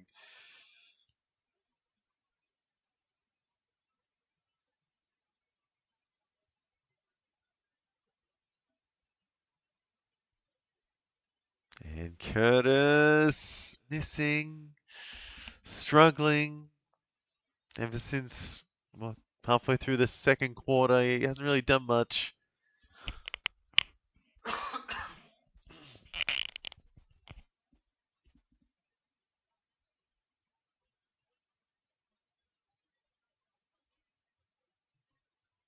The Eagles hunting one back, I think. Trying to link up, but Wardlord not making it easy. He's come alive in the second half now, I feel. George Wardlaw, after a very, very slow start. He's close to 50 again.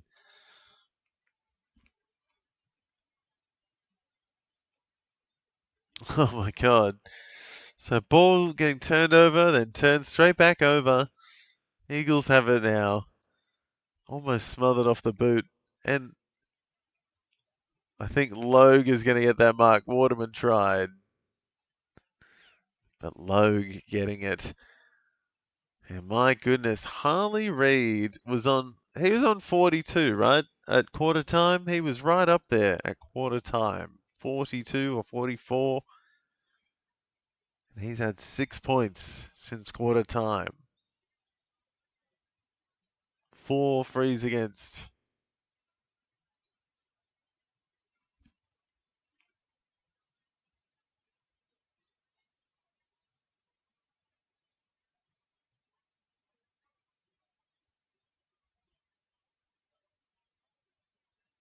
Terrible kick. No, too many turnovers. This is some cringe footy.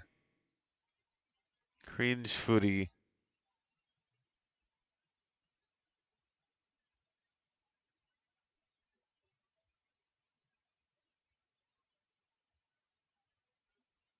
Darling coming back into defense now, so he's getting around Darling at least. And he's becoming relevant in this one. He's up into the 80s after that last mark kick. And yeah, minute and a half left. See if Eagles can get anything going here. Good switch on the cards. And yeah, a few guys like Marek need to get a piece of it. Oh no, it's Liam Duggan. Oh, a great grab by Shanahan. What is Comben doing? Comben losing his mind out there. Absolutely freaking out. Missed the spoil and then went headfirst into the next West Coast Eagle that didn't take the mark, and then stood up and did the whoop, whoop, whoop, whoop, whoop, gonna crazy man hands in the face. And he is not happy. That's what I'm saying. So Shanahan,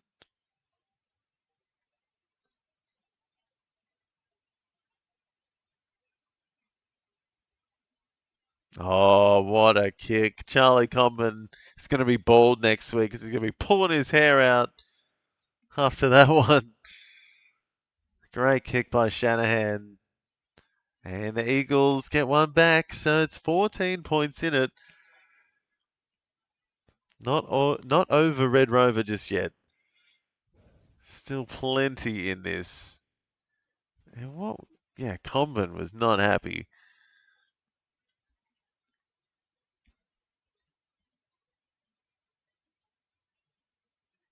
So Josh Lindsay now leading the way for the Eagles as well.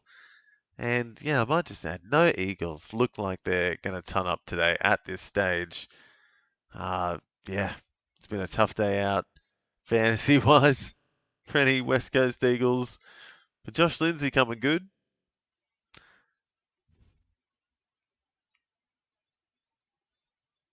I mean, look like we're going to get at least, I want to say, 3 tons on the board from North Melbourne.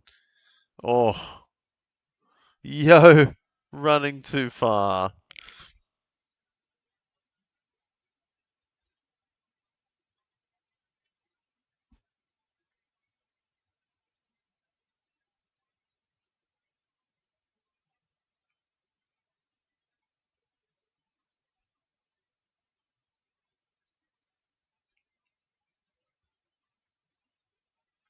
So almost the end of the third quarter, and it's still game on. Only 14 points in it now.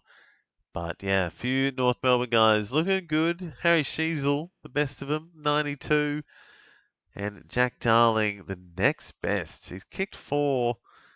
Hasn't kicked one this half yet, but he's up to 82. He's had a few marks, 7 marks.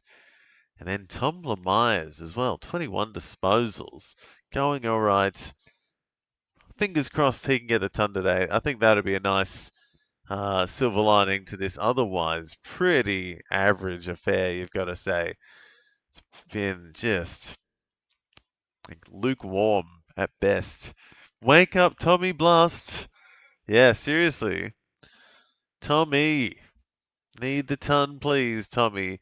Because, yeah, average scores, in all honesty, guys. You got Sheasel, Darling, few, like, yeah, the 4 guys at the top for the North Melbourne are going all right, but everyone else has taken a complete backseat in this one, and not much on the cards going there. A few guys like, yeah, McKerchow, Wardlaw, just haven't, even LDU, just haven't put together great games. LDU's had 4 frees against. He's had as many as Harley Reid, which is saying something. He's had 8 tackles as well. So, yeah, sad to see. He's having a half decent game, I thought, but he's just given away too many. And yeah, some guys just down the bottom there for both teams, I guess, just not getting much of it at all. Zane Dersma, Starcevic, Gross, fair few for the Eagles down there. A big spread of points. Yeah, North Melbourne's had almost, yeah, just under, sorry, 250 more fantasy points than the West Coast Eagles in 3 quarters of footy. So getting it done on the scoreboard and getting it done on the fantasy side of things. Yeah, Eagles struggling. And Josh Lindsay leads the way for him at 3 quarter time. Yeah, Harry Sheasel, Darling, Blamires, maybe Cherry, hopefully a few others. Looking for the ton for those guys in the 4th quarter. Let me know who's winning this one. Who have you got? And who needs to kick up the bum this last quarter? I'm looking at you, Milan Murdoch, and hopefully Marcus Herbert as well. Fingers crossed. But take a last break here, guys. I'll be back in a few minutes with the last quarter.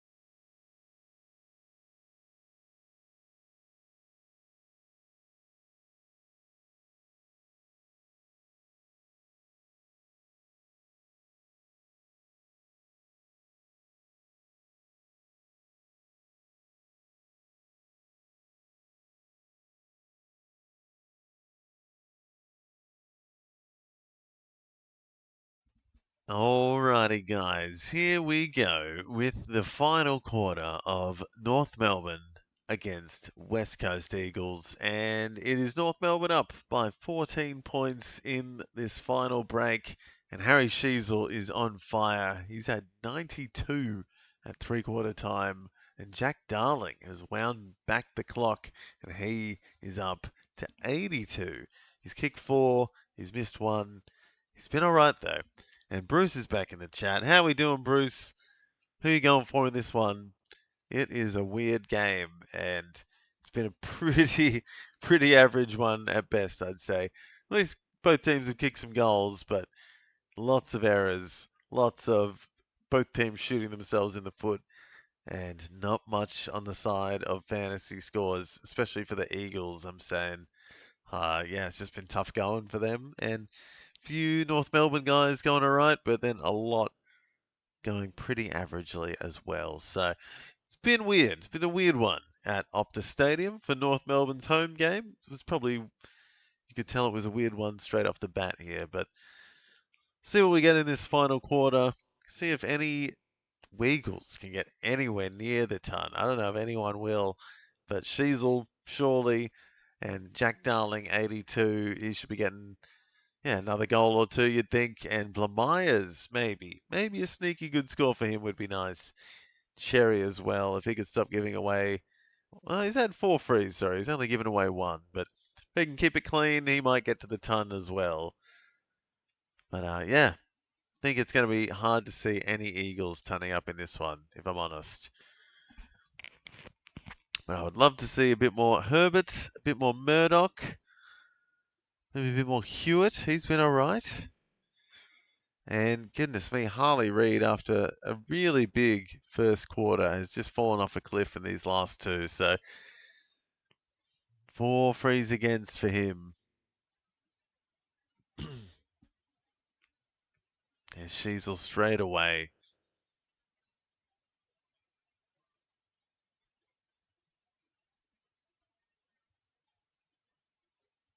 There's Blamires kicking. And a great kick in the end. Larky. Suv Larky getting a nice mark. And it's going to be a tough one, but within his repertoire.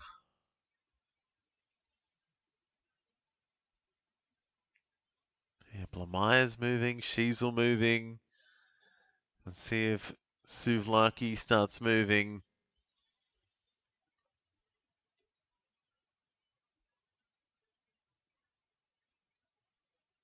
And it looks pretty good. Suvlaki gets the North Melbourne Kangaroos up by 20. Video now said it was finished. Huh? That's weird.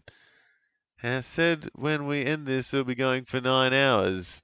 Well, we'll probably have gone for 9 hours, I guess, by the end of the last game. Probably a bit over, actually, because it's a bit of a gap between this one and the next. But yeah, should get to 9 hopefully today. We'll see. But yeah, sorry if it said it was finished. I don't know if it's a bit of a error at some point, but we're still here. So we're still here, Bruce, hanging out, watching North Melbourne get the best of the Eagles, it seems.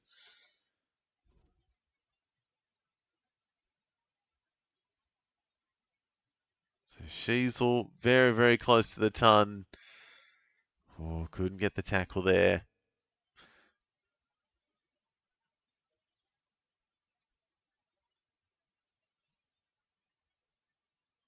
Not a good kick. Parker, shocking kick. Wake up, Lamires. Yeah, you're not wrong, Minamoto. Ooh, toasties. Love toasties. Might go make a toasty at between games.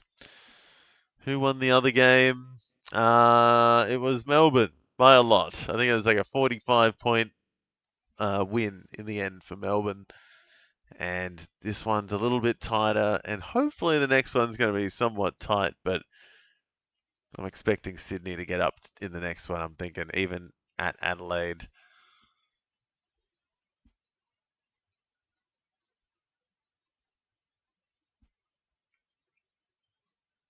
Oh, Reed should have had another free against there, I think.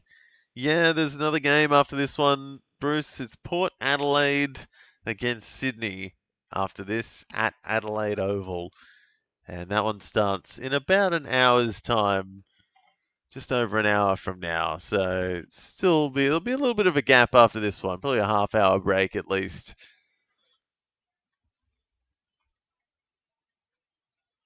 Because the bye rounds at the moment, so there's not quite as many games on. They're pretty spread out.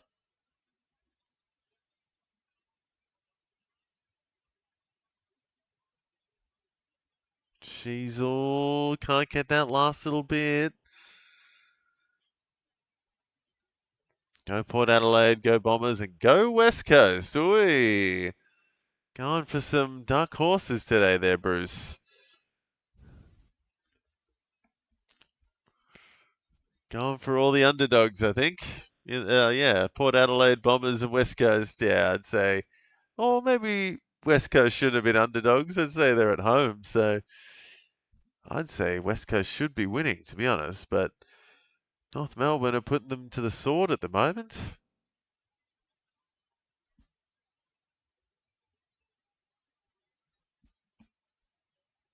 Expect Grundy to turn up next game.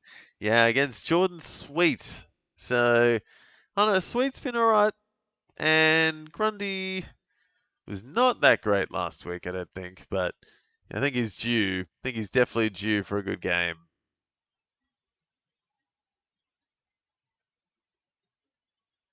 Spargo is blowing a gasket out there. He is angry. Thought he should have had that mark, and then, yeah, that was a mark, to be honest. So, justifiably angry, I think. Charlie Spargo. He gets a big tackle there, lets out some frustration.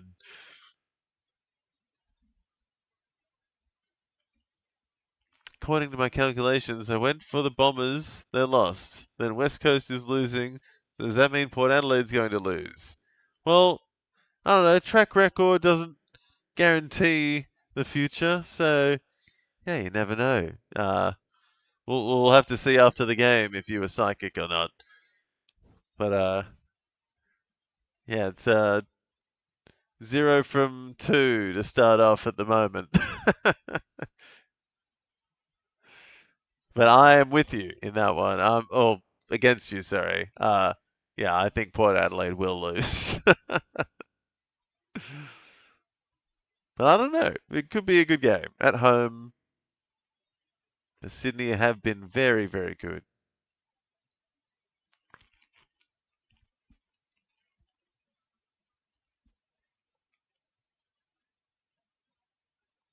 Spargo is not a happy chappy, and he is letting it out on the field, giving away some silly frees.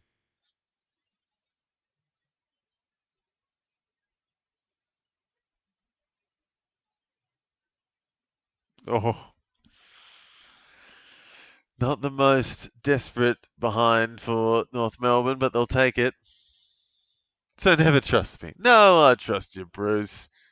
Who do you reckon's going to win out of Brisbane Lions and Richmond Tigers tomorrow? Oh dear, Comben falling over. Harvey doesn't know where to go. Oh dear. Gets it back somehow. Oh, what are they doing, North Melbourne? Luckily, Curtis is getting a bit of it in this second half now. And Blamires as well. He's moving. Again, back up here. Okay, finally he's moving. He did get a free against before. Herbert getting a tackle. Whoever I go for, they're going to lose, according to my calculations. Uh-oh. And Spargo happy to take that one in. Don't go for the team that I'm going to go for, and that team is Brisbane. But I'm going for Brisbane because Richmond are going to get spanked. So it's really a test to whether you're just stuffing me around or not. I think everyone knows Brisbane's going to win tomorrow, right? Surely Brisbane gets it done. And Adam's not here, so we don't have to sugarcoat it.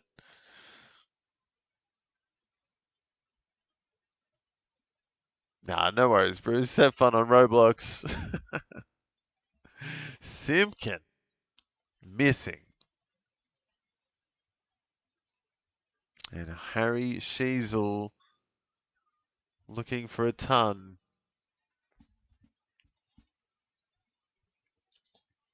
By the way, according... Yeah, I'm not a nerd. Oh, I don't know.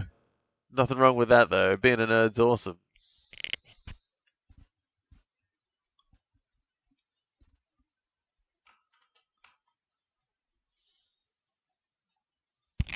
No, I have to go to for Brisbane. I'm a Queenslander.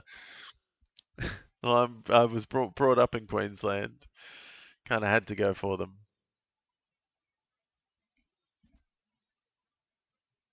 Oh, Stevens doing well.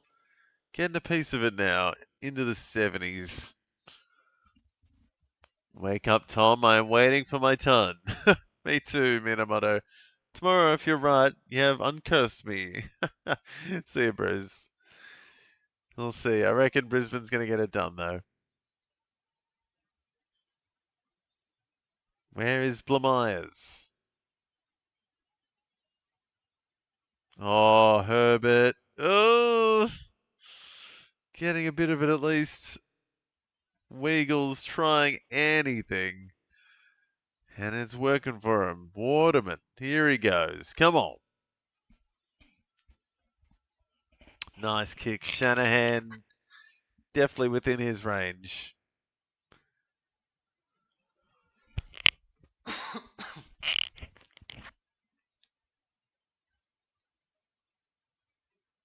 It's very nice by Shanahan.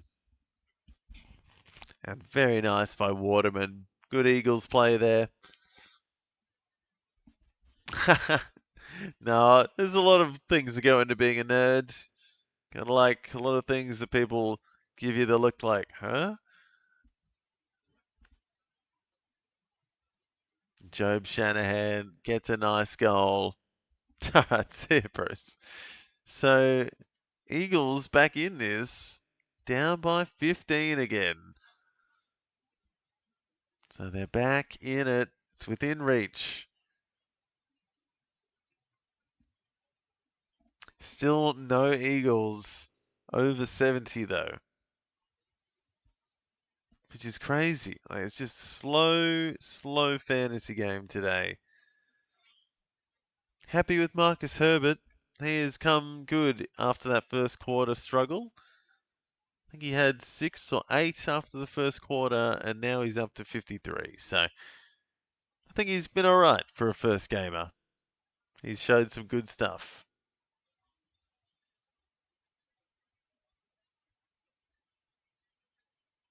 And Duff Titler in the ruck now.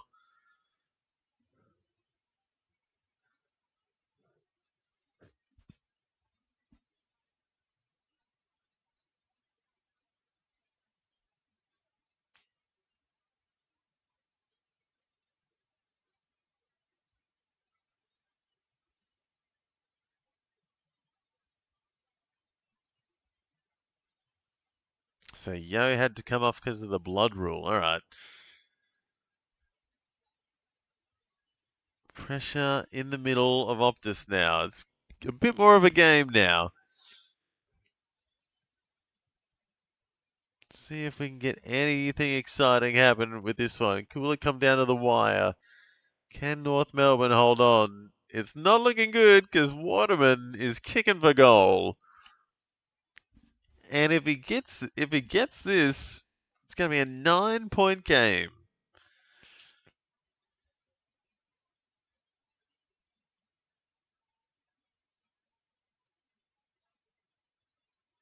Harley Reid finally doing something. He has struggled in this second quarter, or second half, sorry.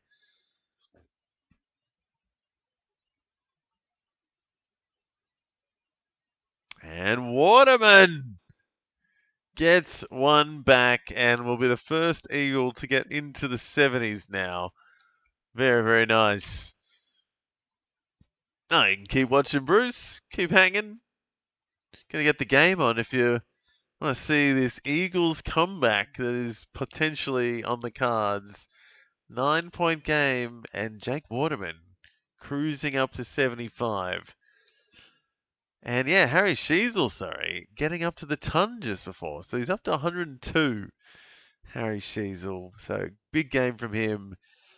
A little bit quieter from a few North guys in this last quarter, though. Blamires, just 3 points. Cherry, just in the 80s with Darling, who has not moved.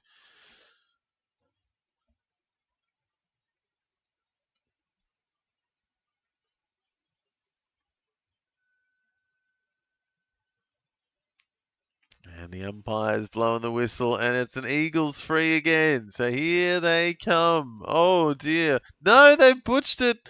They've butchered it, sorry. Oh no, Herbert, get involved, mate. Oh dear.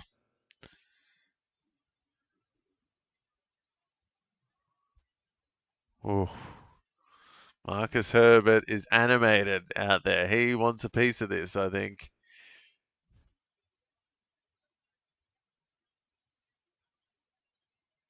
Oh, it's a weird kick from Bazzo. Oh, Marek, well done.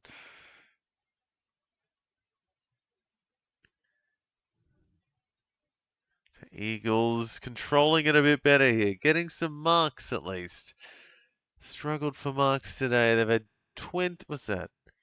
Oh no, only 18 less marks. Yeah, still a fair few less marks for the Eagles today. Herbert getting a piece of it up into the 60s.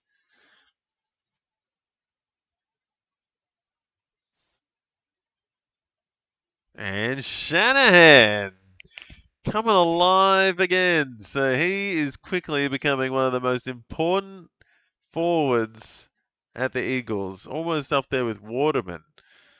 He's definitely number 2, I'd say.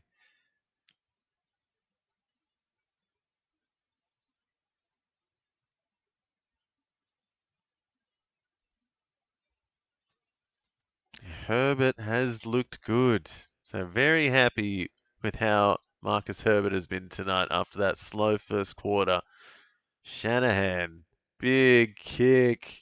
Oh, just off.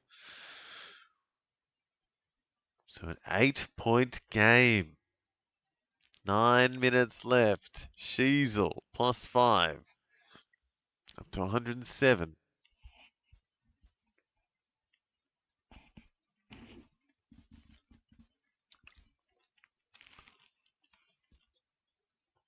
So Eagles are coming for it, guys. This is coming down to the wire. Herbert's up to 61. Close to one of the top 4 the Eagles, which is crazy. Sheasel, so important, so impactful. Wow.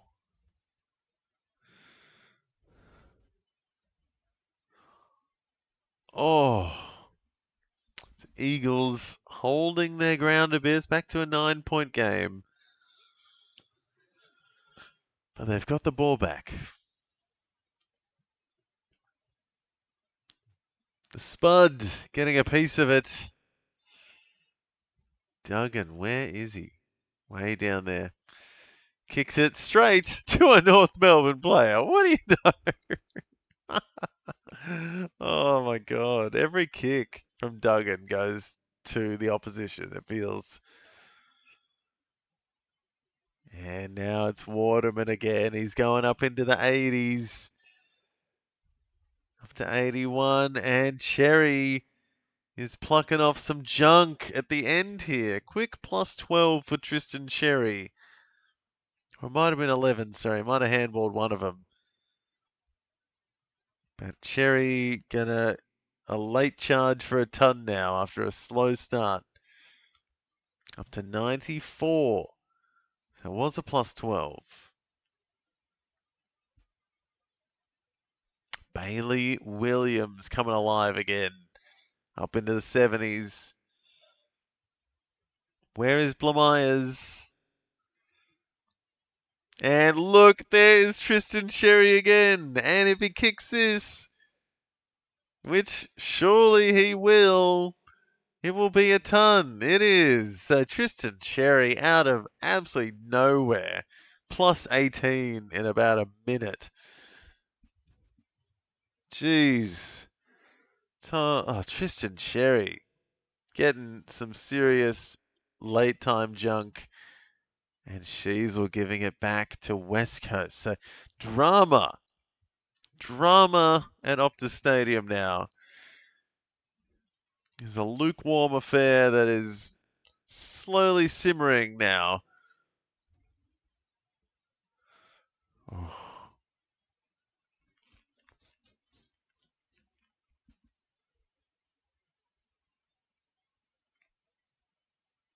No. North Melbourne, good down back.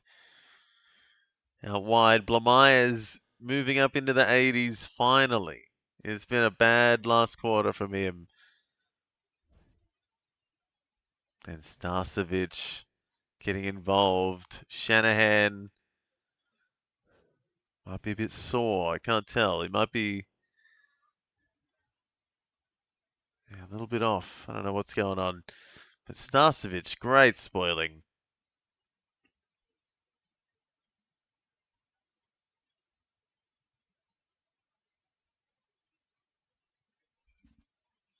So both teams keeping it close to the boundary.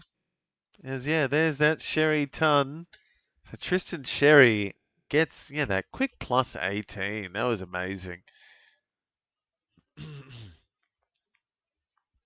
And Parker, quick bit of plus 6.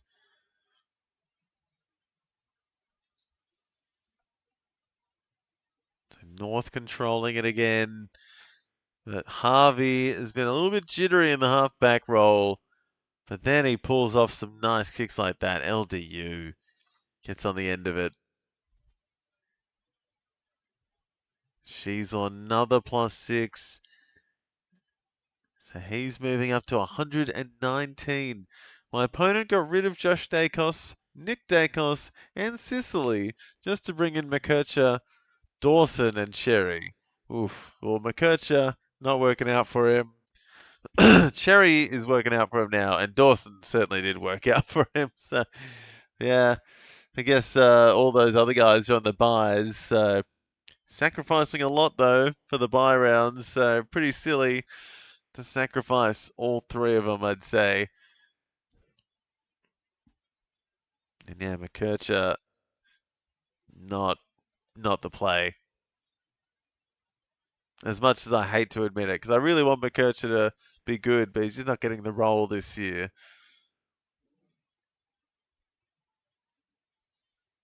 Oh, Herbert! Oh! Doesn't matter if he didn't get it, but that was a great effort by Herbert. I think he will have a better number next year. Oh, that's solid. Oh, if he just held on to it as well. Herbert looks the goods, to be honest. Got the body for it.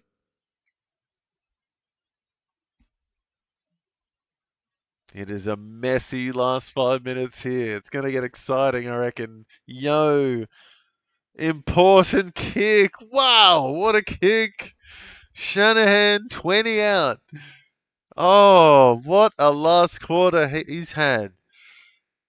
He has come alive, and he is only 20, I think. He is so young, and he is doing stuff that key forwards have been training to do for a while. He's just come alive. That was a great kick from Yo, but yeah, here we go. Shanahan, you'd think should get this.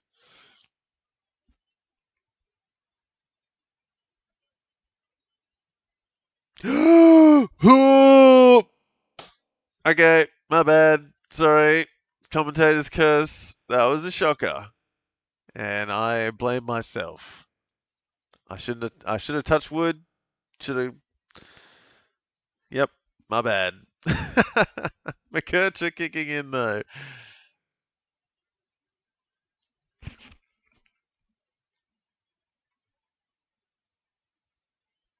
LDU getting a late burst. He's into the 80s. Oh, the Eagles should have been back in this. Should have been into the 70s.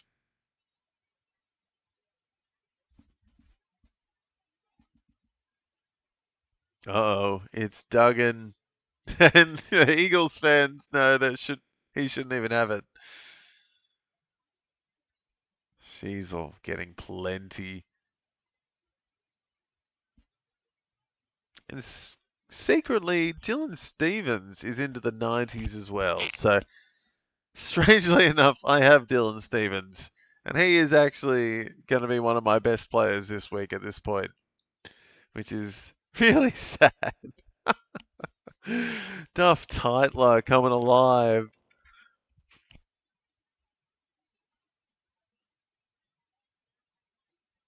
Oh, no way. Shanahan again. Oh, he's got a pair of mitts. Yeah, he just needs to get his kicking shoes on, and he is going to be in the Coleman race not long from now.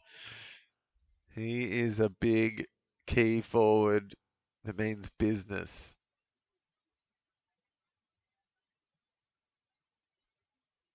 Oh, beautiful. Wow, what a check side. And here's the celebration of a goldfish. Honestly, the guy does not show emotion whatsoever in one of the tightest games for West Coast. 2 points in it. Clutch play, and the guy is like, job's not over. Gotta get back out there. Which is fair. There's 2 minutes left. Gotta get back out there. But what a play. You gotta celebrate. I reckon that was good. Giving your team an absolute chance now.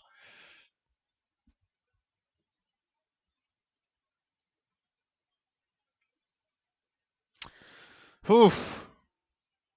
Oof, oof, oof. Who is winning, guys? Surely. Surely. The Eagles. What am I saying? Of course they could. Here they go. Elliot Yeo. Just how he ruined my week a couple of weeks ago. He's going to ruin North Melbourne's day today. Oh, no, he's not. He passes it off and it was a throw. No, it's in the back. No, it's a throw. I'm so confused. Eagles fans were cheering. And then it's Simpkins' ball. Oh. Emotional roller coaster for some Eagles fans and for certain draft monsters. Oh, no, it's Duggan. Wow. Wow. So many bodies in that contest. Harley Reid falling over. Wardlaw doesn't. Back to the Eagles, though. What is happening? No. Waterman bringing down the house. Oh, no. Oh, dear. North Melbourne doing North Melbourne things. Poet, let's go Waterman. Man, what a game he is having now. Him and Shanahan have come alive. Tim Kelly has had 27 disposals.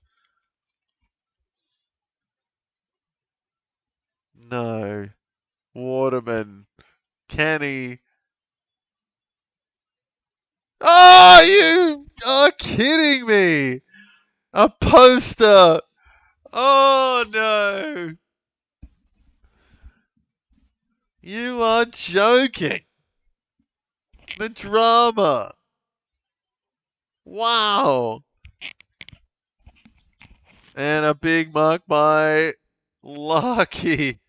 Oh, no. West Coast fans gonna be devastated unless they can pull something out in 10 seconds.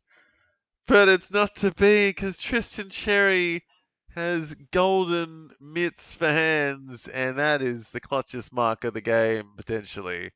He's just going to stand there and boot it. And 5 seconds left. That is all she wrote, I think. Sorry, Eagles fans, but Roos getting it done at home against the Eagles at Optus Stadium. And to be honest, they deserved the win for most of the day. They did. It was a little flash for the Eagles, a big flash, sorry. Very tight game in the end. But a very rickety last term for North Melbourne, and maybe they should have lost it. I don't know, but they didn't.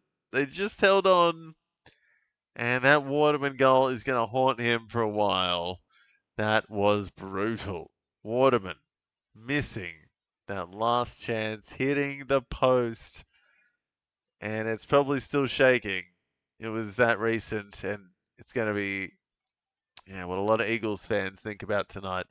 730 points with 16 players played. Wow. Grundy and Sarong next. Very nice, man. Very, very nice week for you. And I reckon Grundy and hopefully Sarong going to have a big one in the next one. But yeah, Sheasel, guys, big day for him. He was the main guy today. 32 disposals, 7 marks, 5 tackles, did a bit of everything. And he is 100% the player of the day. Could put a word in for Tristan Cherry. Did play a big part at the end there. Clutch plays at the end. 108 for him. And then Dylan Stevens got up to 92. So I was actually happy with that. He actually helped me out a little bit. So happy with that. But otherwise, yeah, and Parker a little bit, LDU, Darling had a flash for 3 quarters, but then didn't do anything in the last term to help North Melbourne finish it off. But yeah, a few guys did all right, and then a lot of guys just didn't do much at all, in all honesty. Yeah, who was I having? Marcus Herbert, happy with how he turned out in the end. First quarter, took a bit to get into it, but once he found his feet, he absolutely dominated. Yeah, very nice stuff, Minamoto. Hope you have another good game coming up because it's going to be hopefully one of the better games of this round because it's been blowout. I mean, that was probably the best game that we watched just then, actually, in all honesty. One of the tightest we'll get of this round, you'd think. But as far as talent goes, I think Sydney versus Port Adelaide might have a bit more on show for us. So hopefully it's going to be a good game. But I reckon Sydney should get it done. Hopefully Grundy goes big, Sarong, a few others. But yeah, we'll be back with that one very, very soon, guys. I think it starts in about half an hour. So stay with us. Please like and subscribe if you haven't already. Check out some Game Day Squad if you haven't already. Use that code word MONSTAR. You get some free packs. And yeah, thanks for watching this close toilet bowl. North Melbourne versus West Coast Eagles. Interesting one in the end. But yeah, stay tuned. We'll keep the stream going and we'll be back in about half an hour with Port Adelaide versus Sydney Swans at the Adelaide Oval. So stay with me there. And yeah, happy with Blamires in the end. What did he get? He got 80. So slow last term. Wish he got a little bit more, but 80's not bad either. But yeah, that's it for this one, guys. Thanks for tuning in. We'll see you in about half an hour for Port Adelaide versus Sydney. See you soon.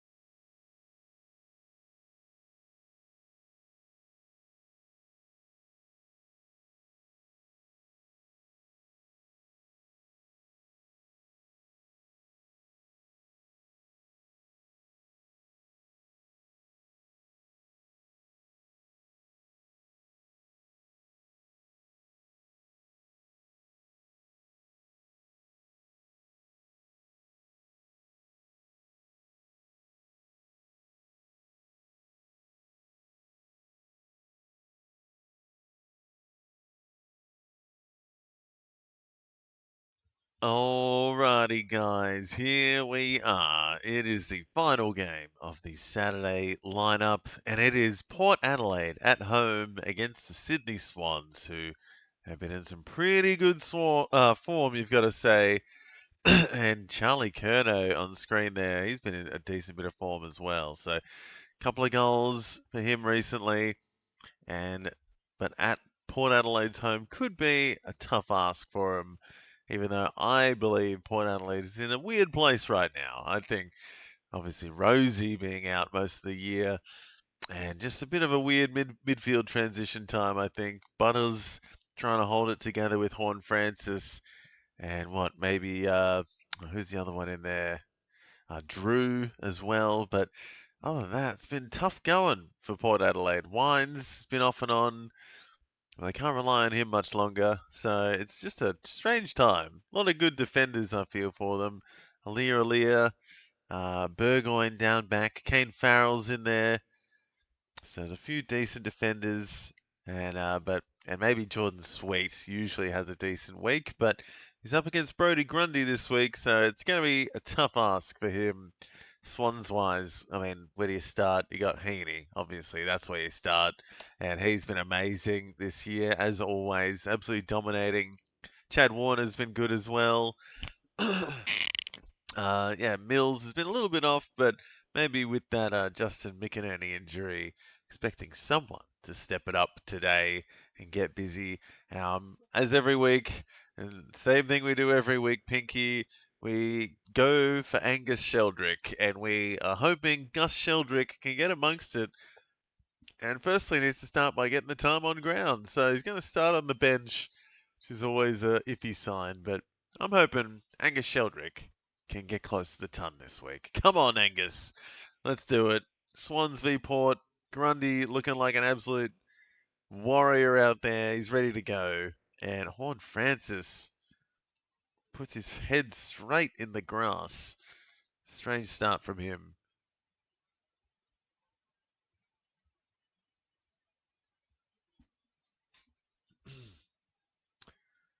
So no McInerney and no McCarthy. So Tom McCarthy out and McInerney out for a long time with that. Was it ankle or calf or some kind of injury last week? He's out for at least 8 to 10 weeks, which is brutal. So start off the bat here, Port Adelaide looking for an early attempt, but good defence by the Swans. And Heaney off the straight start here, up to 4 with a quick tackle. And yeah, was it Port Adelaide has one of their mid-season draftees out there, Xavier Bammett, gets his first crack at it. So Bam having a crack tonight. See if he can. I think he's a forward. I think he's a pretty high pressure forward. So see if he can get a bit of it tonight. Grundy 120 and Sarong 80, please. Look, I'll take a Sarong 80. I'll be happy with anything at this point. But I reckon, yeah, Grundy 120 could be on the cards. He's been pretty good. Oh.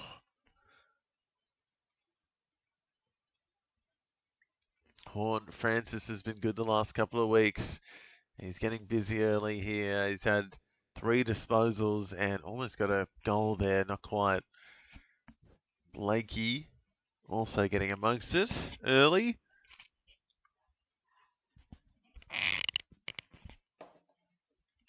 Oh, Durden, that's holding the ball. Silly decision. And Swans keep it going to no one, though. No one's ready. Oh, dear. Warner cleaning up with ease in the end, but shocking kick. This is a rusty start for both teams. Sweet, running through like a midfielder. He's going to get done. Oh, no.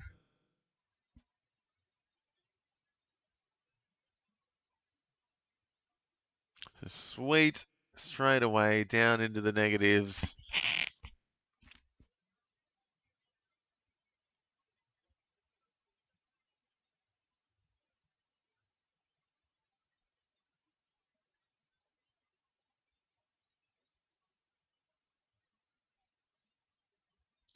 So Jones from Burn Jones.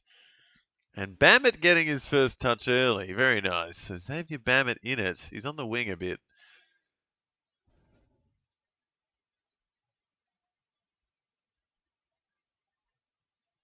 So a slow start here. Bit of tit for tat. Finding it out in the middle. Horn Francis early start though up to 13. And Drew and Richards up to 8. Marty up to 10. Heaney up to 8.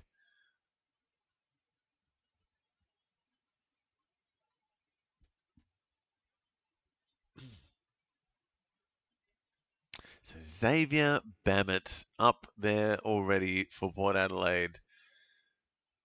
He's got a fair carriage on him. He's a big boy. Oh, Richards, not quite. And through for another Port Adelaide behind. So slow start both teams. Edwards kicking in. That's a different option. Where's Blakey? Where's Jai Sarong? Haven't seen him just yet. James Rowbottom out the middle. Oh, Curto running away maybe. Yes, he did. Gets a nice one on the left, Charlie Curto. Very nice goal to get us started. Shuts up Port Adelaide and Adelaide Oval early. Nice one on the left. And Curto going up to 9 straight off the bat. And Joe Richards leading the way for Port Adelaide.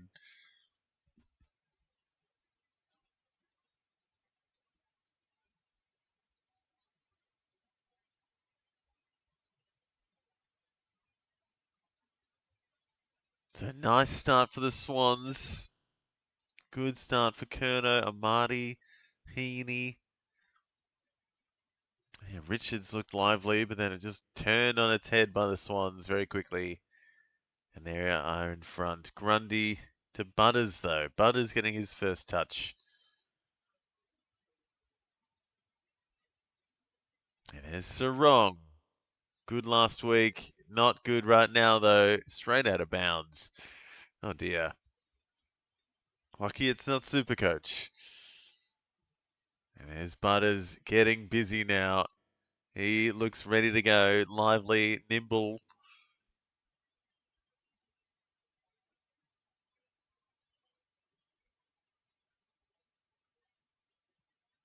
Oh, great play by Burgoyne, but Georgiades stuffs it.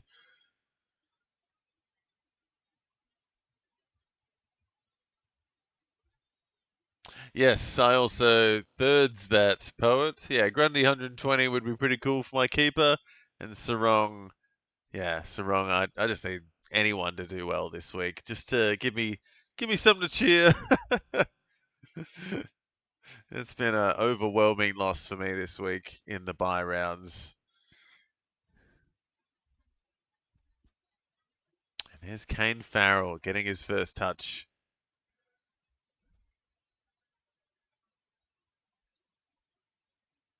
And Georgiades getting a few chances early. Georgiades has been known to kick a bag. And it seems like he's one of the main, if not the only option for Port Adelaide up front sometimes. Todd Marshall might be in defence again. We'll see when he's off the bench. But yeah, not much happening up front, it feels, for the Port Adelaide power apart from Georgiades. Big kick from here. And it looks alright. Just off to the left, though. And yeah, Richards having a great start here, up to 22. 3 marks already for Joe Richards. Crazy.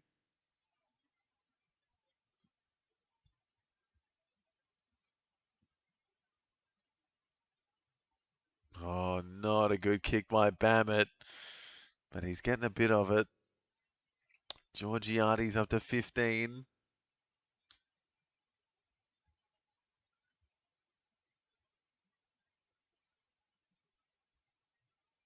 Yeah, young Xavier Bammett getting few touches early.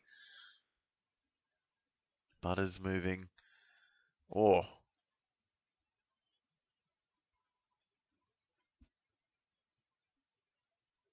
Drew absolutely sprays it. Not easy for the Swans defenders right now. Bit of pressure from both sides. Ewan McKinley. What a name. Terrible kick, though. Roberts has been all right so far. He had a rough start back at it last week. Would like to see him come good again. Matty Roberts. And Marty dropping one he should have taken. Marshall is up forward today. Interesting. And Sweet. Big Jordan Sweet. Looking for a big day from him, actually. He has been all right this season.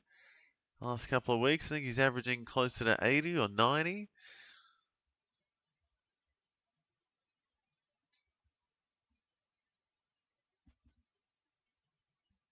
Jordan Sweet. 4 behind straight for Port Adelaide, and that's going to be behind number 5. Oof. So, struggle street for Port Adelaide. 5 behinds, 1 goal for Sydney, and Sydney is winning. So, not good conversion rate. 0% from Port Adelaide here. And it is a bit of a dull murmur in the crowd, you got to say. Restless.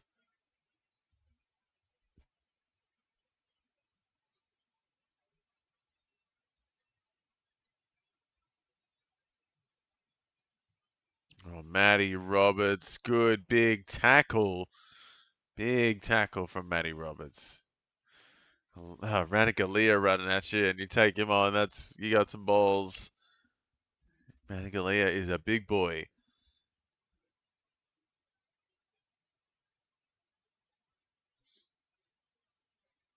Oh, Rowbottom handing it straight back.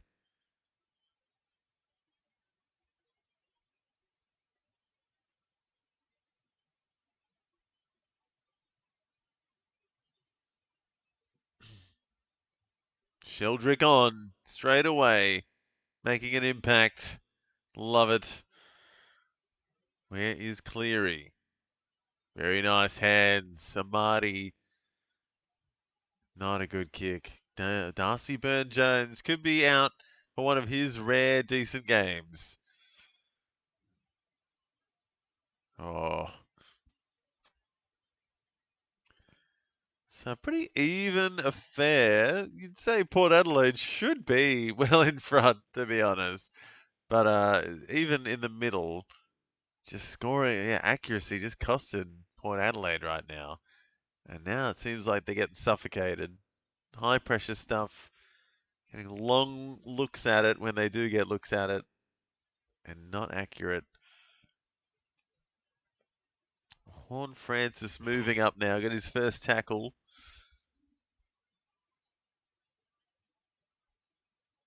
Oh, sweet. Shocking. Cleary, just running away. And Horn Francis doing well, plus 10 out of nowhere. Quick tackle and then a mark and a kick. And Bammett, the Bam Bam from 55. Big kick coming up from Xavier Bammett. If he kicks it, he will go to second place or right up there for Port Adelaide.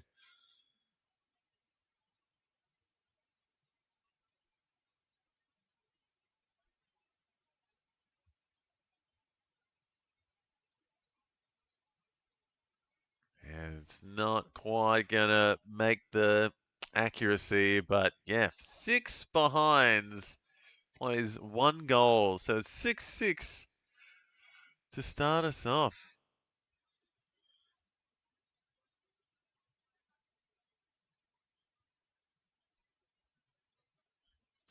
It's kind of like if you made a cake and then just didn't put any icing on it at all. That's what Port Adelaide feels like right now. It's just a bare cake.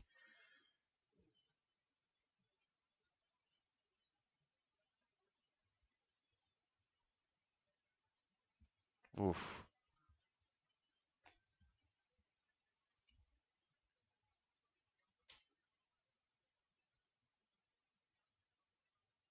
Port Adelaide scrambling like always. They're getting it to work for them, but they just can't finish it off.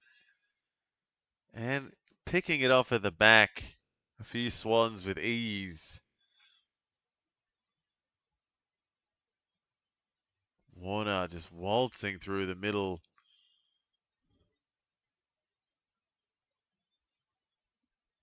An easy run up the middle by the Swans. And imagine this, their second scoring shot to take them double up after Port Adelaide have had 6 misses to get started. Very sad start for Port.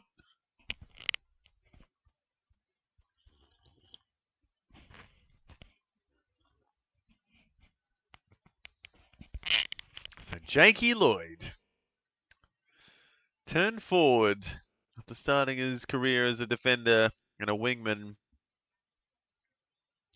45-meter kick. And it looks pretty good. And that is some salt in a pretty annoying wound for the power. Can't kick straight, Port Adelaide, and Sydney are. Port Adelaide, 6 behinds, plays Sydney's 2 goals. Oof.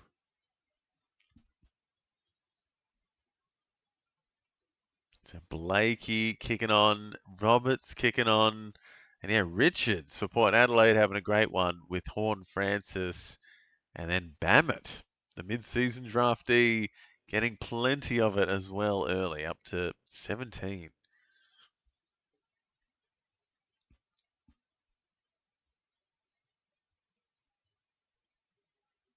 Wake up, Grundy. Yeah, on 12. So a lot of Sydney guys yet to get a lot of it, to be honest. They've just been getting a couple of easy shots, to be honest, after some simple plays, but they haven't actually had a lot of the ball yet, the Swans.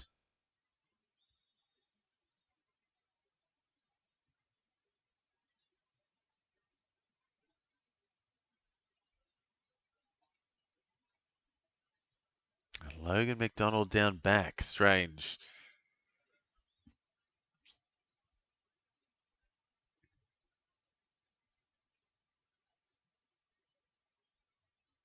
And yeah, Joel Hamling in to cover McCartan, I guess. A bit of key position depth for the Swans.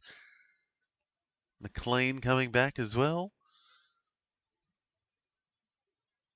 So have to fill in that Tom McCartan gap. A couple of talls down back. Looks like Logan McDonald and yeah, Joel Hamling sitting down back for the Swans.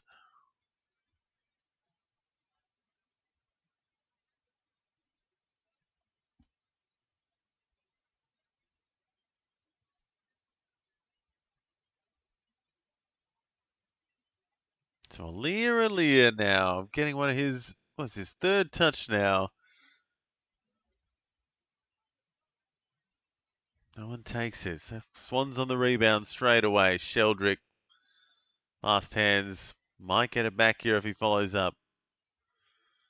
Oh, he did, but he missed it. Damn it, Sheldrick. Oh, not called for ball at least, but that was, yeah, should have been better.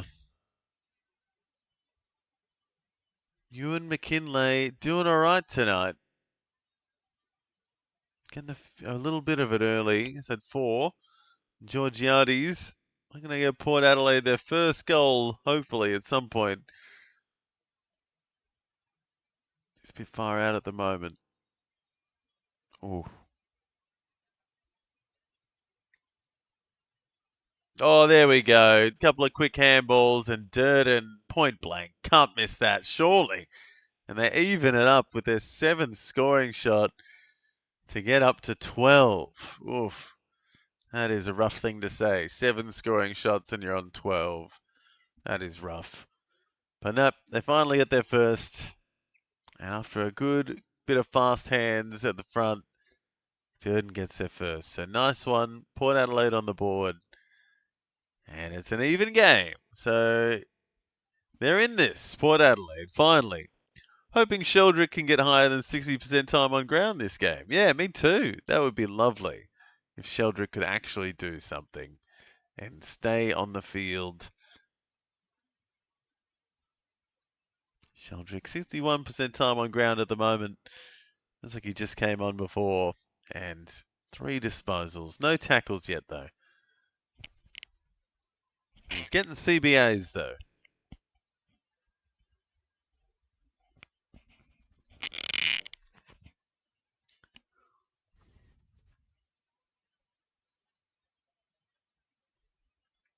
Oh, Jordan, sweet. He's got it. Oh, hey, big kick from Sweetie. He's got some accuracy and gets Port Adelaide the lead. Very nice kick by the big man. A big, big bomb of a kick.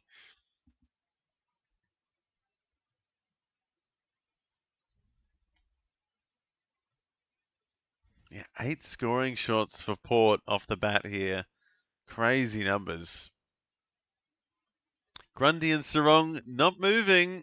Yep, not looking good. Sarong down there on 9 and Grundy on 16. So slow start for some Swans here.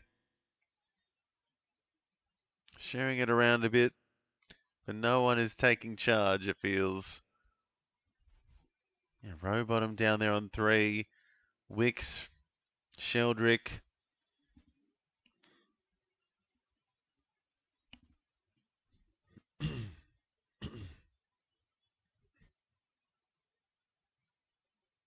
And Bice almost wrapped up. Port Adelaide bringing some ferocity here. Sarong as well, though. Nice push.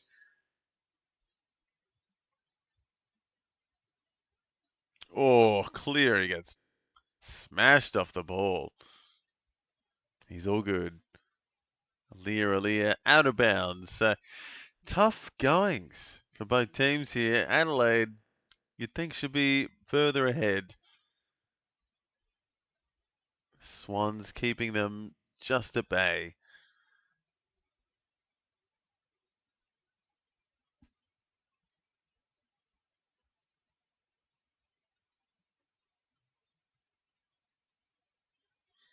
Rowbottom getting his first tackle. It's how he gets most of his points. But if he doesn't get tackles, he doesn't get a whole lot. So Grundy finally getting a little bit more. And there's Sheldrick again.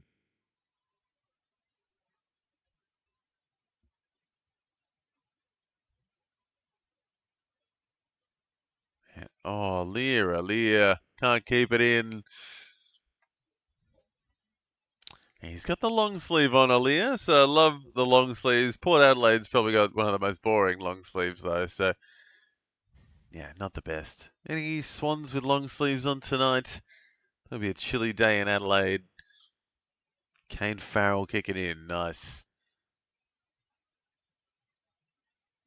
And Wicks claims the tackle, nice. Claims the mark, sorry. Good mark by Sam Wicks. Straight back at the Port Adelaide defense. Here they go. Oh, really, I don't know if I like using golf club terms to describe the kicks in footy, especially from commentators. Mark Howard loves saying, "Oh, a lovely 9-iron." It's like it's a kick with an arc on it. You know, it's a normal kick.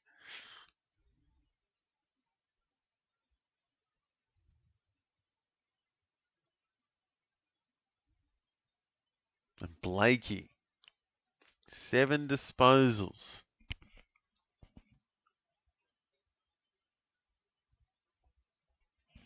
Oh no, Lloyd kicking it straight off the deck out of bounds. Silly stuff.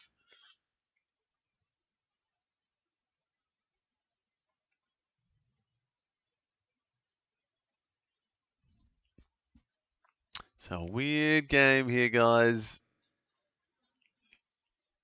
Butters finally getting a bit more. He's been slow to start off. He's up to 20 now. Burgoyne running. Good inside 50. No. But a good one for us because Jai Sarong. Love it. And he gets it back.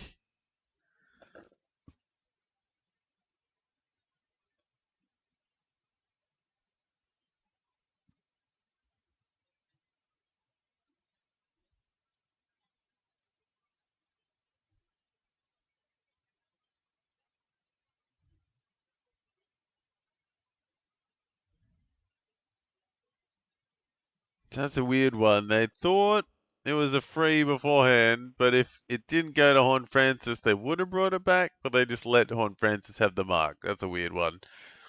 Horn Francis getting a weird, I don't know if it's a free or is it a mark? I think it's a mark. So plus 12 here on the cards for Horn Francis. Big play.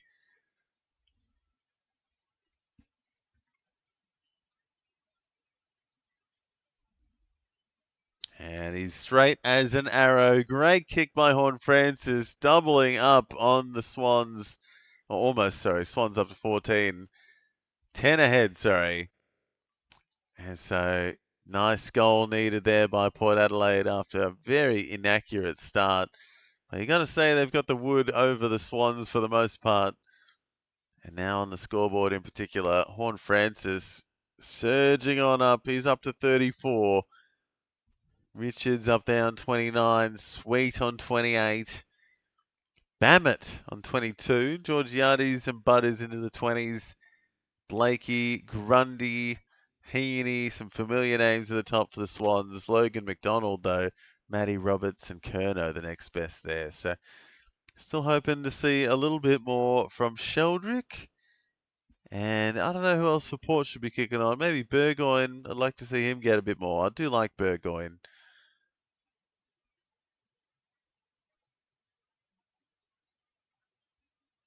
Bammett getting tackled by two Swans there. So he's got a bit of heart, that kid, I reckon. He is ready. Just love to see kids on debut just absolutely playing their hearts out, you know. Just don't mind if they get seriously injured in their first game. They're just going for it.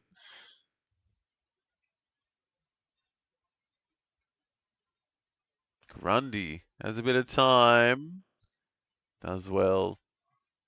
So Grundy getting up there. Up to 28.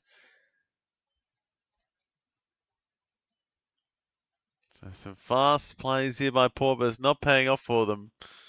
Swans on the rebound quickly. And not going to happen, though, with that terrible Blakey handball. What was that? Oh, everyone's falling over. Wicks should have just run away with it.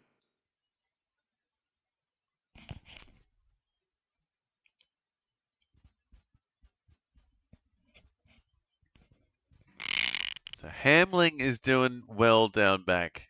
He's got a few spoils, and now he's taking a mark.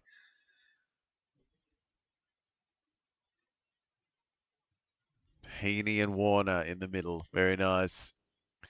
And the ball has a mind of its own, I think. It's a bit wobbly. Halia did well.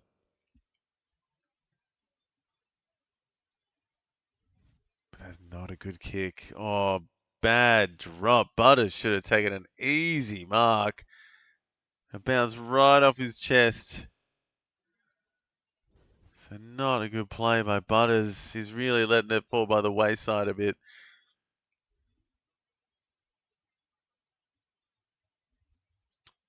Farrell getting a little bit more of it now. Where's he?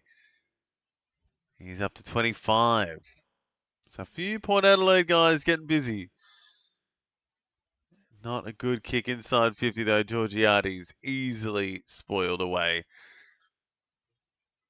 So just over a minute left, and Grundy leading the way for the Swans. Richards leading the way for Port Adelaide, though. 38 for him. Horn Francis 34. Sweet 29. Heaney 29. And Butters, Blakey, Warner 26. There's some big names on show already, on track for a ton. Oh, Darcy Burton-Jones copped it in the face. It's been a falcon in every game today, I feel. And he is pretty discombobulated. I don't think he knows where he is, Darcy Burton-Jones. He is wandering around like a zombie out there. And Swans on the rebound. Heaney, great kick to Roses. So hopefully Swans are going to get one back here.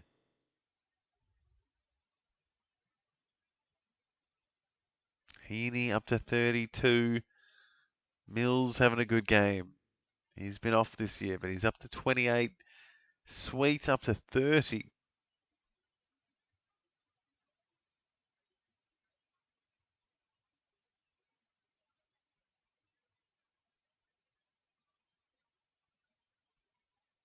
So Roses slots it, and it's a 4-point game at quarter time, guys. So Swans getting a little bit back at the end there after it seemed like a bit of a Port Adelaide were running a bit riot, just not getting accurate.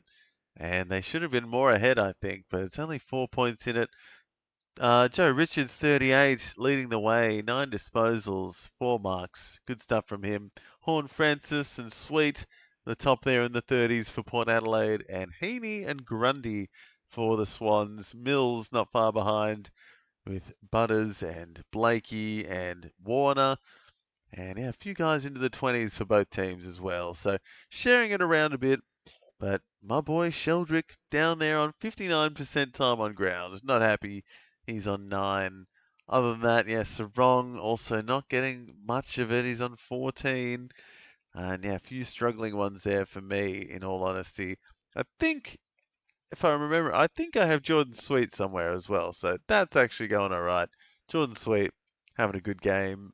But yeah, lots left in this one, guys. Tight at the first break and plenty left to go. Let me know in the chat who is winning this one and who is going to turn up tonight.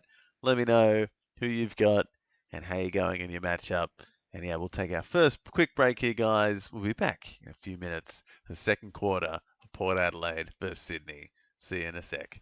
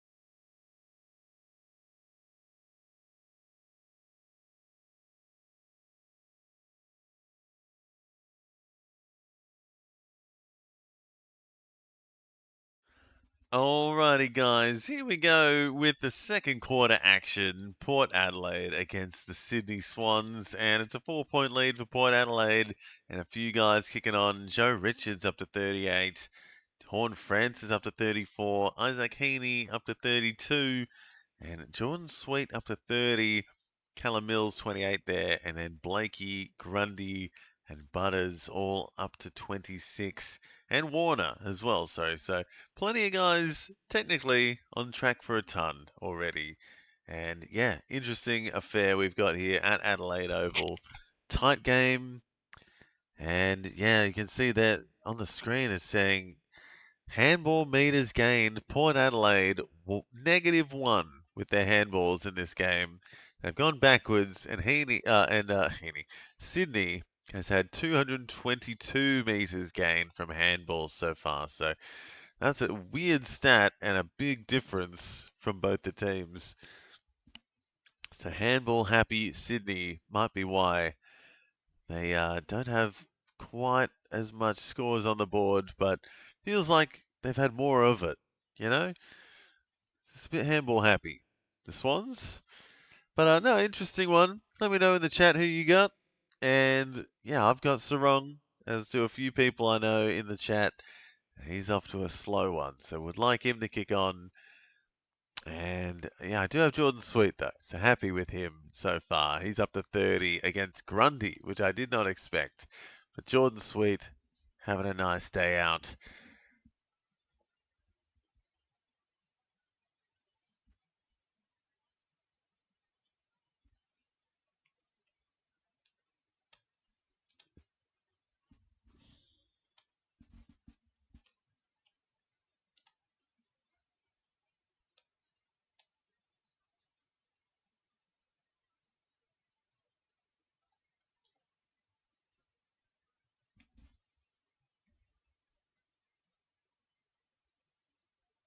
So straight away here, Port Adelaide on defense.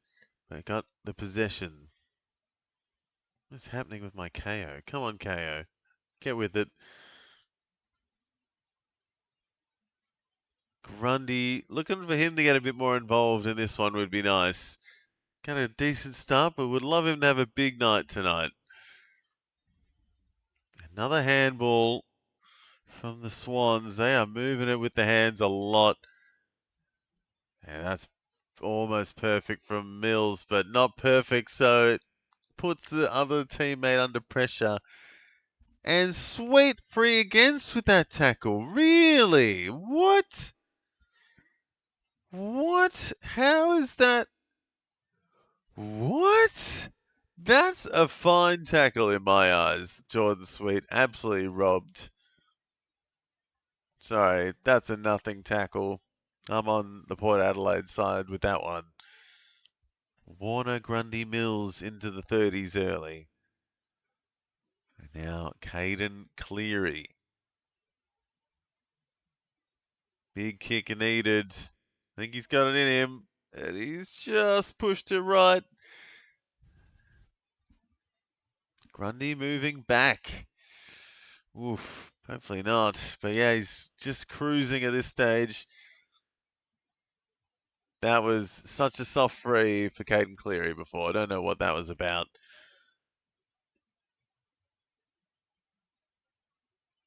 Oh.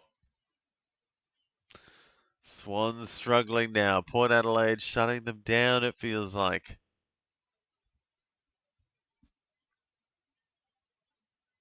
Alir up to 32. Mills getting a bit of it. He's at 11 disposals to 33.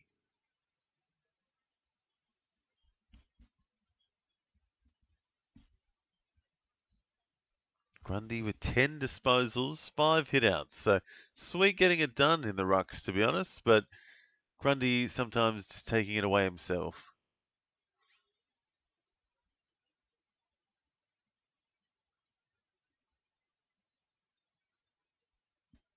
Great wide kick by Horn Francis. Burgoyne getting a bit of it. And tell you, this Xavier Bammett guy's got some spunk to him. He's looking good. Not a good inside 50, but good for me because it went straight to Jai Sarong. And Mills getting a quick +6. He's into the 40s. 43 for Callum Mills. And Curnow, powerful mark. Not a great kick though.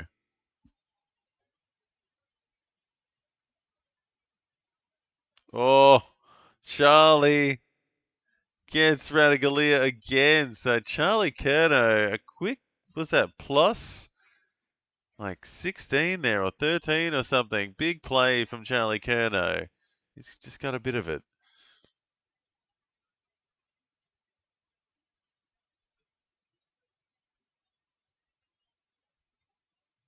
Sweet big tackle.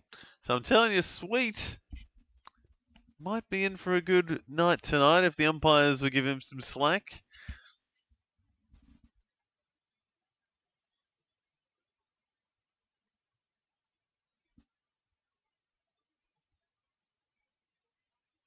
So Grundy moving again, Heaney moving, Mills up into the 40s.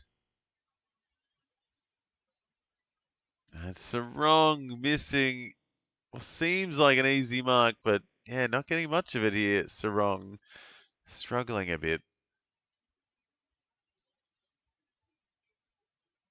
And Curnow now getting a freebie. What is happening? And it's Adam back as well. Come on, Heaney and Farrell. Heaney is kicking on. Farrell is, yeah, getting a couple. Getting a little bit of it, but it's a little bit slower. Really soft calls in this game, you got to say. Really soft. This round has been very soft.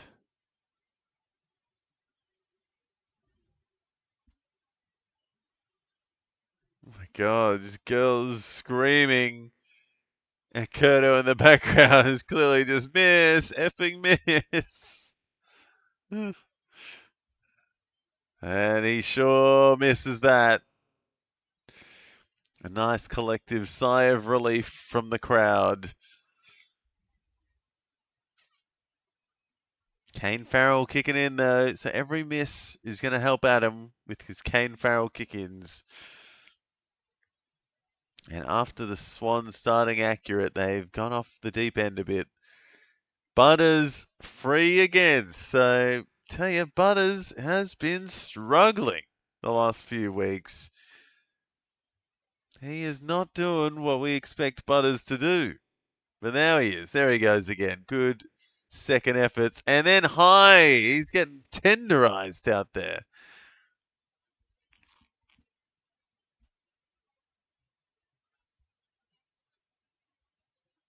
So, just as I said, Butters was struggling, because he was.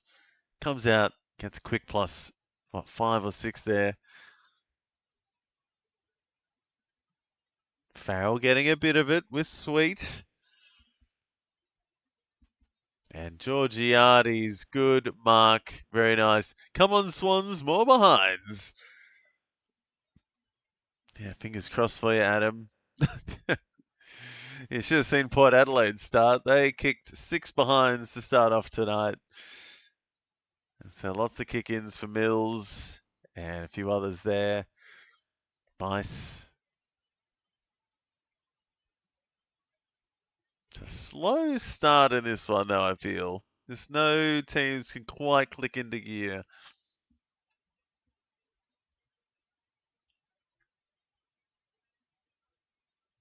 And Georgiades gets it done.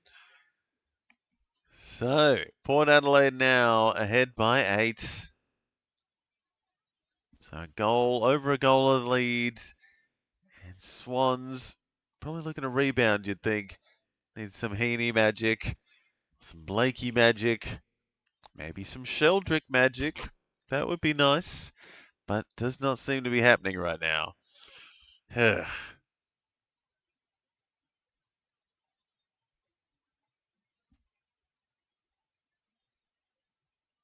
Mills up to 43. Richardson Sweet for the power. Followed by Horn Francis, and now Georgiades into the 30s as well.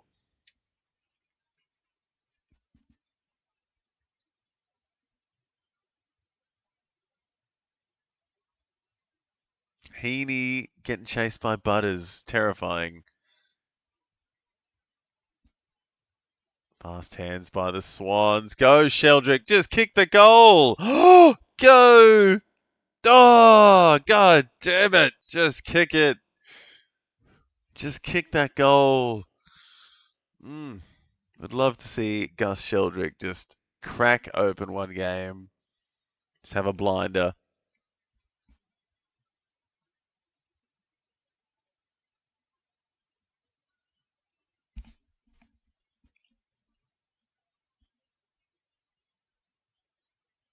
Oh. So, kick for kick, intercept for intercept, power take it, and Swans take it straight back. And not a good inside 50. So, it is a weird game right now, guys. I don't know what to say. It's just like, same as the last one. It's a little bit lukewarm at the moment. It's tight, but also not much happening. Mills kicking on. He's had 13 disposals, but a lot of handballs for the Swans, it feels.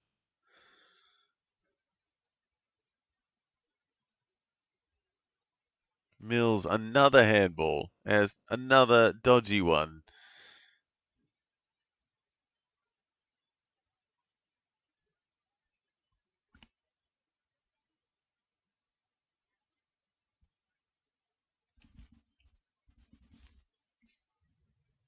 Another handball for Mills, so he is getting very handball happy out there. Callum Mills doing all right on the scoreboard. He's going to get up to 49 in a sec, but lots of handballs. Lots of handballs. There he goes. Heaney up to 40.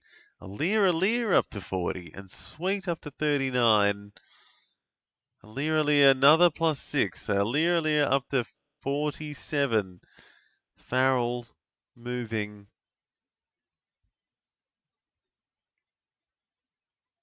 Now switching it back. Oh, it's a dodgy kick. Oh no, Port Adelaide. Farrell lucky to get away with that. Connor Rosie on the bench. Things you don't want to see. Just coaching for the rest of the year.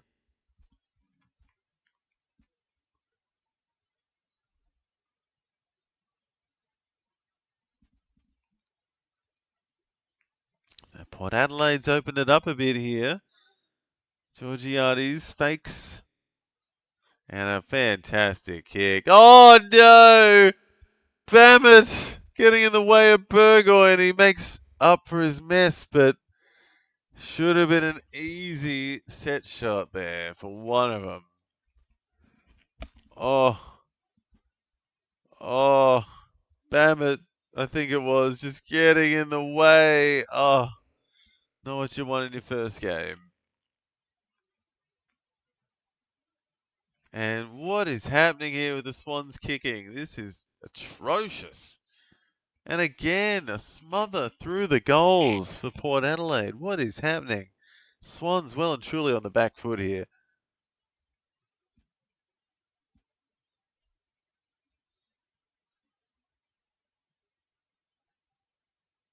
Swans not getting it done here. Here they go.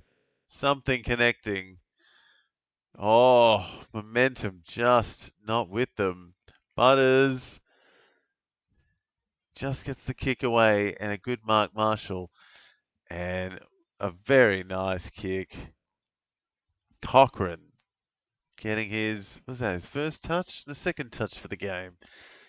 So back and forth here. Port Adelaide seem to be getting out on top.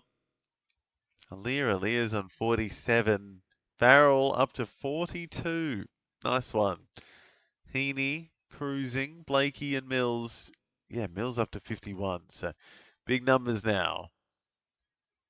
And Cochrane puts some pain on the Swans. They're now up by 14.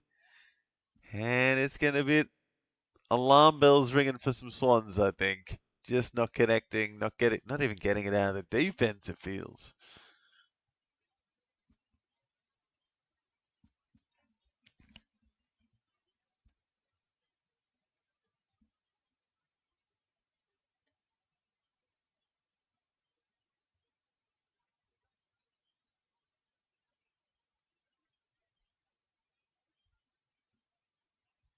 So Port Adelaide breaking this game open a little bit now. A bit of a lead. A few of their guys kicking on. Aaliyah, Farrell, Sweet.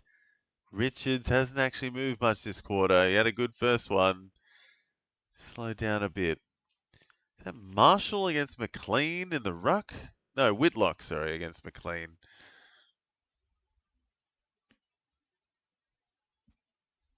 Sheldrick out wide. Not the best. And that's off Jones out of bounds. The Swans on the hunt. Oh, pardon me. Long day. Cleary having an alright day.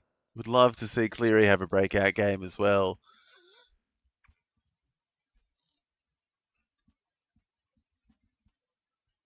Grundy, come on.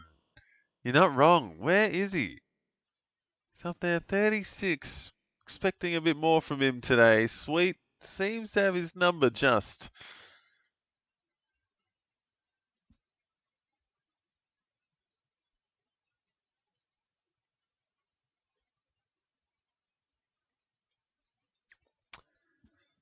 The tight contest in the middle.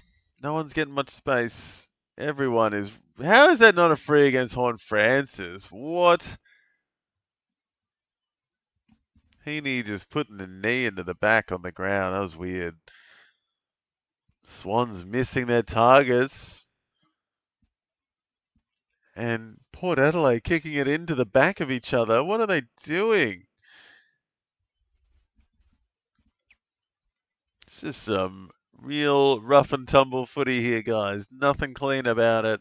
It's dirty. Just like these Port fans, there are some mugs in the crowd blowing a gasket. I swear I see some of the craziest fans at the Port Adelaide games. And Joe Richards getting a set shot now. He is going to go to best player on the ground if he kicks this. Could get a +10 to take him up to 56.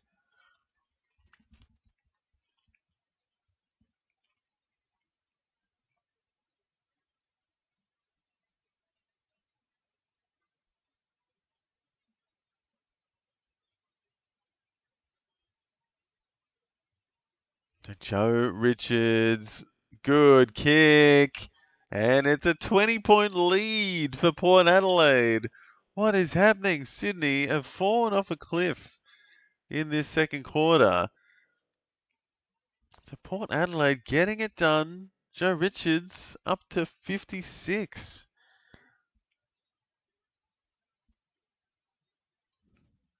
Yeah, not sure about that free though. Feel like it was holding the ball to be honest.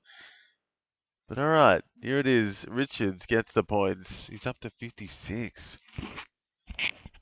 What is happening?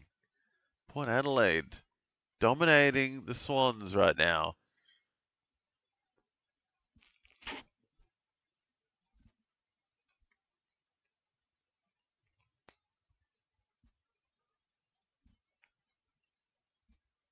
Sweet in. No Grundy in there. It's McLean. Sheldrick's been dacked. Complete wedgie, but somehow managed the disposal.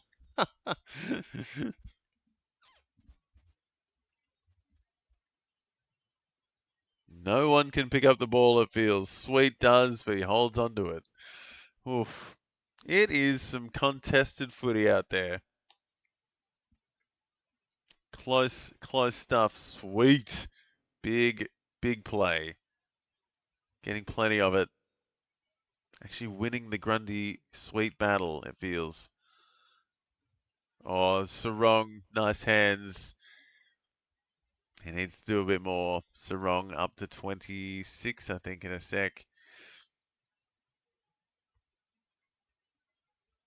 Joe Richards looking good, and the last 2 weeks maybe great replacement for Buddha.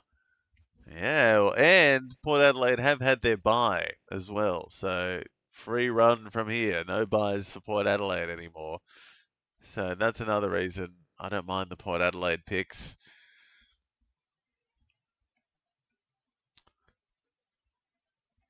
And yeah, Joe Richards, one of the underrated ones, I'd say, for Port Adelaide this year. Has had some good games. Oh,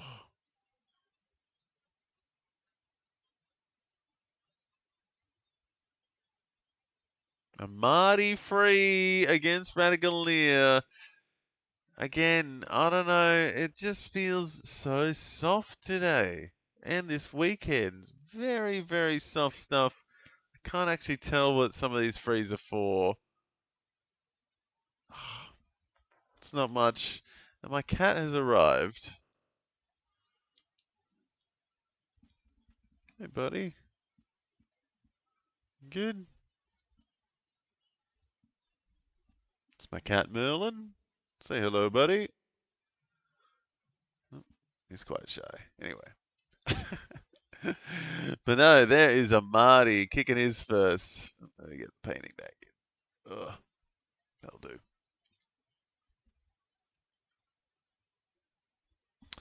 Yes, cat. You've been fed. You good. Ugh.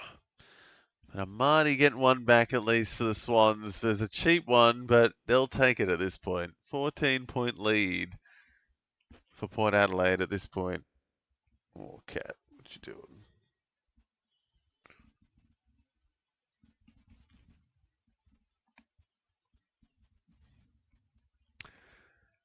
So 14-point game now.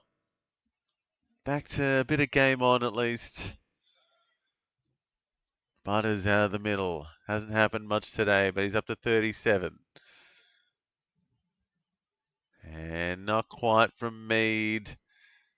Oh, and Berry does get the free. So another soft one. Frees at both ends. It is some soft, soft stuff. Come on, Grundy. Didn't play against Richmond, and you had your rest. He's been poor in the last 2 weeks. Come on. Yep, fair enough. It's justified rage there, Minamoto. So yeah, I've got Grundy in a league, and he is off. Away from home, sharing it with McLean, it seems. And Joe Berry sneaks it in. Port Adelaide back up to a 20-point lead. And Grundy struggling. Not doing maybe what we'd expect. Get a kick on Heaney. Got a kick on. He's on 40. You'd expect a bit more from Heaney as well. So a lot of Swans struggling. Sheldrick struggling. Sarong 32. Not his worst, but not his best. And yeah, a few down there for Port Adelaide as well. Willem Drew not having a good game. Todd Marshall, sorry, down there. Rowbottom on 12 for the Swans. So a few lackluster performances out there.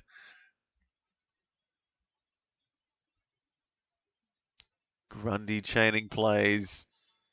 Sheldrick able to get it forward. Oh.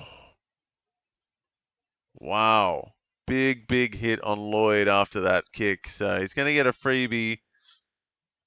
Heaney up to 42. Grundy up to 38.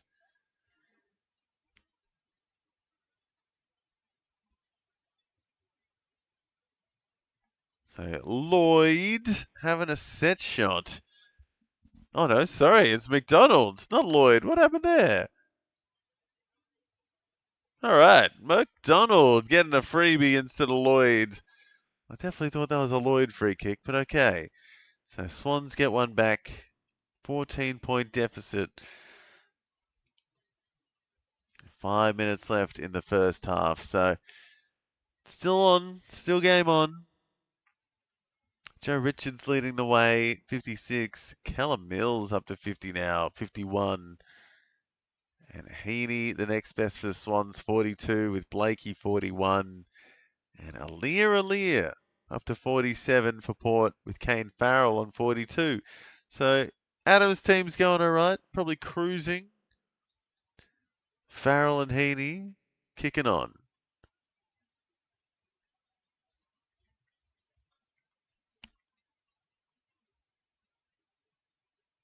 And that's got to be a sweet free against Joe Richards. Just can't get off Grundy. Here he goes. Grundy +4, but it's coming straight back. Port Adelaide, good defense.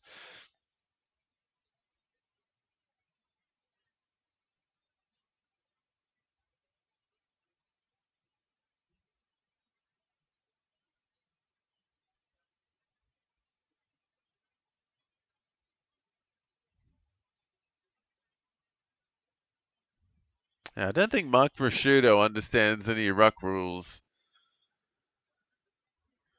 so he shouldn't be commentating on them. So what was wrong with that free? Didn't Sweet? Why is it a free against Sweet? It's like, because he jumped across the line, Prosciutto. We are 14 rounds in, and he still doesn't get it. You have to touch the ball. You can't jump across the line without at least touching the ball. If you jump across the line as a ruck and don't touch the ball, it's a free. You can jump across the line if you get something on the ball.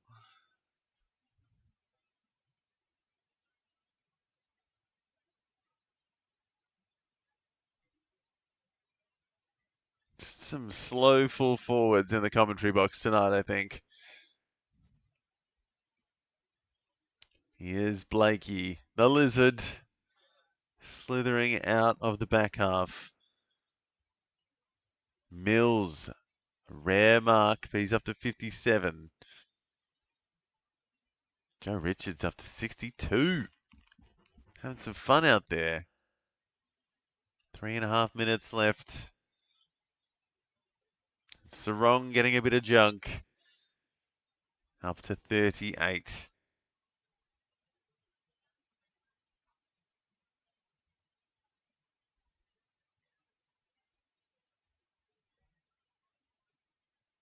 And good mark. Jordan Sweet coming alive again. Up. Oh no, free for Evans instead. Thought it was a mark for Sweet, but it's a free for Evans.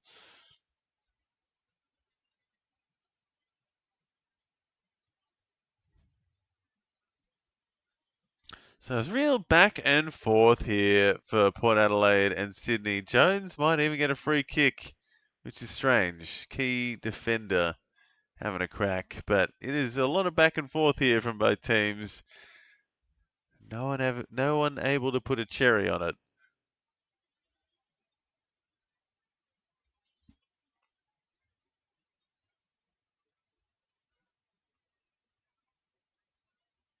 So Lockie Jones kicking it from 60. No way. No, it's not. Great mark by Brodie Grundy. Getting back. And there you go, Minamoto. Grundy up to 48. Doing a little bit of junking at the end. Oh, sorry, 47. He decided to handball it. Sorry. Sarong +5.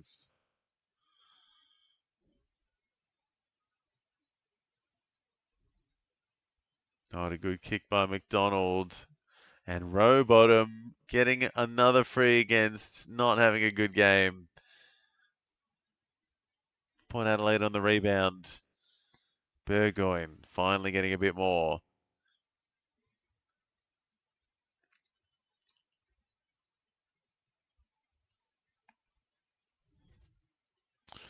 Yeah, it's such a Mark Prosciutto just does not know what he's talking about sometimes, I swear.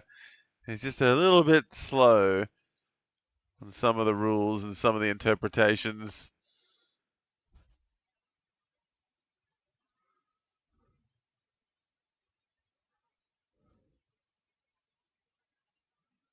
Oh, Horn Francis not paid, not a free against. I thought that was a bit high there. I'm pretty sure even if it looks like you got your hands up and you still hit someone's head on your arm, that's still a high.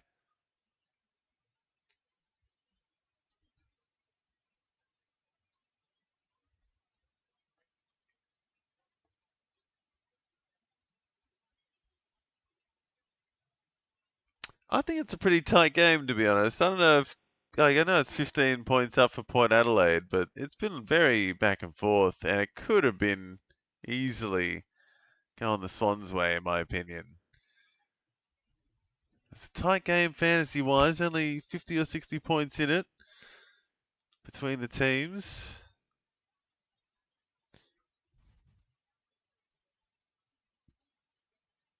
Yeah, just a lot of stop and start. Grundy cracking 50 now. He's up to 51.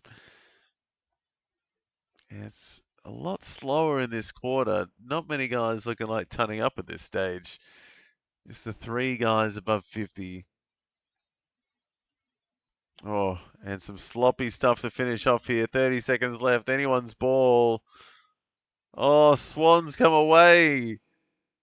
3 on 1 though, and no one's getting much there. Radagalia, 20 seconds left. Burn Jones need a couple of big kicks. Not going to get much here, I think. Nah, 10 seconds left. That is going to be all she wrote for the first half there, guys. It's been a weird one. Port Adelaide up by 15.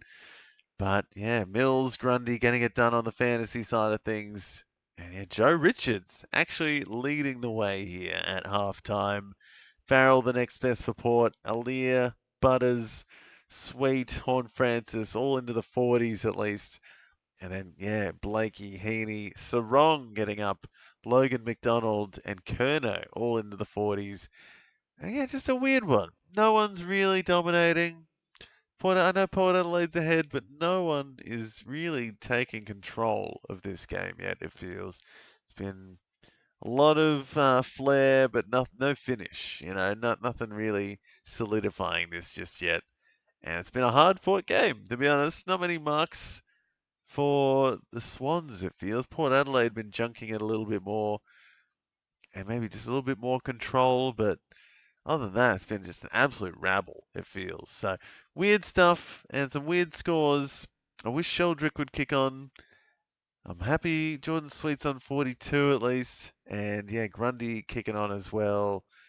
Sarong as well. Not a bad second quarter from him. So, a couple of good ones.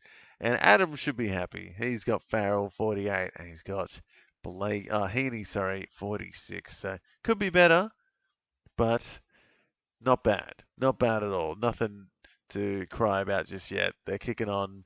There's a few getting busy in this one, and a few that need to get busy as well. Looking at you, Willem Drew, Burgoyne maybe, Horn Francis, think he fell off a little bit. And yeah, would like to see, as I said, my boy, Gus Sheldrick, please, get involved, mate. You deserve a decent score. Please, do something. Rowbottom down the bottom for the Swans. And Radagalia and Ham? God, who's Ham? I don't even know who Harrison Ham? Harry Ham? Carrie Ram, sorry? Not Ham. Not Ham. Ram down the bottom for Port Adelaide. Have to figure out who that is in the next half. Content at the moment with Farrell and Heaney. Yeah, they're cruising. It's going all right. Farrell doing well in that second quarter, and Heaney, we all know he could come out get 60 in this next half. So anything could happen. And plenty left to happen, guys, in our last half of footy on Saturday night. So stay with me. We'll have the second half in about 10 or 15 minutes there, guys. So I'll take a quick break and we'll be back with it in very, very short time. So we'll see you soon. Get some food in you, get a new drink, and get ready for a nice, fiery second half, hopefully, in a few minutes. See you soon.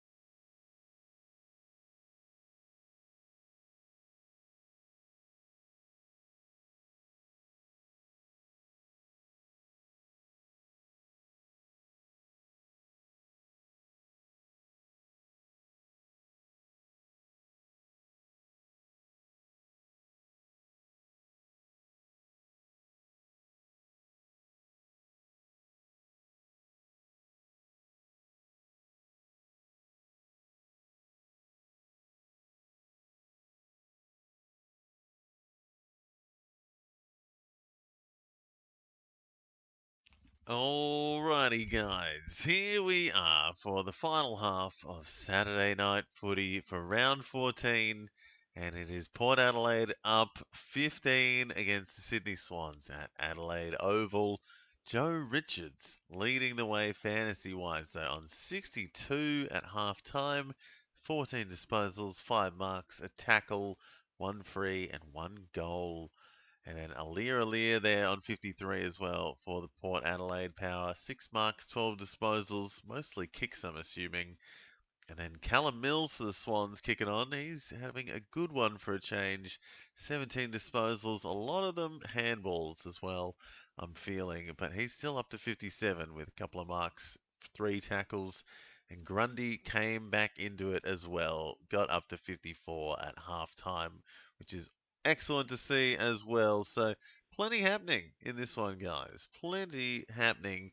And wondering if the Swans can get back into it as well. So I reckon they can. I reckon they're always a chance, the Swans, and you never know. It's just been a little bit Port Adelaide's way, absolutely. They missed and probably should have put this away maybe a bit earlier, but they haven't. It's as simple as that. They haven't put it away just yet, and the accuracy might come back to bite them in the bum just a little bit, maybe, if the Swans can get away here. So Heaney yet to kick off really on 46. He's had 15 disposals, hasn't had a mark yet, and hasn't kicked a goal. So unlike Heaney not to have a mark and only the 2 tackles, kind of very, very contested footy today. Everyone's on everyone else's heels. And yeah, same with Horn Francis. Just feel like he's been there, but he just hasn't popped just yet. Hasn't been getting as much as we might think. Butters the same. Butters 43. Just doing it tough. So a couple of big names need to kick on. And it'll be nice to see a nice out of nowhere dark horse come good in this second half as well. I don't know. Would like to see maybe a bit more from Jordan Sweet.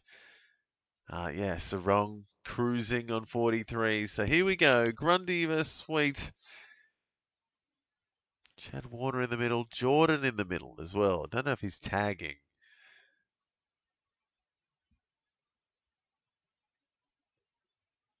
And Horn Francis a free off the bat.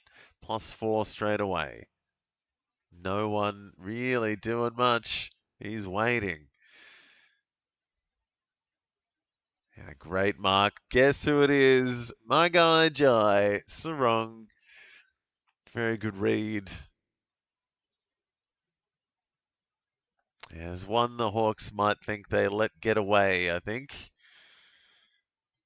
Jai Sarong comes straight into Sydney and starts to make a big difference, I feel.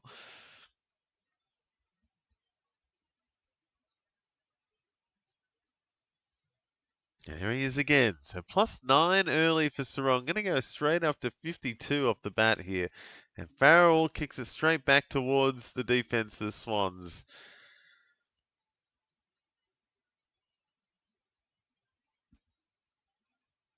And Mills into the 60s, up to 66 for that, 65, sorry, with that Mark handball.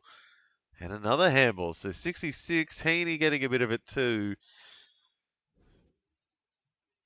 Curnow +6. And it's looking a bit easy here for the Swans. Sorry, Mills up to 70 after that last play. Sarong up to 52. Heaney moving as well. He's up to 48. So a couple of Swans coming out firing here.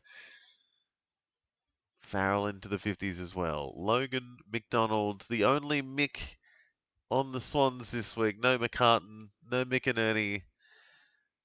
The Mick name lies with him with this kick. And he's missed it. I guess you got Ewan McInley on the other team. I don't know. Usually the Swans have like 3 Micks in their team. 2 taken away from them last week.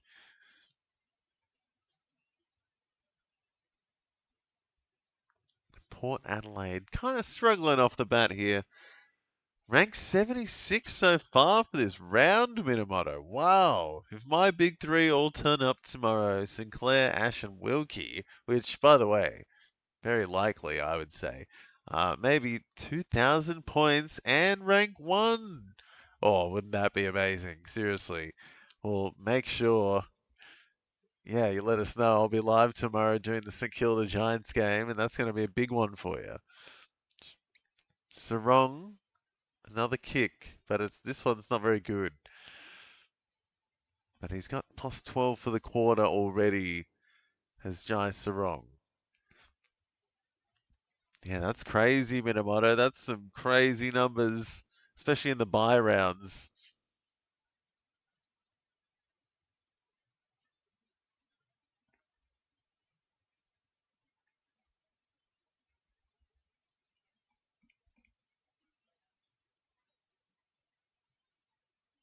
And the Lizard getting a bit of it as well now. It's a plus 8 because it's holding the ball. And a weird kick.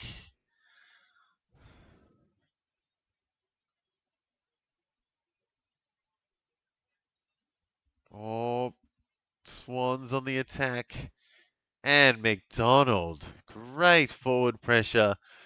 Good full forward push off the man. And a nice easy mark, really. Mills up to 74. So Mills having an absolute blinder of a game today. He's not handballing it as much already this quarter. And he's got a tackle and a mark, I think, to start us off.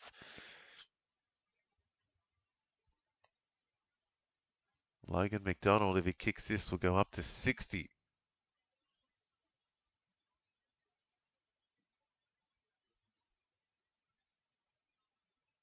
And he does. So Logan McDonald gets one's back, and it's an 8-point game for the Sydney Swans behind the Port Adelaide Power. Starting strong. Yeah, no, that'd be crazy, Minamoto. Looking forward to seeing how Sinclair, Ash, and Wilkie go tomorrow. I reckon it could be a defender's paradise. Some good defenders there for you. And last time Ash, I think the last few times Ash has played the Saints, he has got like 130 or something. So fingers crossed. Lucky Ash again tomorrow, going to pop off. Yeah, Sinclair, good shout. Wilkie, also good shout. He's gone missing in some quarters recently, but he's been good otherwise. Been great.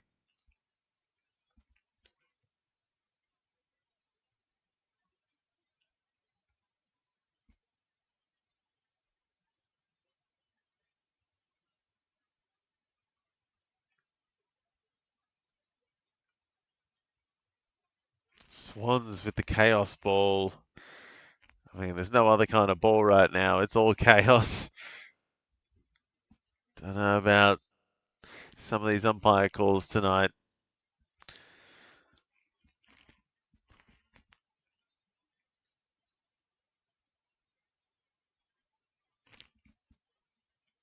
Sweet. Burgoyne. No, yes, scrambling. It's all a scramble.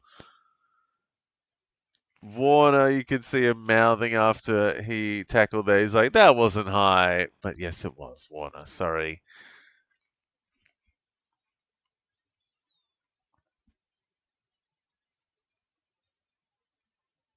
And Richards is getting back. He's doing that midfield role and just chaining plays together and getting a few marks to go with it now. His 6th mark.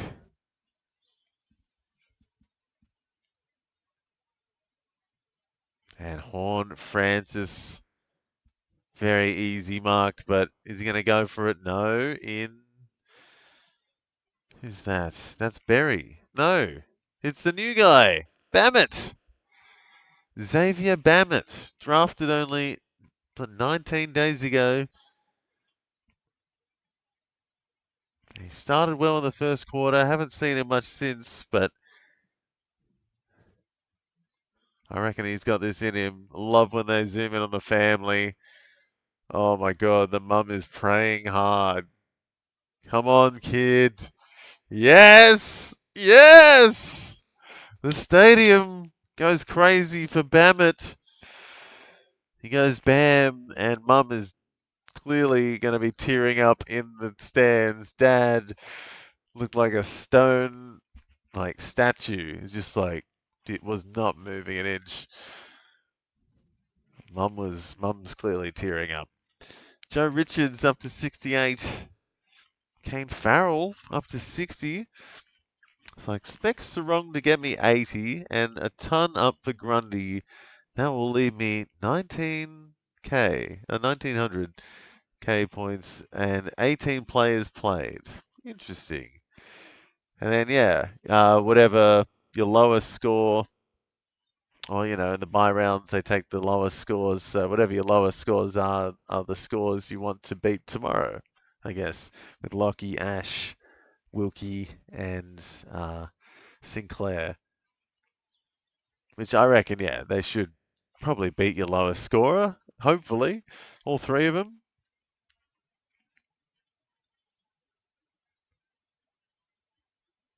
Yeah, Jai Sarong's having a nice quarter. He's had at least 12 points to start it off. 7 marks.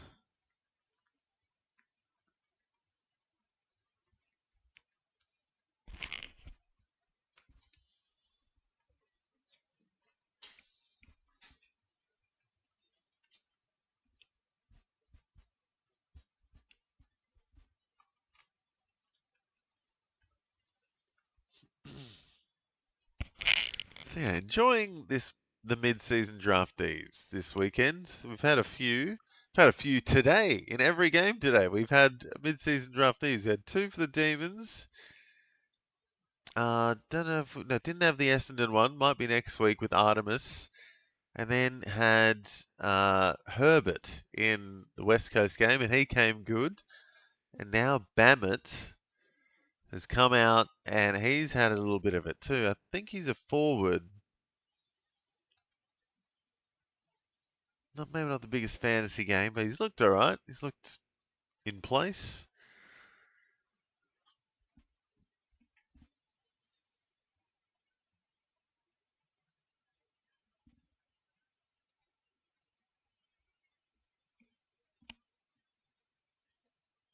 So Sydney thinking they're gonna somehow get back into it here.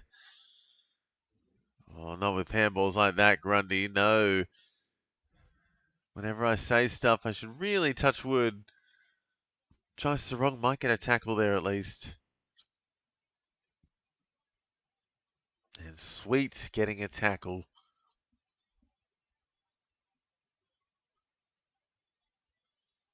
So Grundy got adjusted backwards. Jai Sarong up to 57.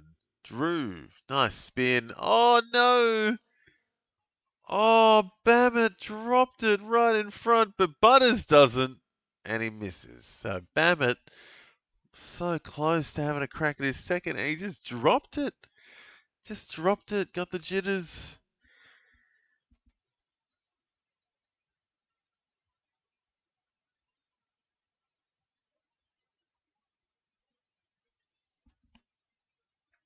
Back inside. It's Jai Sarong again. Oh, play on. +6 though. So Sarong up to 63.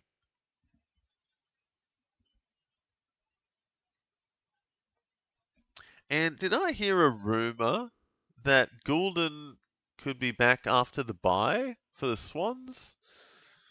He's made taken a few weeks off his recovery potentially.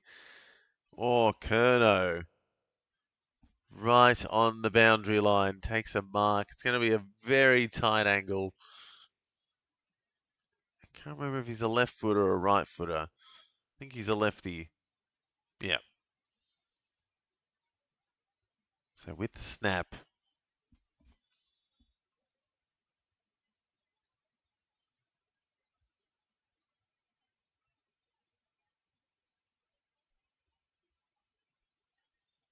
And Curnow, very nice, gets it done.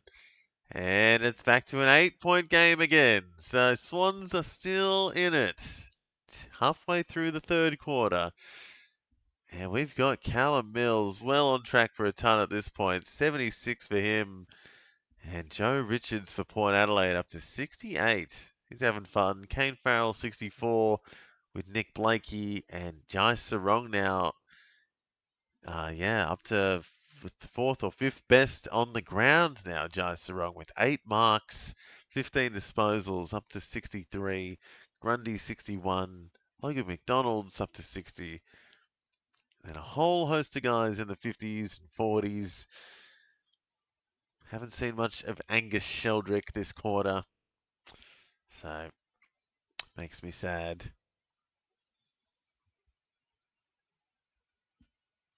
Lombard 51 and Dale 69. Yeah, I reckon Sinclair and Ash should definitely beat that. And what's your next lowest score after that? Wilkie might even beat that. But no, seems like you've had a good week, so everything after that's probably 80 plus. Hey, Sheldrick, nice kick.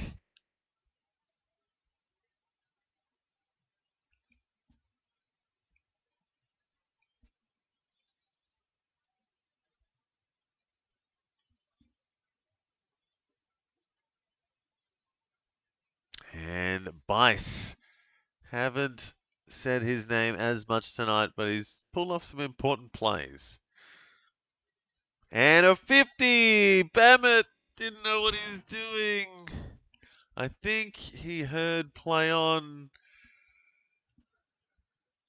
but it was the umpire saying to the kicker to move it on, not to play on. So it was a move on versus play on. That's unlucky for the debutante.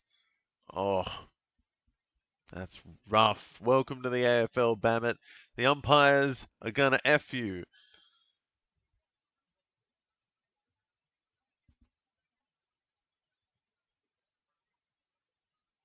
Unlucky, son.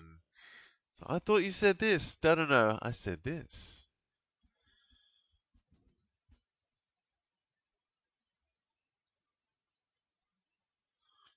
Yeah. Yep, simple communication error there from Bammett. So, not happy.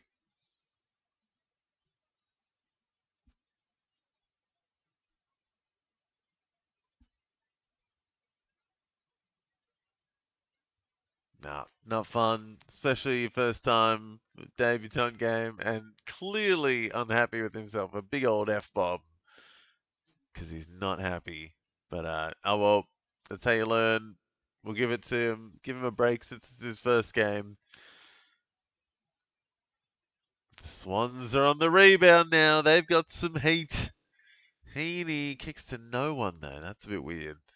He's been a bit slow, in all honesty. He's up to 57, so could keep it going now. Might get more involved.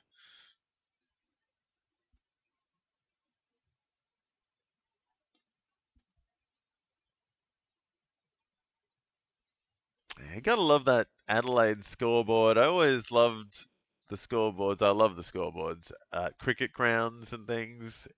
And I love that they use it for footy too. I'll say footy scoreboard. And yeah, still use it during these games. The old school scoreboards for the big games. Love it.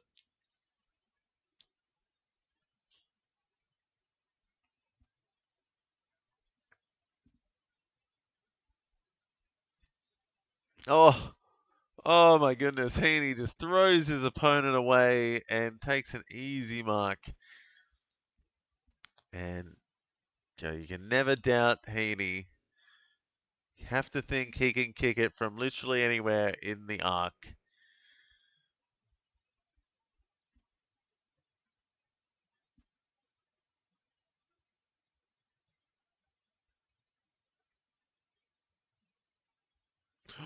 Oh my God, what a goal. Wow.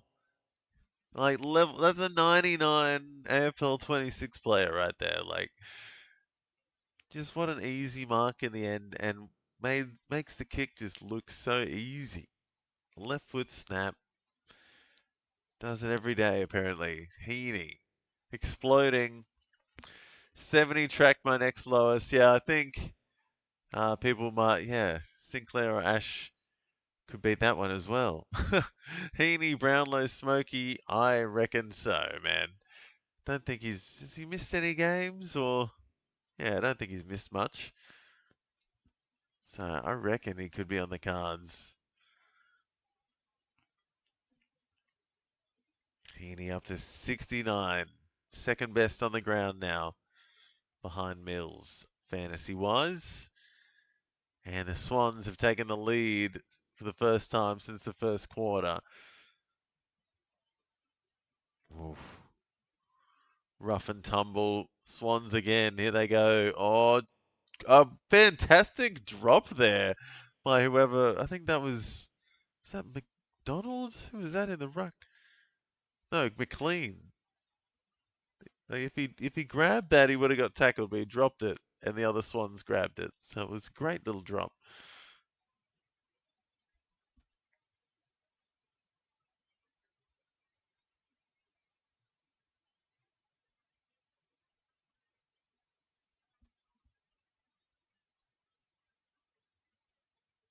Oh, Durden. What a mark. A little one-hander.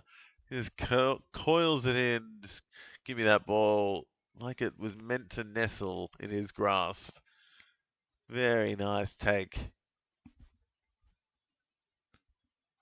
So yeah, this is turning into a cracker, guys. This is a close game. Bit of back and forth now.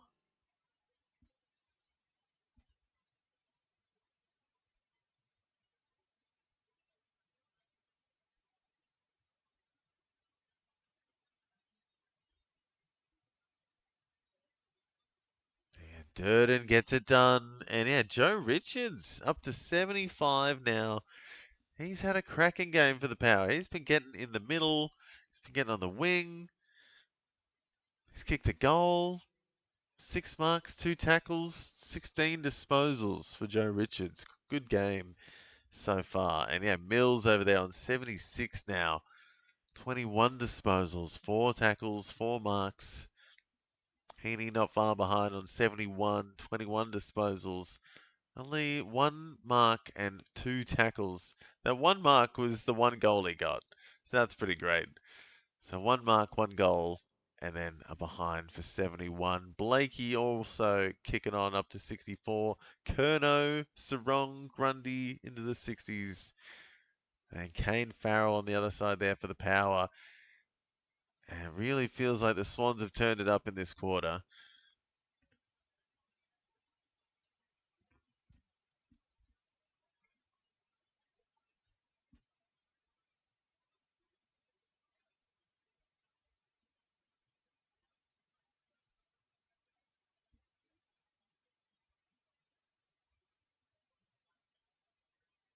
So high pressure stuff now as, yeah, Port Adelaide obviously get the lead back again, just like that.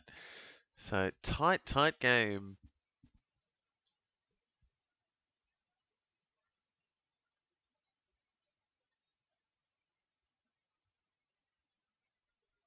Lots of tackles.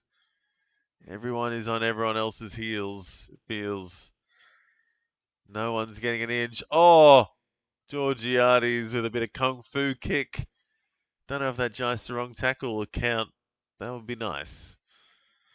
Would be his first as well. Wake up, Grundy.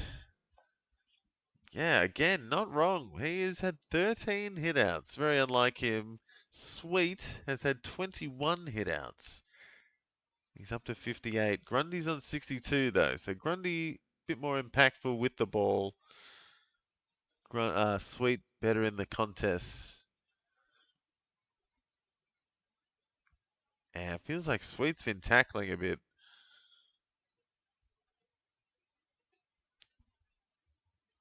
Harry Ram with a big tackle there. So that's what Ram looks like. All right, I hadn't seen him yet, but there is Harry Ram. He is a tall dude. I thought he was Jordan Sweet. There's Jordan Sweet, and he's playing like a midfielder. Look at that over-the-shoulder pass.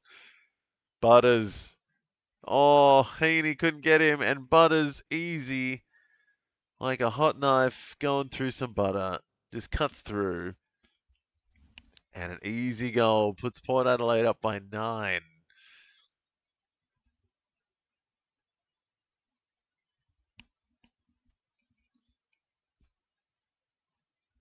So Butters coming alive. He has been quiet today. He's up to 57, I think, with that goal.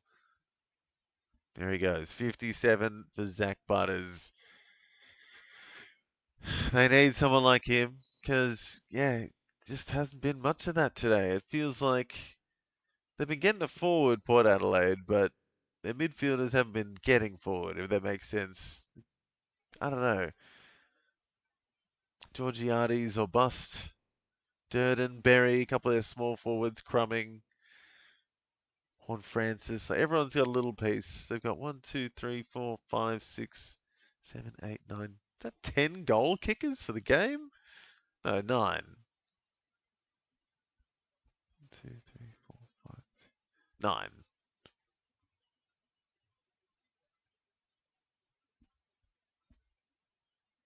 So 10 goals on the board, but 9 goal kickers. And yeah, Swans not far behind, I guess. A couple of multiple goal kickers, but everyone else has 1.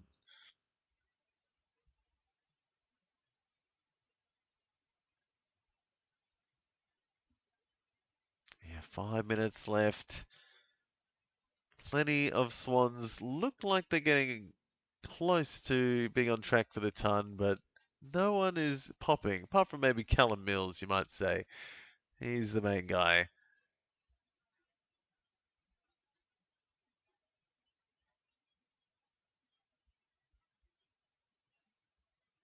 Oh, McLean has big mitts. Very nice grab. And Swans looking to get one straight back. So this is a great game. Tit for tat at the moment. Sydney has brought it back in this term. Adelaide Oval is a little bit silent, a little bit quiet, a little bit anxious.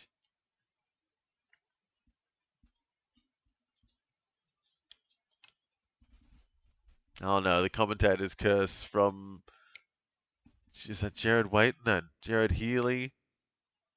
And technically, he hasn't missed. Yeah, Jared Healy saying he hadn't missed a score, missed a shot yet. Technically, he didn't miss because he didn't make the distance.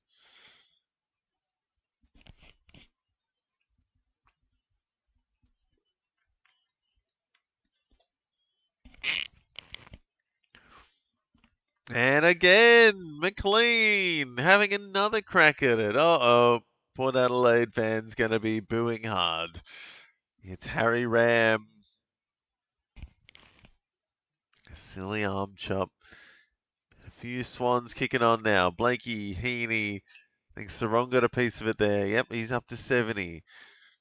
Grundy adjusted backwards again, unfortunately.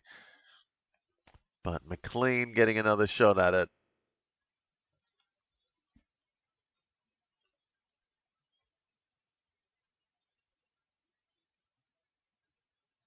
And that is a shocker. First blemish for the year. McLean getting the commentator's curse from Gerard Healy, sorry. Gerard Healy getting cursed by all of New South Wales.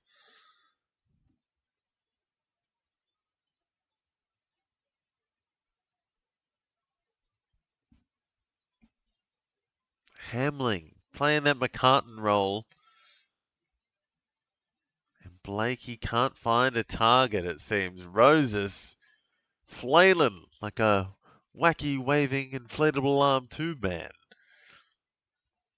Joe Richards up to 81. So he is kicking on.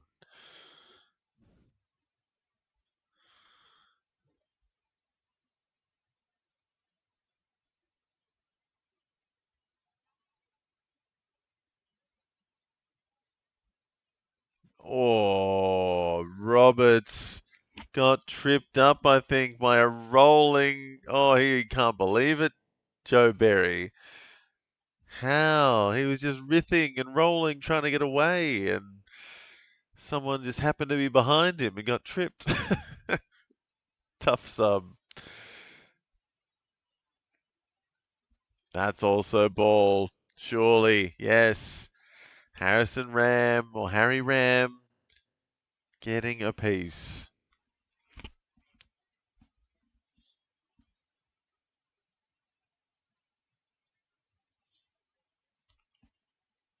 Two minutes left in the third.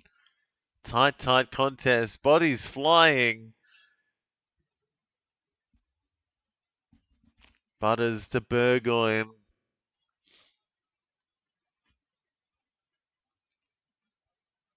Need 50 more points to reach 1900. Ooh.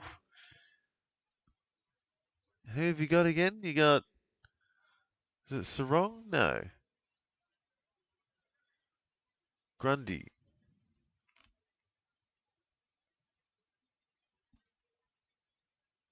So Grundy, where is he? He's up to 64. So probably not where you'd like him to be. Would like him to be closer to 80 at this point. But hey, he's doing something. He's still getting in there. Would love a few more hitouts. It seems like McLean's been in there a bit today as well.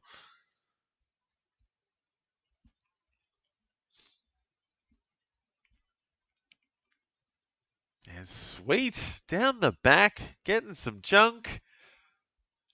Love that. He's up to 68.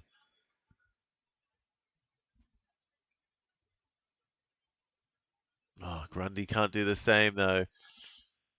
Close but no cigar.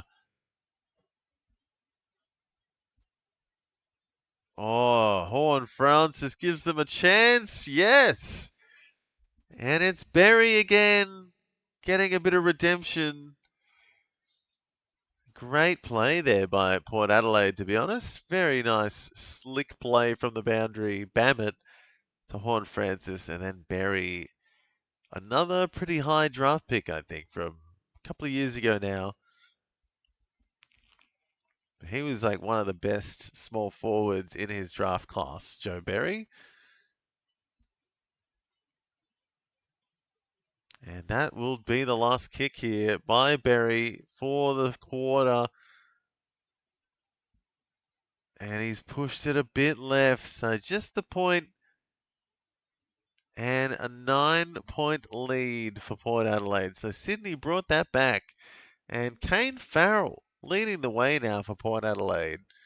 I thought Joe Richards was going up a bit further. Oh wait, no. Has it stopped there? No. I think the stats may have stopped for a second maybe, but I thought Richards was going up a bit further. Anyway, Farrell 79, kicking ass. Mills up to 88, absolutely flying. Blakey 78, Heaney 77. Yeah, Richards 78 there. Butters as well. Finally, back on track for a ton. Good to see. And Sarong also up to 70. He had a nice quarter. Sweet. Horn Francis and yeah, Grundy. All, I reckon, potentially on track for a ton if they can pull their finger out in this last quarter. Yeah, a few guys down the bottom who should be kicking on, but has had a shocker so far. Ollie Wines on 40, a little under his average. Angus Sheldrick, 54% time on ground. Like clockwork, but not doing much with it today either. Only on 30. James Jordan also on 30. Yeah, Matty Roberts, actually not bad. So kicks up a gear. Half the Swans look like they're almost 50 plus at least. But yeah, hopefully we're going to see a few tons in this final quarter, guys, and hopefully a good game. 9 points in it. Should come down to the wire.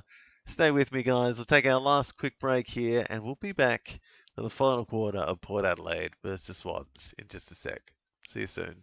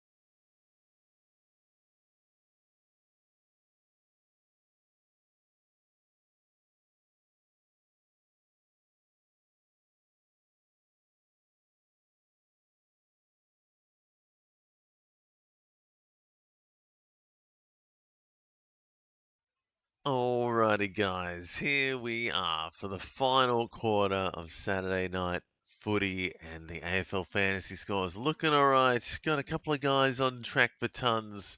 Callum Mills, in particular, only a couple of marks and a couple of kicks away from the triple digits. And then you got Nick Blakey, 78. Kane Farrell, 79. Had a great third quarter. And Joe Richards up to 78. Very, very nice. Sarong and Grundy should have McAndrew on the field instead of Grundy. Yeah, well, at the moment, Grundy not living up to the expectations, maybe. But I have seen him junk up before. I've seen him go big in final quarters. So maybe this could be one of those, hopefully. We'll see. Maybe a Grundy goal, I'm hoping. Fingers crossed for you, Minamoto. Grundy goal in this last quarter would be nice. But Sweet seems to be keeping up with him a bit today, especially in the ruck contests. He's beating him. But Sweet also has 5 frees against? Oh my goodness. Sweet has given away 15 points today. So he could be on 83 at the moment if he was a little bit cleaner today, Jordan Sweet. Wow. 5 frees against for him. And yeah, Grundy 64 with no frees again. So he's been a bit cleaner, but just not getting as much of it. And there's a bit of fight in this one, I think. Bit of banter in the middle and getting in each other's heads. Zach Butters looks hungry. And he could be on track to ton up here. I don't think he's had a ton in a few weeks, so would do him a world of confidence. Kane Farrell, for Adam's sake, I reckon he could get the ton. Heaney also, both of Adam's guys on track for the ton at this point. Fingers crossed, touch wood. Got a wooden desk right here.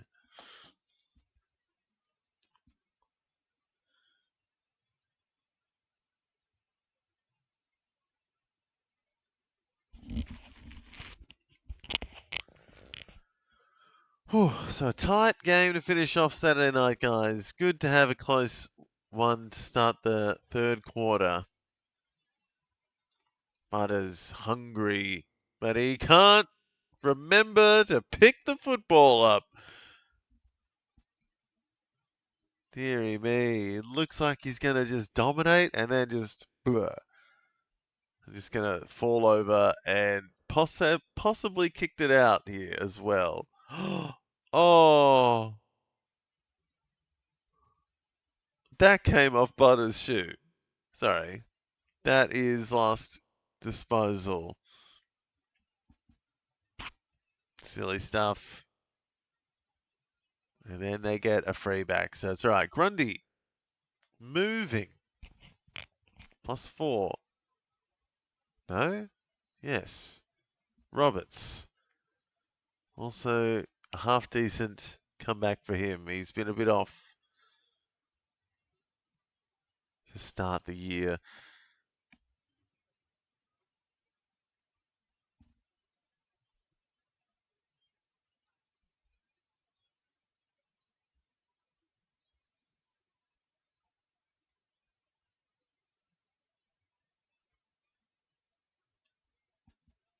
So, who's that? Butters getting a few tackles to start this one. I think he's moving up closer to 80 now.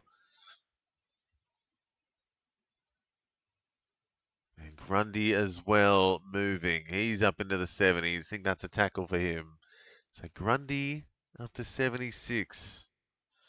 Sweet getting his number in the ruck though.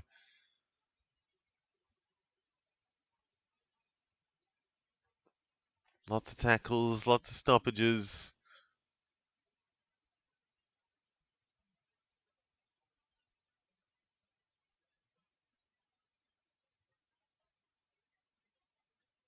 Could be a ruckman's quarter this one with all these stoppages.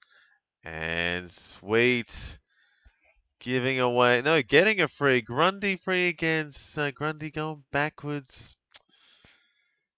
But he's up to 81 there, going back to 78 in a second, unfortunately. But he's had a good start, Grundy. Just needs to keep it clean. That's his first free against.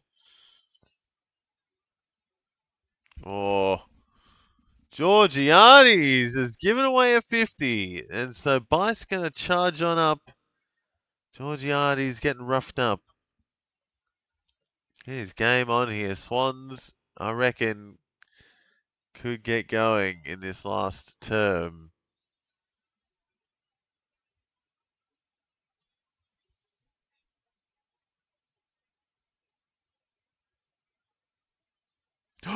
Oh, Heaney. Almost just slotting a mark, but not quite. And a point. Wow, that was a crazy fight. Aaliyah against Heaney. And that could have almost been a free against Aaliyah, but not quite. Farrell up to 80s. But straight back to the Swans.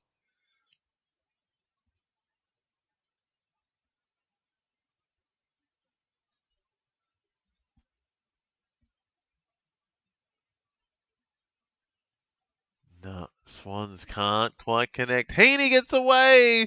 And a rare miss across the face. Oh, Heaney up to 85 with that one, though. So cruising to the ton, it feels, at this point. He just needs, if he's going to, I think he's going to kick a goal in this quarter. You can just feel it. So Heaney missing and Farrell kicking in. I call that the Adam double play.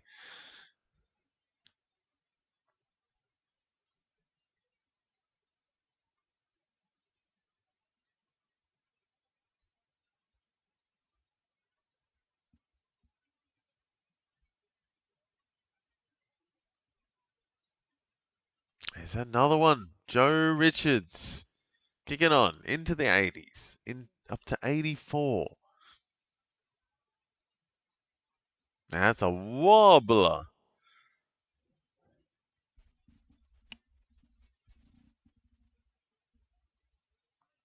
Swans charging out from defense. And Amati keeping it going with Lloyd. And, oh, good one-on-one. Curnow keeps it going, though. Gonna run it on in. Yes, he does. And it is straight back to a 2-point game. So it is tight. It is a close game, and it looks like we're going to get a few guys getting close to the ton soon. And maybe a sneaky chance for it might be Charlie Curnow. He's up to 75. He's getting back into some form, Charlie Curnow, it feels. Getting some good floor scores last couple of weeks. Good ceilings as well, which is good. After a very poor first couple of rounds.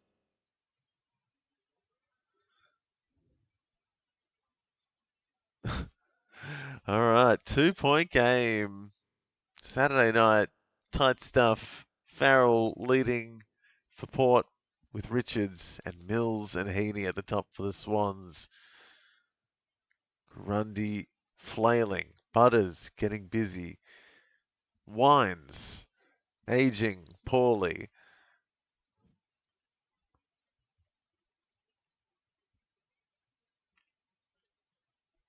Oh, Bammett. Just Bammett. Oh my goodness. Swans just take it away.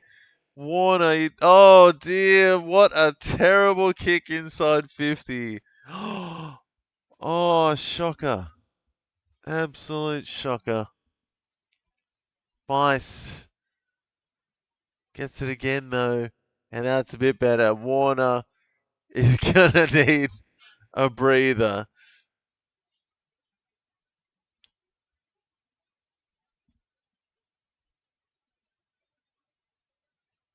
So Warner coming a bit better in this last term. Some shoddy kicking, but at least he's getting some impactful plays.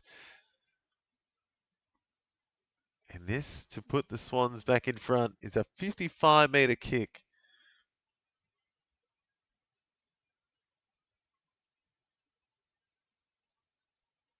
Oh, oh, what a goal! Chadley Warner. Oh my word, up to 74. Clutch play. Gets the Swans the lead. 4 ahead. Back and forth, back and forth. It is a tight fourth quarter here. Got 3 Port Adelaide guys into the 80s. And now you got Mills Heaney leading, but then Blakey, Grundy, Curnow, and Chadley Warner seem to be on fire now as well. There's a few names popping off. Sweet has 6 frees against. If he didn't have that, he'd be on 89 and leading the way for Port Adelaide. And the game. Crazy. Sheldrick out of the middle. Kick it, son. No! Oh dear, he must have got a shoelace on it because he didn't get the free against. Oh, shocker. Come on, Sheldrick. Surprised he got anything on that. Sheldrick is not getting away from anyone at the moment.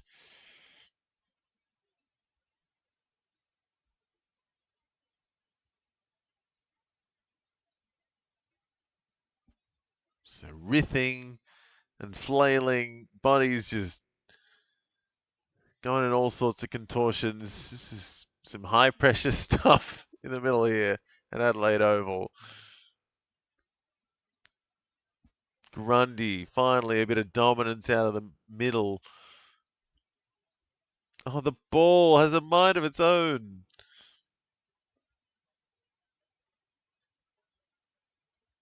Haven't seen Blakey a whole lot in this last term.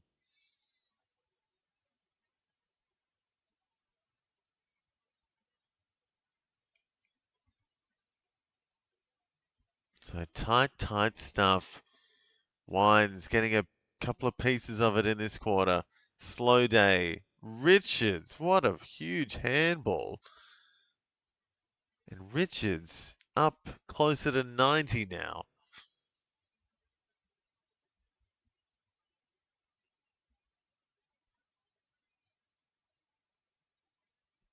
Butters just... They must call him Butters because he's got it on his fingers. He cannot pick it up today.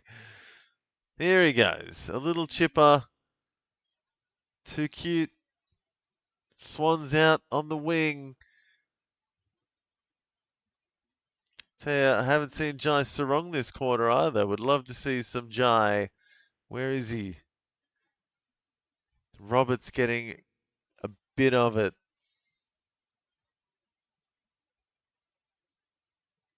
Some shuffling on the wing. Lloyd's having a crack. Oh my goodness. Jake Lloyd. Jake Lloyd, what a kick. What a clutch kick. To take the lead to 10 for the Swans. What was that? From the pocket, from the Eddie Betts pocket. Jake Lloyd. On the corner, right in front of the 50. And it's just snuck in. That is brutal for Port Adelaide, but what a beautiful goal. Wow. Crazy goal. Crazy goal. And a clutch moment.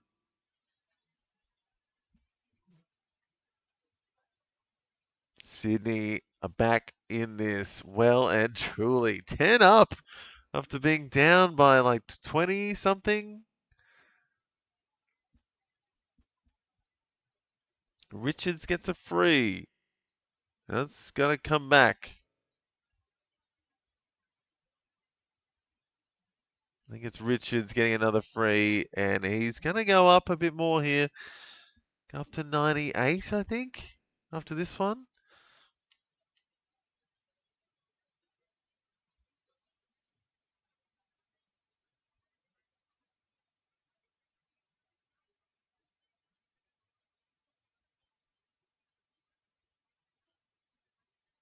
See Jai Sarong, but I'm not seeing him do anything. Would love a couple of marks or something from your Jai. Would be nice. Grundy also needs to keep it going.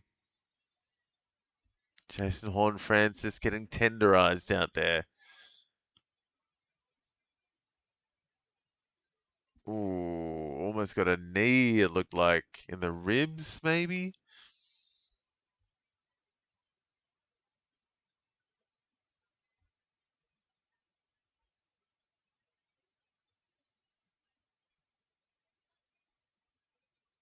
Oh, still getting pushed around by Mills. No mercy out there.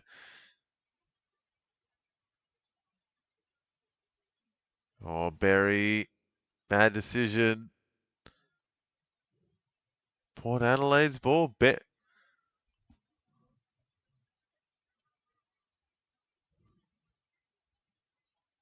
Wait, what? Berry gets a freebie. Oh, I didn't think it was that way. All right, Berry. Point blank shot for him. And yes, Sarong, wake up. Has not moved, Minamoto. What is happening? How can people just flatline like this? Need some marks or a tackle or something from Sarong. Oh no, Joe Berry. How did you miss that? How did he miss that? Incredible. Port Adelaide fans would be pretty unhappy with that.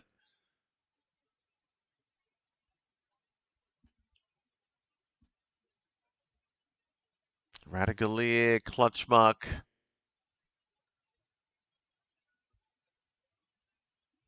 And a tight contest. Tell you, Joe, was it Hamling coming in doing the defensive job with McCartan out? He's been good, spoiling a lot down back, it feels. And who was the other one? Cunningham came in as well. So he's been all right down back. Just defensively, good pressure.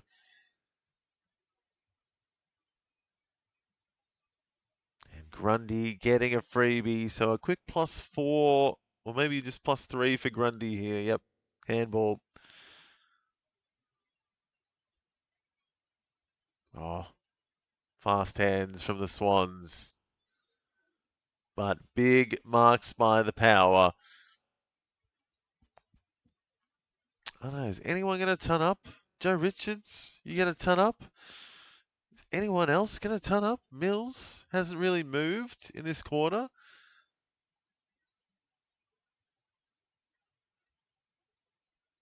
Oh no, and Heaney's stuffing up now. Grundy, and now Heaney again. Oh dearie me. There's some average stuff happening out there now. And those Port Adelaide fans are furious. Livid. Anarchy in the crowd. Angry, angry people at Adelaide Oval. It's the angry oval.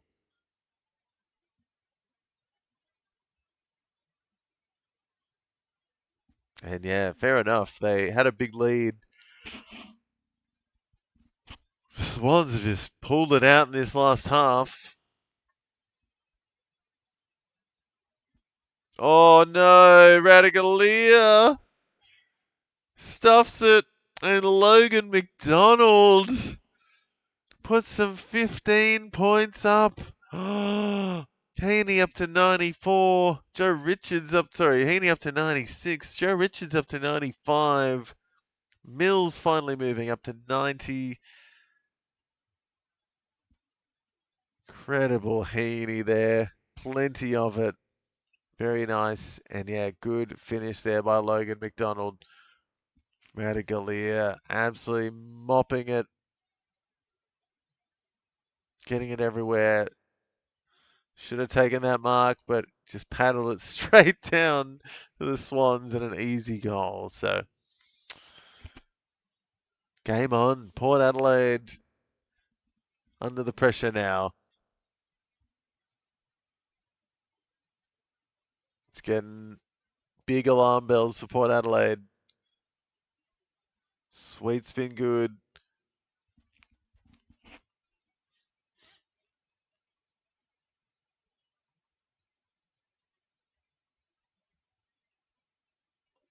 Where is Sarong? McDonald getting plenty of it. He's had 3 now. Oh, geez. Bit of back and forth. Inside. Pressure, though. Good mark. Harry Kyle had a slow quarter, but clutch mark there. Blakey has been nowhere in this quarter. Finally up into the 80s. Heaney, a handball away from the ton now. So he's surged.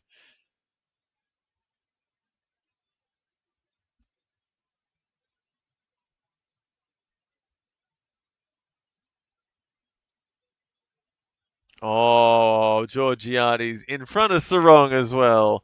A clutch mark. One-hander. Sarong, you need to lift. Lift. I think Butters is going to be missing.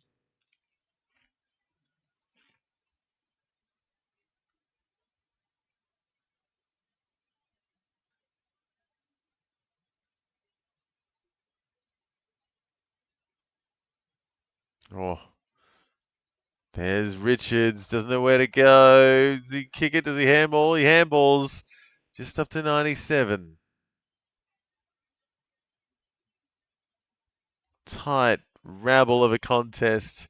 Grundy getting smothered by a couple of power boys. It is getting tight out there. Berry Butters. Here he goes. Finally, a little chip. Georgiades, textbook stuff. Grundy's up to 90. Mills up to 90. Richards 97. Yeah, Heaney at the top there, 98. Georgiades has had a quiet day. And this is where you need to kick straight.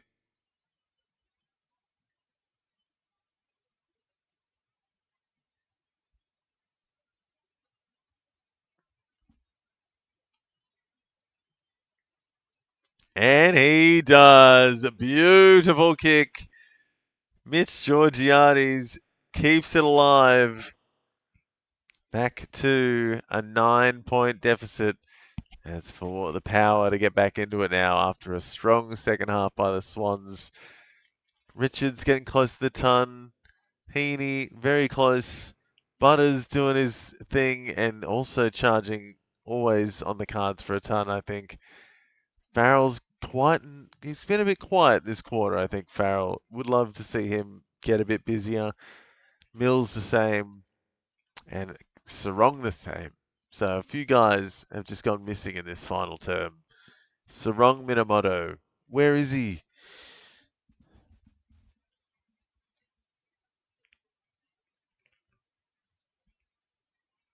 Tight game. 9 points.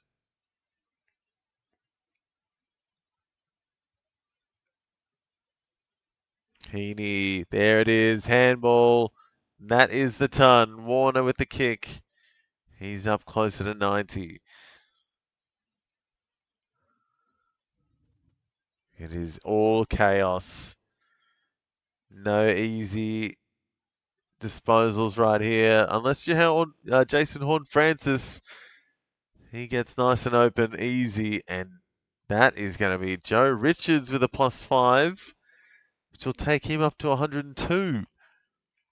So Joe Richards, the second ton after Heaney. Heaney up to 100. Joe Richards up to 102. A couple of tons on the board now. One for both sides. So that's how tight it is. A ton at the same time, pretty much, for both sides. There he is, Joe Richards, 102. Mills, 92. Sweet. With 8 frees against. My goodness. Are you kidding me? Sweet could have turned up, but he is on 78. Unreal. Sweet has more frees than almost the whole rest of the team, I think. That's insane.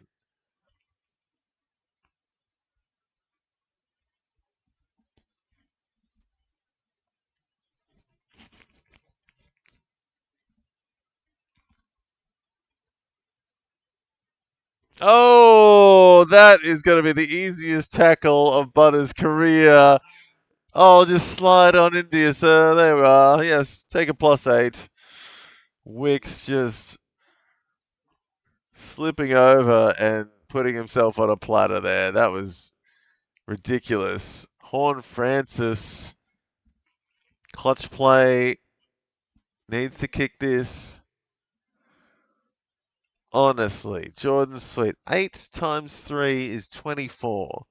And so if you took those frees against away, Jordan Sweet would be on 106.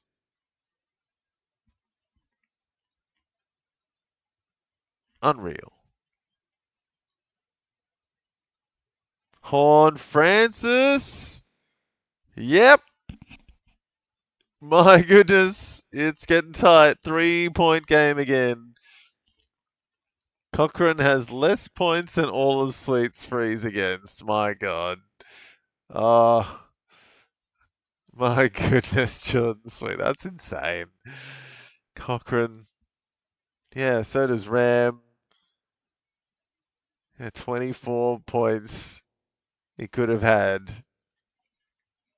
He's given away. Horn Francis coming up clutch. 85 for him, and it's a 3-point game. 5 minutes left. Tight, tight, tight. Maybe some tons to go with it would be good. Butters, Mills, Warner, Grundy maybe, Blakey.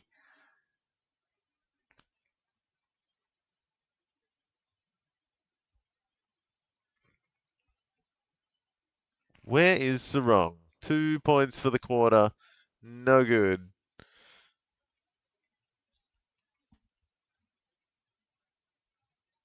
Fast hands by the Swans though.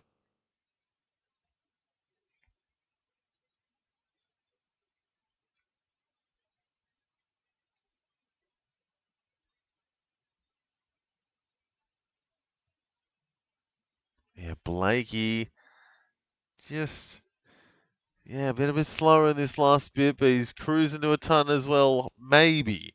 4 minutes left. There's a lot of effort to get to the ton at this point for a few of these guys. Blakey will go up to 93. Warner's up to 95. Grundy's on 93. Butters 97. Grundy out of the middle.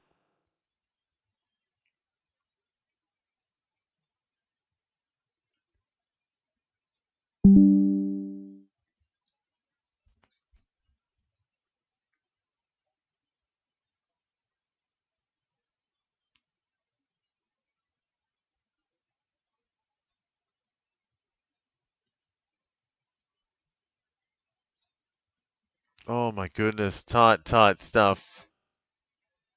Tight, tight stuff in this one. Oh.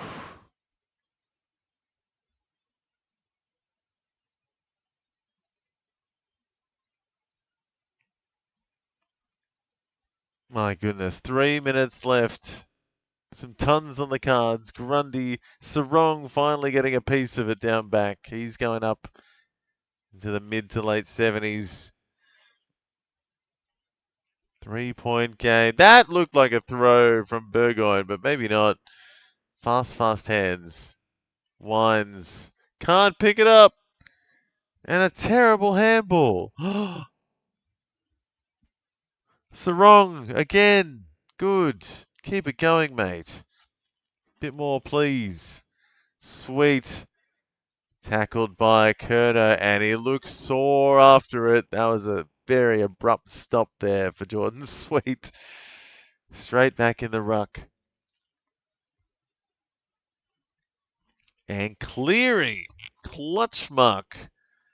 One of his best games, you might say. 17 disposals, 57 on the board.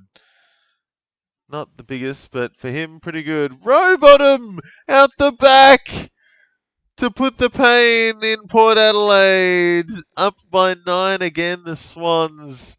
And he hasn't done much today, Rowbottom, but that will be what we remember. A nice left running kick and a clutch goal. 2.5 minutes left. But I remember the Hawks being up by 11 with 30 seconds left and the Port Adelaide Power getting 2 quick goals and winning it. So 2 minutes and a bit is plenty of time for something to happen here.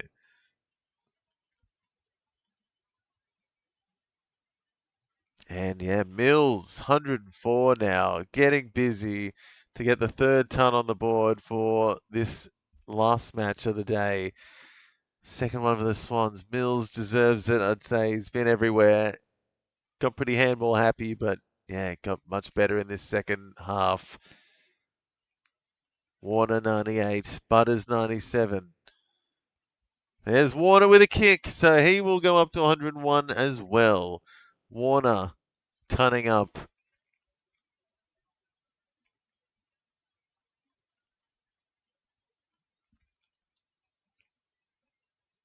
Oh, fast hands by Port. High on Jones, but they'll keep it going. Horn Francis.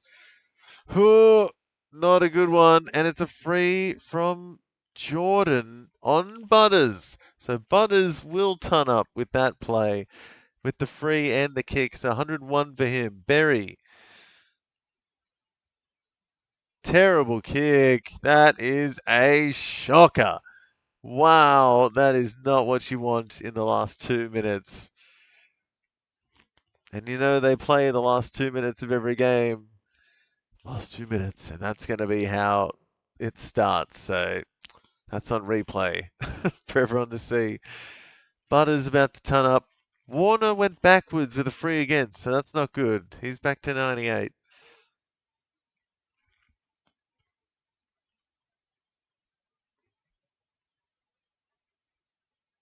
Edwards getting tight. 7 more points come. That's 1,900 points. Come on, Grundy. Where are you, mate? Where is Jai Sarong? Jai Sarong's up to 81 at least. So I reckon that's job done for Jai Sarong today, but would be nice to get a little bit extra.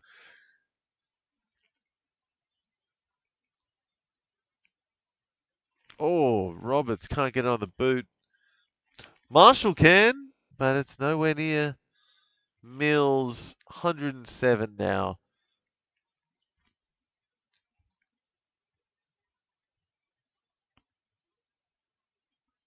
And a freebie for Port with just under a minute. Lockie Jones and Todd Marshall looks like he's in pain. He hasn't done much today, so don't know if it'll make much of a difference. Sweet! Jordan Sweet. Jordan, 8 frees against Sweet. Coming up for a plus 12, and it is. Oh dear. I've seen this before. It's not against my team this time, but Port Adelaide have 30 seconds to run up and kick a goal. And that is a terrifying thought as a Hawks fan. A couple of years ago, traumatized by a terrible loss at Adelaide Oval, similar to this. Oh, if they can do it again, that would be amazing, to be honest. But yes, Jordan Sweet's given them a chance. Sweet. 8 frees against for the game.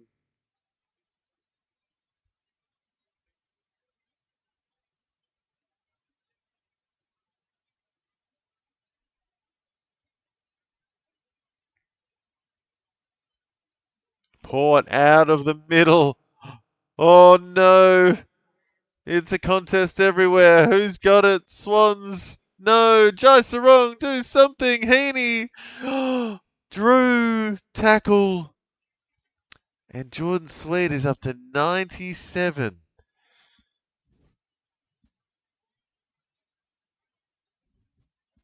Can't get Grundy though. Don't think he's going to turn up Jordan Sweet.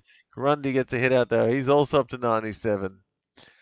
Cleary, a big kick forward. Aaliyah can't clutch it, and that's going to be it. Swans get it done. Adelaide Oval silenced. And 3 points gets it done for the Swans on the back of one of the tightest games we'll see this weekend, I reckon. Couple of tight ones this afternoon, but I reckon that was a cracker compared to the first one. Just absolute blow for blow, and Port Adelaide were winning for most of the day, but Sydney got back into it on the back of Mills having one of his best games of the season. Heaney doing what he does best. Chad Warner getting back up to the ton right on the buzzer. Jordan Sweet making a charge for the ton at the end there. He should have been on the ton a long time ago, but it's okay. It's okay, Sweet. 98's not bad, but 8 frees against is absurd. Kane Farrell, 88. John Francis, 88. And a Grundy 97 on the other side there. Blakey 93. But yeah, what a cracking game in the end, guys. Yeah, the PTSD is showing, is it? Oh, I just get flashbacks, you know? Nightmares, all times of the day. Never know when the night terrors will kick in. Port Adelaide Oval brings out some bad memories. But I don't know. Swans got it done, though. And it was on the back of a Heaney special, a Mills special, and a Warner special. And yeah, Grundy almost getting it done as well. McDonald and Curnow kick 3 each.